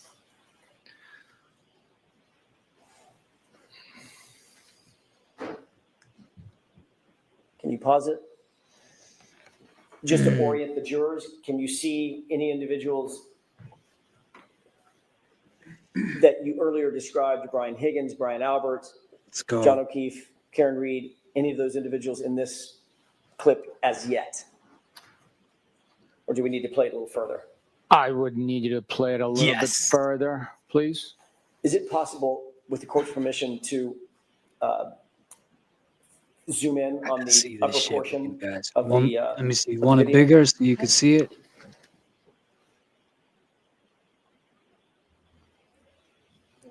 I sent JFK. You can center that just a little bit toward the right. Other way. There we go. Yep. Thank you.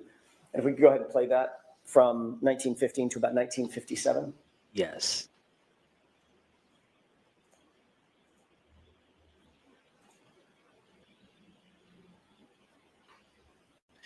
Oh. Do you recognize the three people center screen now?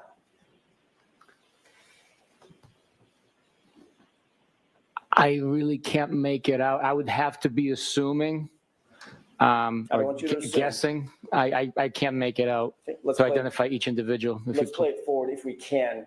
One more time.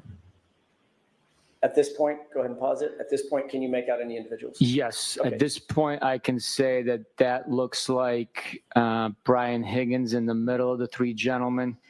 What is he wearing? It looks like a hooded sweatshirt. Okay. And the person to his, sorry, let's do it from your perspective or the juror's perspective. The person to the left of Brian Higgins. Yes, he is. I believe that's Brian Albert. And the person to the right of Brian Higgins. To the right from my perspective? Yes, sir. Yeah.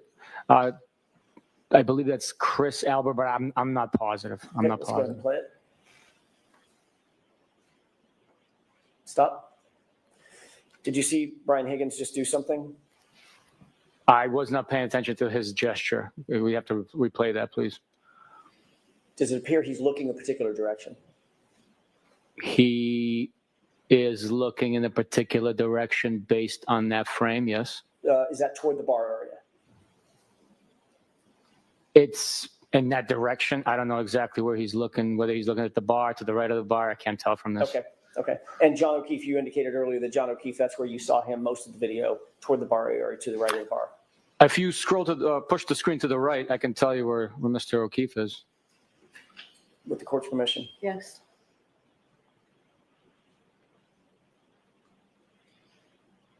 Do you see Mr. O'Keefe in that group of people? I cannot make him out. Could you play the video? Maybe he is behind an individual. Let's go back to, if with the court's permission, I'd like to go back to the full video, and let's play it from here. Heel toe, let's go. Heel toe.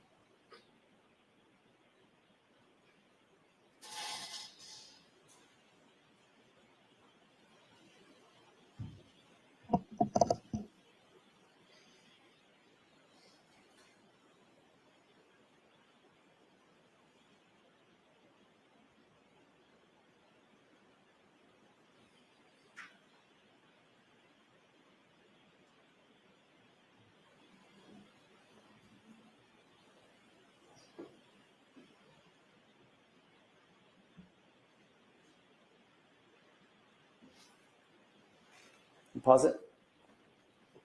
Could you see what was happening with Brian Higgins? He was gesturing to someone. I was trying to see Mr. O'Keefe. We were talking about Mr. O'Keefe, so I apologize. Understood. With the court's permission, could I play the video one more time with it focused on the other side of the bar? Okay. Thank you. Last time. Can you tell me who to focus on, please, Yes. so I'm not looking for the wrong person? Sure. Focus on Higgins and O'Keefe. Shithead. Pause it. Do you see John O'Keefe there?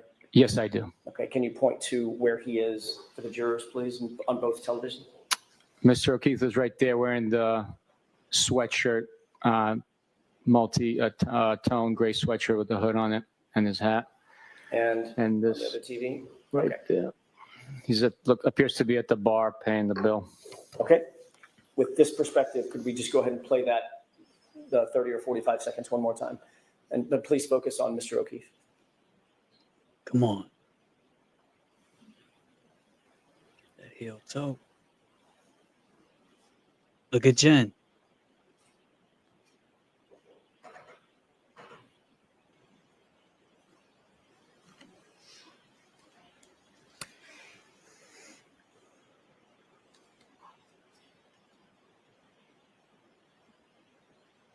Pause it.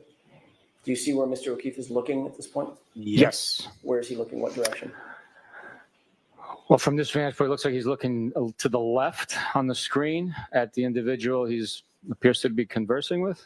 Okay, go ahead and play it. Yeah. Pause it. And what about now? Same individual. Okay. He's still engaged in conversation. Pause it. And what about now? He's taking a sip of beer. Right. Which direction is he looking? In the same direction. Okay. Go ahead and play. Yes.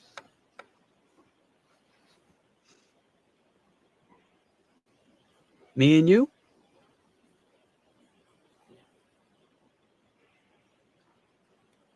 And go ahead and pause it. If we could go back out to the full screen. At this point, does it appear in the video that Brian Higgins, Brian Albert, Chris Albert have all left the bar? There's someone standing across the table from Mr. O'Keefe to his rear. I don't know who that is, so I can't testify to that. The others have left. Given this perspective, now that we've seen both That's of them great. zoomed, That is do you have great. an opinion as to whether or not it appeared that Mr. Higgins was gesturing toward John O'Keefe just before he left the bar? Given this perspective, he might have been. I don't know who's Come gesturing on. at. Okay. We can have the lights up. We'll take that down.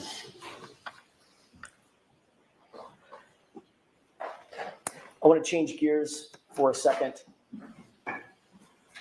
Let me ask one more series of questions, if I could, Sergeant. What we've just seen was literally Brian Albert, Brian Higgins leaving Waterfall to go to a different location. What was the location they were heading to, based on your investigation? They were heading to 34 Ferry Road. And shortly thereafter, who else followed to go over to 34 Fairview? Who we've been talking about. I'm sorry, you said Chris Albert? No, I didn't. No, you didn't. Okay. Nope. Who's got him on your mind? Brian Albert, Brian Higgins, they went to 34 Fairview, and then Mr. O'Keefe also traveled there.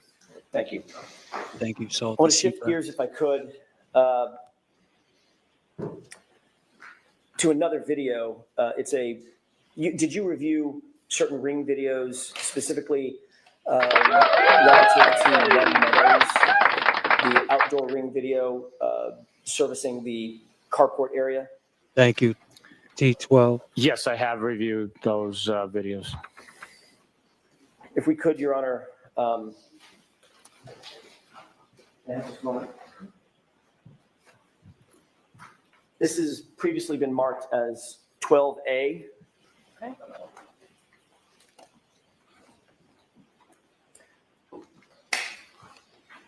If we could, with the court's permission, zoom in on the Chevy Traverse in the upper left-hand, the vehicle in the upper left-hand corner of the video.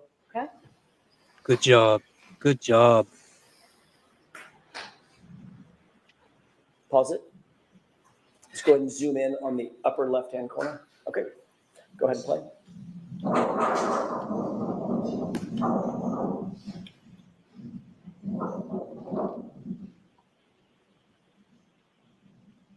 Ooh. Pause. Did you see anything happen with the left rear tire of the other car in the driveway? Which car? Oh, come on, man. The highlighted portion, the parked car, which is the left rear tire that's zoomed in on. In trouble, where you I at? wasn't paying attention to the tire. Can you play it again, please? With the court's permission? Paying attention. Let's try that one more time. Pay attention this time, dickhead.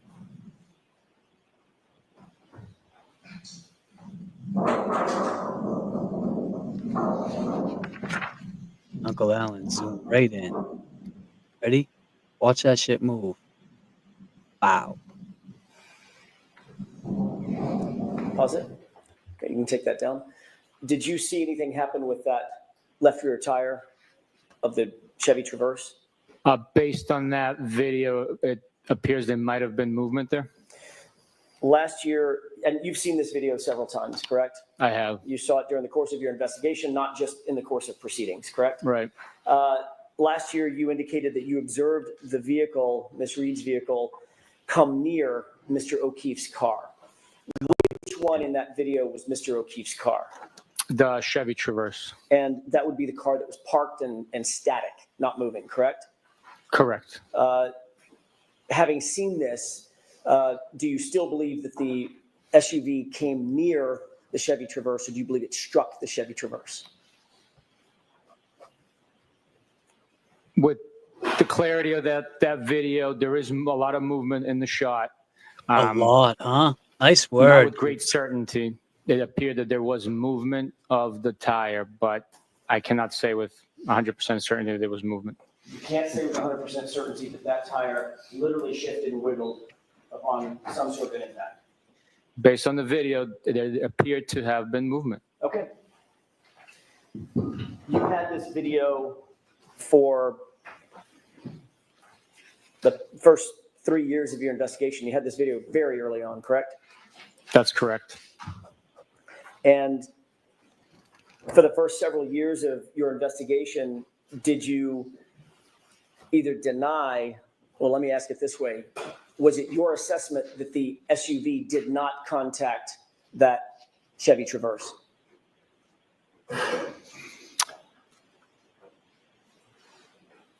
My assessment with the totality of it all was that based on the video, there was no damage that occurred to either vehicle at that point in time. That wasn't my question, Sergeant. My question was your assessment that there was no contact between the two vehicles? Is that what you assessed during the course of your investigation? I did not assess that there was no contact, no. Even as recently as last year, you testified in another proceeding that the SUV came close to the Chevy Traverse, right? Yes, I said there's a lot of movement in that shot. It's difficult to tell if there was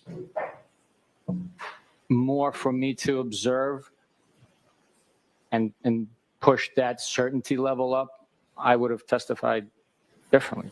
As you've seen the video enhanced, zoomed in on, do you wish to amend that testimony from last year? Ask it differently. Sure.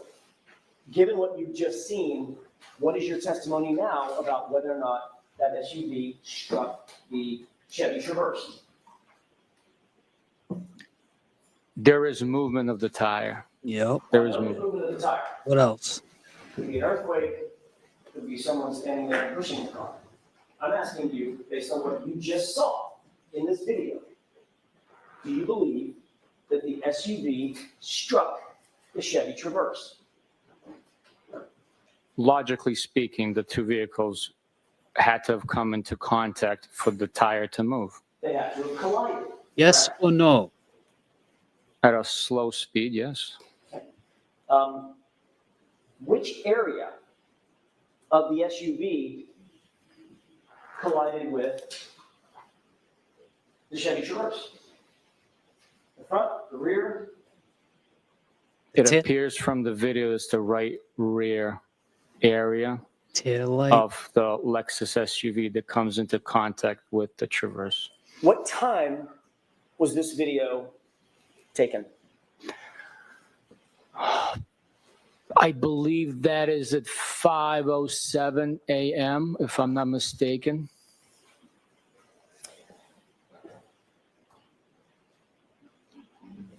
Thank you, Sergeant. I want to change gears again, if I could, and ask you about a dog. You're aware that the Alberts, Nicole Albert, Brian Albert, had a dog that they named Chloe on on January 28th, 29th of 2022, correct? Objection. I'll allow the question. Were you aware of that? At what point in time, sir? January 28th, 29th, that area. Was I aware that they owned a dog on January 28th or 29th? No. Are you aware now that on January 28th or 29th, they owned a dog? There was a dog in the house. Now I am aware, yes. Okay. During the course of your investigation, you learned that, correct? Yes. During the course of your investigation, did you also become aware that the Alberts got rid of their family dog? Objection. I'm going to see you at sidebar on this, please. Sure. Why though? Why see sidebar? I see what Uncle Al is doing right here because they don't want to bring Higgins, they don't want to bring Brian A, they don't want to bring Colin. He's gonna have this guy answer for all of them.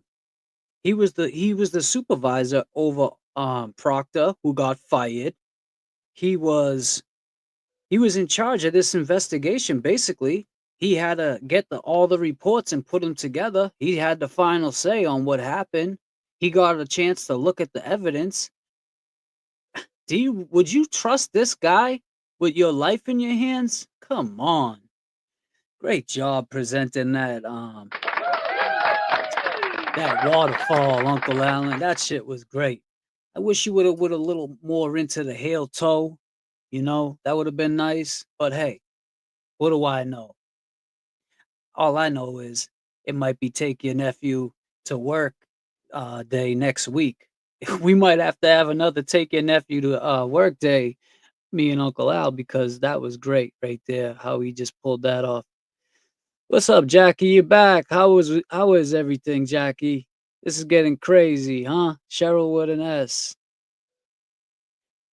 You think there's a good chance of what? What did I miss? Sandy, what are you thinking about out there in Cali? I'm sure he'll be back Monday. If he's back on Monday, whew, you got Paul O'Keefe sitting over there waiting patiently in his suit. Wouldn't trust any Massachusetts State Police. Nope. If they're going to call them, then Buchanan needs to answer these questions. Yeah, I agree. Nah, Paul ain't going to get called today, I don't think. I don't think this dude's been on the stand all day. Shit. I mean, I feel like I've been on the stand all day. I've been sitting here. You know, everybody says, oh, they could sit and do this. You know, I know this is not much to many people. They don't consider this much. Try it. Try sitting here for 4.5 hours and engaging, taking phone calls. Weirdo calls in talking about he's doing some wild shit over the toilet while taking a shit. Doesn't even know I got his ass on chipmunk voice. I mean, maybe he does. I don't know. Who the hell knows, right? Yeah, that was Paul wearing the suit, Miss Ash. He saw me wearing mine, so he's like, oh, no, no, no. No way James Jackson gonna make me look bad. So he put his shit on. Jackie, have a great time. Where you going, Jackie? You out of here already? Just want to be done with work, leaving soon and going out dancing. Woo-hoo! Good for you, Jackie. Enjoy yourself. You have a great night. You know, everybody deserves to have a good night. Hopefully we hear Karen Reed is free of these charges real soon. Shit is getting real. I just want to hear this we'll finish this up. I might as well rock out the rest of it with you. I wasn't gonna go this long because I figured JFK would want to do something later tonight too. And I'm just gonna be doing it all over again. But we'll see. Oh, my back.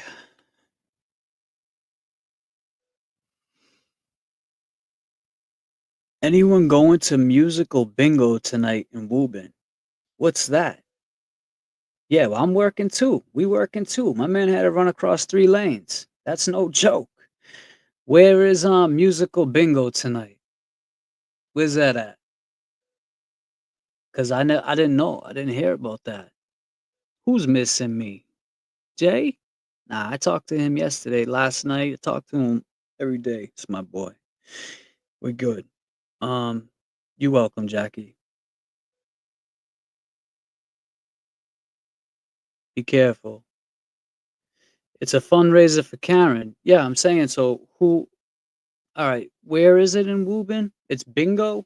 I don't know. If I would go to bingo, I never even heard of where is where are they basically advertising it in the Justice page or something? I didn't hear nothing about bingo. So if anybody in the chat here is going, have fun. Everybody have a great night. Roseanne might be there. BINGO. Do it. Tonight's actually Mikey's second night down the Italian American. He's the head cook down there now. They have a hibachi. It's older Italian guys. They go down there, they play the hibachi and I think it's called hibachi. But the ball hibachi, I think that's what it is. Where they roll the ball out. But yeah, he'll be down there cooking. Every time I cross more than one lane, I think of you, James. Well, that's a good thing. Yeah, bocce. It's funny too because that was once a real bad thing, and well, it was never a bad thing. It was made a bad thing, I should say. So disclaimer: we got Buchanan throwing up free disclaimers while he's on the stand. But no, that was a bad thing at one point in my life. You had a whole chat like this talking shit. They can do that, run across 3 lanes. And I never even ran across 3 lanes. I just said we working too. My man had to run across 3 lanes. And I just thought it was funny. So yeah, that stuck. That happened in 2018. Imagine that shit. Cheryl, you gotta run across 3 lanes now? I love bingo. Yeah, I love bingo too.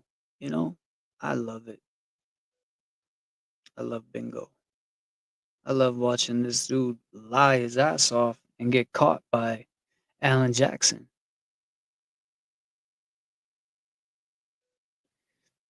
It's stuck, all right. What's stuck? Oh, the 3 lanes. I see what you're saying. It's stuck, all right. Yeah, it's stuck. Same as B42. Bingo. I know someone that did a B42. Oh, she knows. Man, that shit was wild. Yeah, shout out to Blue 42. She's a good sport.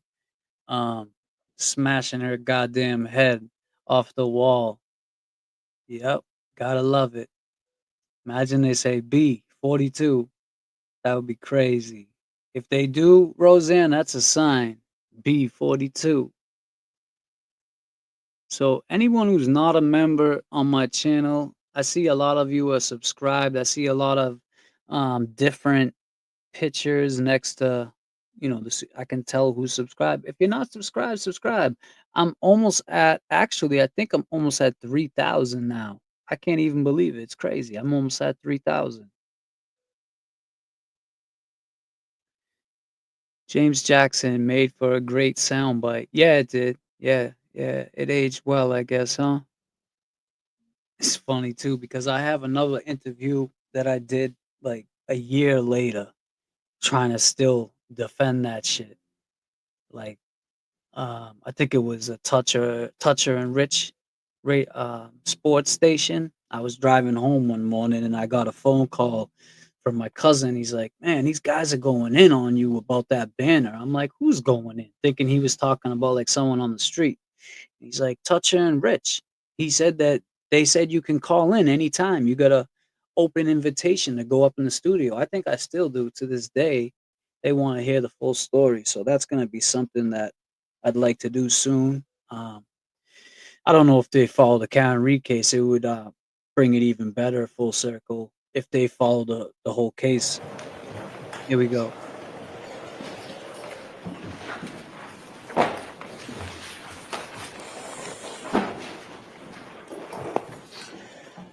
I think I forgot where I left off. May I, Your Honor? Thank you. Talking Sergeant, about the dog. at some point during the course of your investigation, did you learn that the Albert family had gotten rid of the dog named Chloe? We learned that they no longer cared for the dog. I don't know if get rid of is accurate. Well, they don't have it anymore, right? Yes. Okay, so what would you call it? Giving it up for adoption, I guess. I don't know. I'm not a pet Give it owner. up for adoption? What if they didn't give it up for adoption? I'm sorry? What if they didn't give it up for adoption? Rehomed, I guess. Yeah. Okay. So it's no longer with them, right? Rehomed. Correct. They no longer own the dog. Okay, so they got rid of it. It's like you get rid of a car. Yeah. Right? You know, I don't want the car no more. Right? You can get rid of a car, yeah. Okay. And you can get rid of a dog. You can get rid of a SIM Yes, card. you can get rid of a dog, yes. Okay. At some point during the course of your investigation, did you find out that the Albert family got rid of Chloe? We learned that they no longer owned Chloe, yes. Okay. When did you learn that? What kind of face is that, man?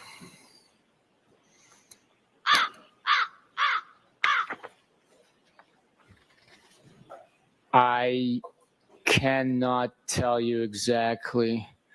I can tell you when we looked into it officially. When did you look into it officially? I traveled to the dog's home and assisted with identifying the dog and investigating that animal. Okay. Yeah. What documentation Right. Exactly. did you use to identify that animal? It was veterinary records. I want to stop you there. Veterinary records from whom? Where are they? From the Albert family? When they I did not get any veterinary records from the Albert family. So the veterinary records that you did get were veterinary records that had been utilized with the Albert name. Where were these veterinary records? The veterinary records were with the vet that's caring for the dog and also owns the dog now. Okay. And those records also had been dated prior to when the dog was owned by the Alberts. Okay. So do you have those records with you today? So, other than some veterinary records that, and by the way, the dog's not even named Chloe, correct? The new owners renamed the dog, yes. Cora? That's correct. And the new owners did not get that dog from Brian and Nicole Albert, did they? No, they did not. They got it from a separate person. Is that right? That is correct. Separate person named Riley? That's her last name, yes.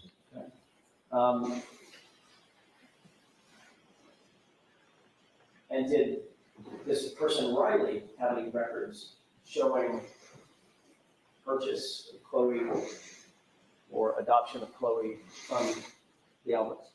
No.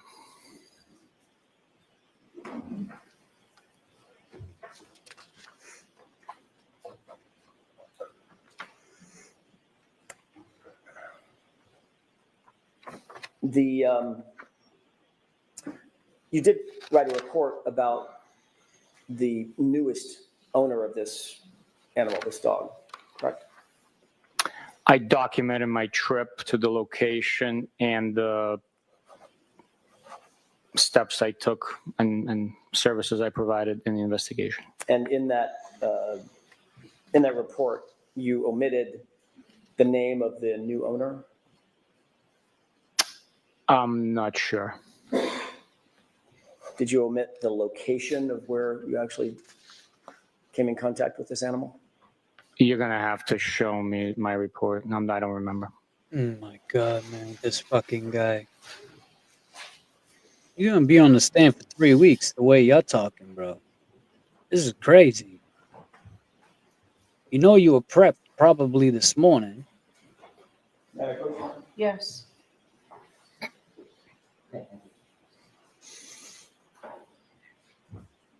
I would love to see jurors' faces when he was testifying.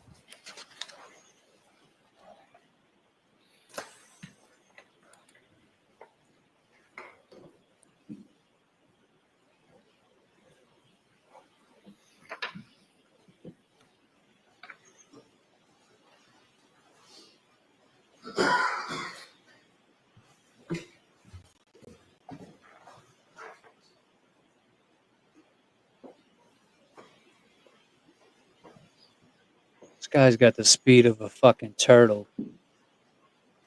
Disclaimer, not a turtle boy, just saying as a slug, okay? I don't want that shit clipped.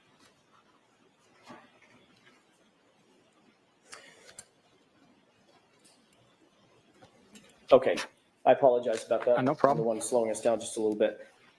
May I approach? Yes. Did this, reviewing your report, refresh your recollection as to whether or not the new owner's identifying information is in this report? It did. And is that information in the report? No, it is not. You've got, there are some veterinary records that you supplied along with your report, correct? Yes. That you gathered? I'm sorry, what was That it? you gathered along while you were doing? Yes, yes. May I approach? Yes. Blue 42. There you are. Of course. Glad you're here. Thank you. If you'll take a look at those 4 documents.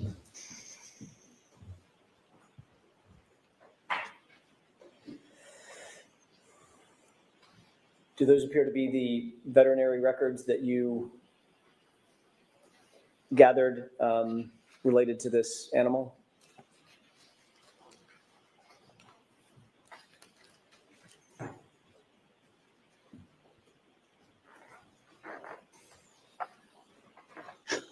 A disclaimer. It's a bump? Shit. God damn.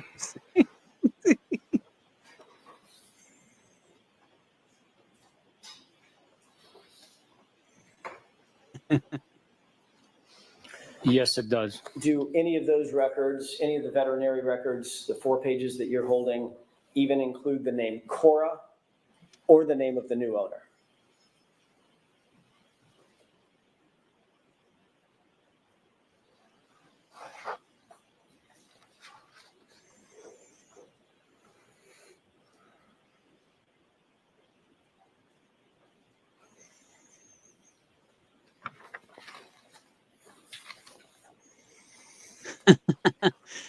I would say, I mean, just go. At this point, just shit your pants and get out of there somehow, bro. You got to get out of this. I browsed through it, and no, it does not appear that Cora or the new owner are included in any of these 4 pages. May I approach? Yes. Seriously, just shit your pants at this point, buddy. You don't have any transfer records for Chloe, correct? Exactly. All the records that are provided by the owner. Bingo. I'm going to go through a series of questions, Sergeant. If you can answer it yes or no, that might make it go a little faster. You don't have any transfer records, correct? I would know what it looks like. That's why Yes it's or taking no? quicker me telling you that that's all the records that I have. Okay. I want an answer to my question. You Okay. don't have any transfer records. I don't know what a transfer record would look like, so the I answer can't. is no. I don't know. Okay. You don't have any rehoming records. I don't know. You don't have any purchase records. I don't know. The only records you do have are those 4 pages of veterinary records that don't have the name Cora and don't have the new owner's name. Correct? That's correct. You would agree, shifting gears for a second, that timely report writing obviously is an important aspect of any investigation, correct? Right. Well, you going to change a dog's name after 7 years? It is important, but we can only write reports as feasibly and possibly we're capable of doing. Sometimes investigations are rapid, so you can't write a report. You take notes, and some time goes by before you actually document the information on an official report. The information's there, it's gathered, it's maintained by the investigator, it's shared, it's acted on at times, but the official reports might take some time to write. So obviously, if you're, like you said, things are fast moving in an investigation. It might be that you interview a witness on a Tuesday, you're super busy on Tuesday, Wednesday, Thursday. It might be Friday before you can even sit down and draft a report about that interview that you did on Tuesday, correct? Different circumstances dictate differently. That would be completely normal. Yes, it is. But most of the time, it's best practices, and you're taught, and you teach your subordinates that it's best practices to reduce to writing and memorialize a report as close in time to the event in question that's being memorialized as you can, right? Perfect world. In a perfect world, we'd write it as it's happening. In a perfect world, this shit would have never happened. Are you aware that more than 20 official police reports in this case were not recorded for more than 100 days from the time that the event in question was done, was being memorialized? I did not know the exact date and delay. Are you aware that there are 11 reports that are more than 300 days from the time of the event that was being memorialized? I was not aware, no. Are you aware that there are 3 reports that are more than 400 days from the time of the event that was being memorialized? I am not aware, no. Are you aware that there are 4 reports that are more than 500 days from the time of the event that's being memorialized? I am not aware, no. Are you aware that the longest delay of any report in this investigation was 581 days? I am not aware of that, no. You became aware early on in your investigation of 2 individuals named Ricky D'Antano and Heather Maxson, correct? They are witnesses, yes.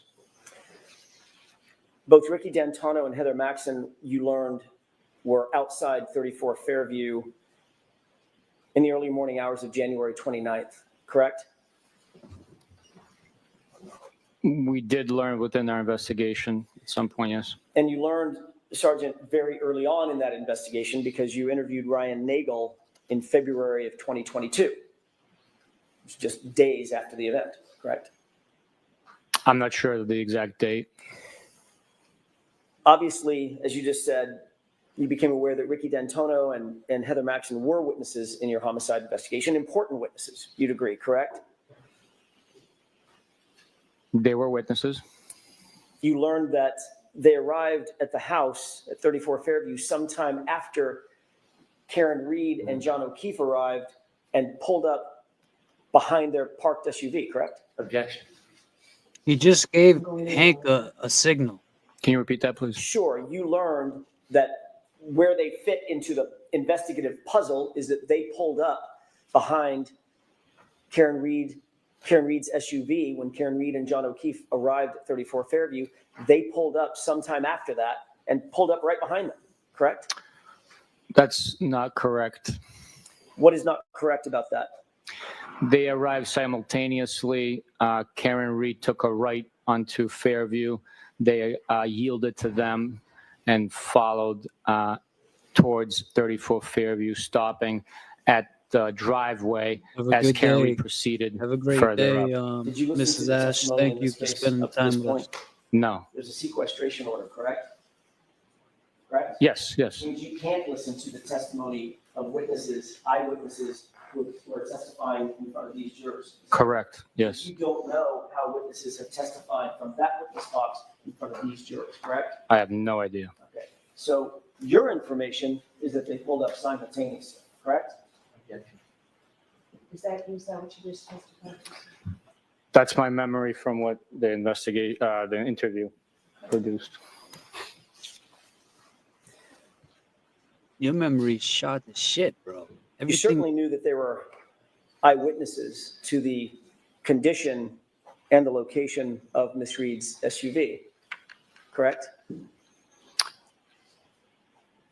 Yes, yes, from their interviews, yes. And you also are aware that they would have been in a position to see the occupants of Miss Reed's SUV Right. as they were behind it and then pulled around it, correct? Objection. Sustained. Another signal. Did you become aware that they were in a position behind the SUV and as they pull around it, they could still see the SUV? Objection. Sustained. Signals are crazy. You knew what potential role they played in your investigation as eyewitnesses, correct? Generally? When we interviewed them, when we learned of their existence, when we interviewed them, we collected information based on their recollection. Okay. My question was, you're aware that they had a certain perspective as it relates to the SUV that night, early morning hours, right? Based on their interviews, they had a perspective with the brake light being on constantly. I'm not asking you what they said. I'm asking you if during the course of your investigation, you learned that Ricky D'Antonio and Heather Maxson had a perspective. They were eyewitnesses to certain things. As Yes. relative to the SUV, correct? Yes.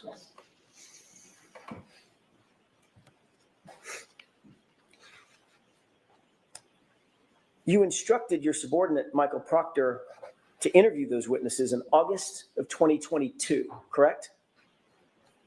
I'm not sure when they were interviewed. I don't have a memory of instructing him to go interview them.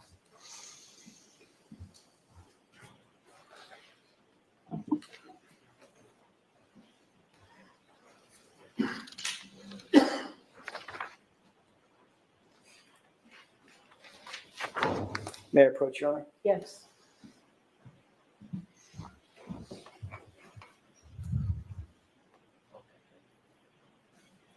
Thank you. When you take a look at that document and tell me if you, why don't you just tell me if that, whether or not that refreshes your recollection as to communications you had with Michael Proctor specifically.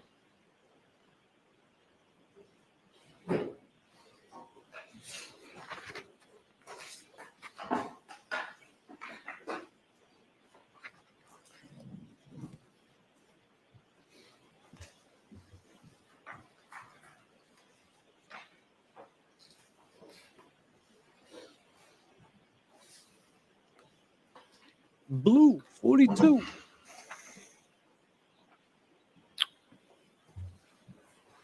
Thank you, Sergeant. Does that refresh your recollection as to a conversation, or I'm sorry, a communication that you had with Michael Proctor? Unfortunately, it does not. I will take the document at face value. I do not have a memory of having these communications, but I will take the document if it's authentic and it is true and accurate that it took place. But I do not have a memory of sending these text messages. May I approach, Your Honor? Yes. Also, my name's misspelled in there. Is that from the extraction or where is that from? Couldn't tell you. Wasn't me. Appreciate it. Thank you. I can't take credit for that. We'll blame that on Proctor. If your memory is not refreshed about that particular communication, do you remember in general communicating with Michael Proctor about interviewing Ricky D'Antonio and Heather Maxson? I do not know. I'm sorry. Would that have been something that you would have found important relatively early on in the investigation? Yeah, these are eyewitnesses. Let's get them interviewed. Yes, it is important to interview anyone that's an eyewitness. Sometimes it takes longer because. Are you listening? I'm sorry. Are you listening? Thanks. You asked the question. I just wanted to answer. I know the answers to my own questions. Go ahead. Okay. So while we want to interview every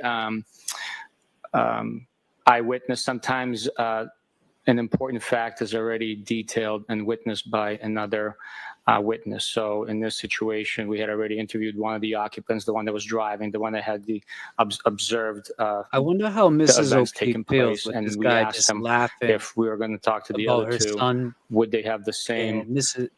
Karen, recollection, her life observations? being. Did they leave the vehicle to go in the house at all? Anything like that? Anything different?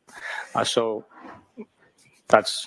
Okay, so it would be important, obviously, to interview witnesses in a timely manner. Appreciate you, Barbara. In some instances, yes. Okay. Yes. Do you remember when Trooper Proctor actually interviewed Ricky D'Antonio and, I'm sorry, when Michael Proctor interviewed Ricky D'Antonio and Heather Maxson? I do not have a memory of that, no. I'm sure a report would indicate when.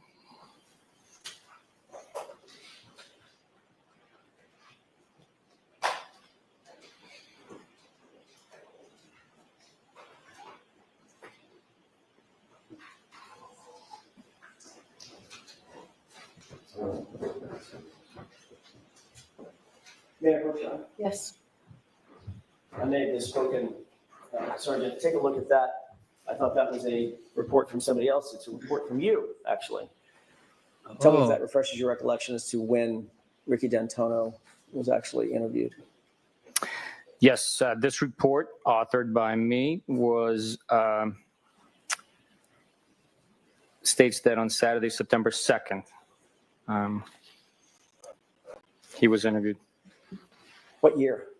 2023.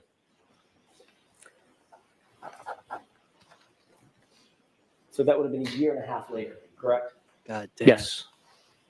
Do you believe that's a timely report, or rather a timely interview for an eyewitness, the gravity of which is described in your report? Of a Boston police officer. We again, perfect ideal world scenario, it would be quicker. So that would be, no excuses, I'm not throwing bars, but that would be untimely, correct? Year and a half later? We do the best we can. The best you You can. indicated that your memory Ms. O'Keefe, was you hearing this shit? The cars arrived simultaneously. That's a interview with Ricky D'Antonio. You see the highlighted portion?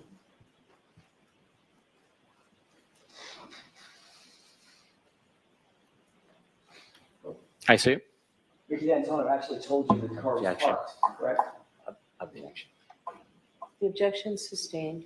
Your Honor, may we approach with them? Yes, can I see that, please?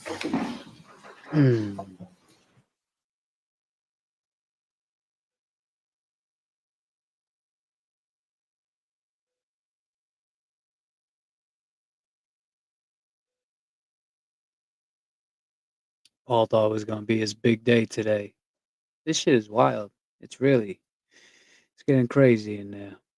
And TB, no doubt. If it wasn't for TB, all of us wouldn't. I mean, I don't think it would have been played out like this. TB laid the foundation, and we just did what we could do on our half, what we know. And that waterfall video just stuck out to us. Like I said to JFK one night, you don't just bust out a heel toe for no reason. No apparent reason. You're just going to do a heel toe. There was definitely tension. Officer John O'Keefe didn't go in there hugging Higgins because he was like missing him. He was hugging him like, I know what you're doing. You know, I know you and Karen got this little whatever you got going on. And that was the type of hug it was. And then he went over to Brian A. Same thing. So they're having this guy act as Brian Higgins, Brian A. I don't know, Colin, but they're having him act as Chloe, which his new name is, what is it, Chlora? Is that what it was, Chlora?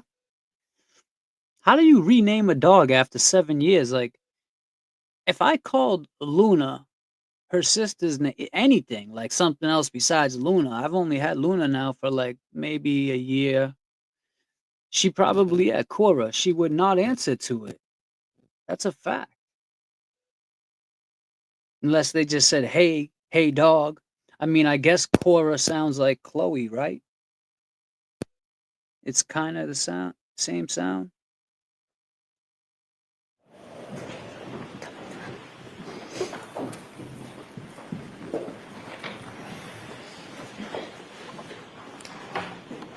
Exactly. May I, Your Honor? Yes. Thank you. Isn't it true that when you interviewed Ricky D'Antano, he indicated that upon their arrival at the home, 34 Fairview, quote, a dark-colored SUV was parked in front of the home facing up towards Chapman Street. That's what he told me, correct? That's what the report indicates for Ricky's interview, yes. And in fact, you wrote this report based on Ricky's interview. I wrote that report, yes. Thank you. I wrote that report, yes. I did. You can't get out of that. Just a moment, Your Honor. Yes.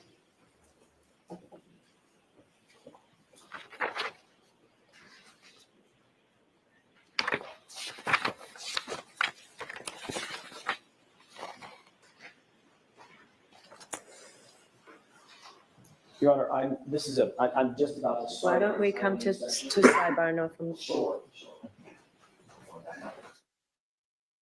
God damn, huh? Why don't we come to a sidebar?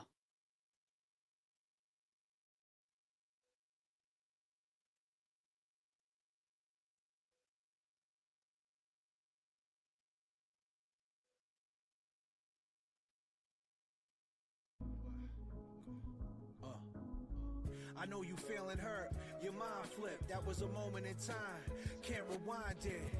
I seen your call, can't talk, declined it, said I was sorry. Liquor had me blinded. I know about your issues, you're not feeling well.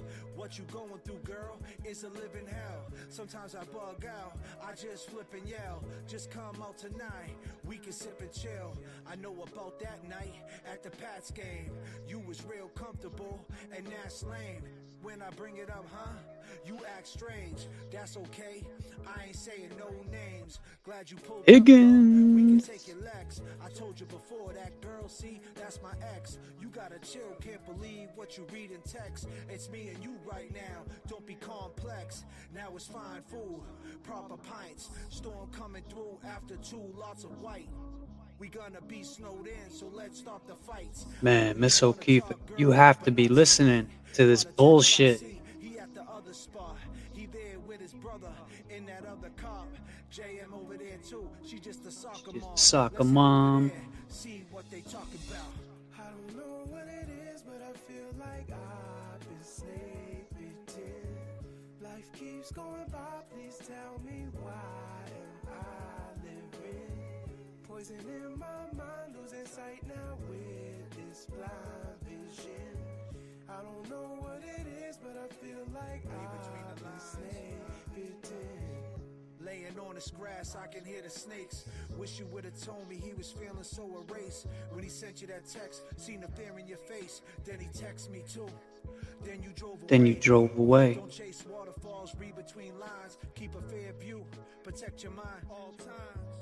Call 911, officer down. Don't make a sound, there's an officer in the house. All I can feel is my phone vibrate. Wish you was here, not sitting at my place. Who let the dog Is that Tully in the back? Behind that woman? Not Tully. The little cop there? Seen the fear in your face, then he texted me too. then you drove away. The bald guy that got eaten up by Alan Jackson. Oh no, that's a reporter.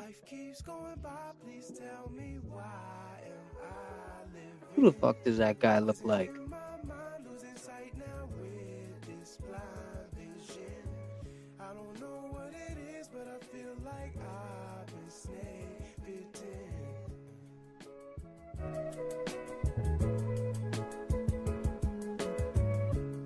R.I.P. Officer John O'Keefe. Free Karen Reed. This shit needs to stop. Let's go. Especially as this moves along, I think it becomes more important for me to talk to the lawyers about scheduling to give you some idea on how we're doing. I can tell you that everybody's in agreement that we are right on schedule. So we're not behind schedule. Optimistically, maybe we're still a little bit ahead, but we are on schedule for that. Monday, I'm going to ask you all to come in at 10. So we'll start at 10 o'clock on Monday, and we will go a full day. We'll move every day next week. Oh, yeah. So we will see you next week. Those same cautions. Please do not discuss this case with anyone. Don't do any independent research or investigation into this case. Don't listen to her. It's been a beautiful time spending this time with everybody in the chat. I appreciate each and every one of you. We've been going now about 5 hours and 10 minutes, whatever it is. We are gonna remind you when I end this stream, I want you to think of this.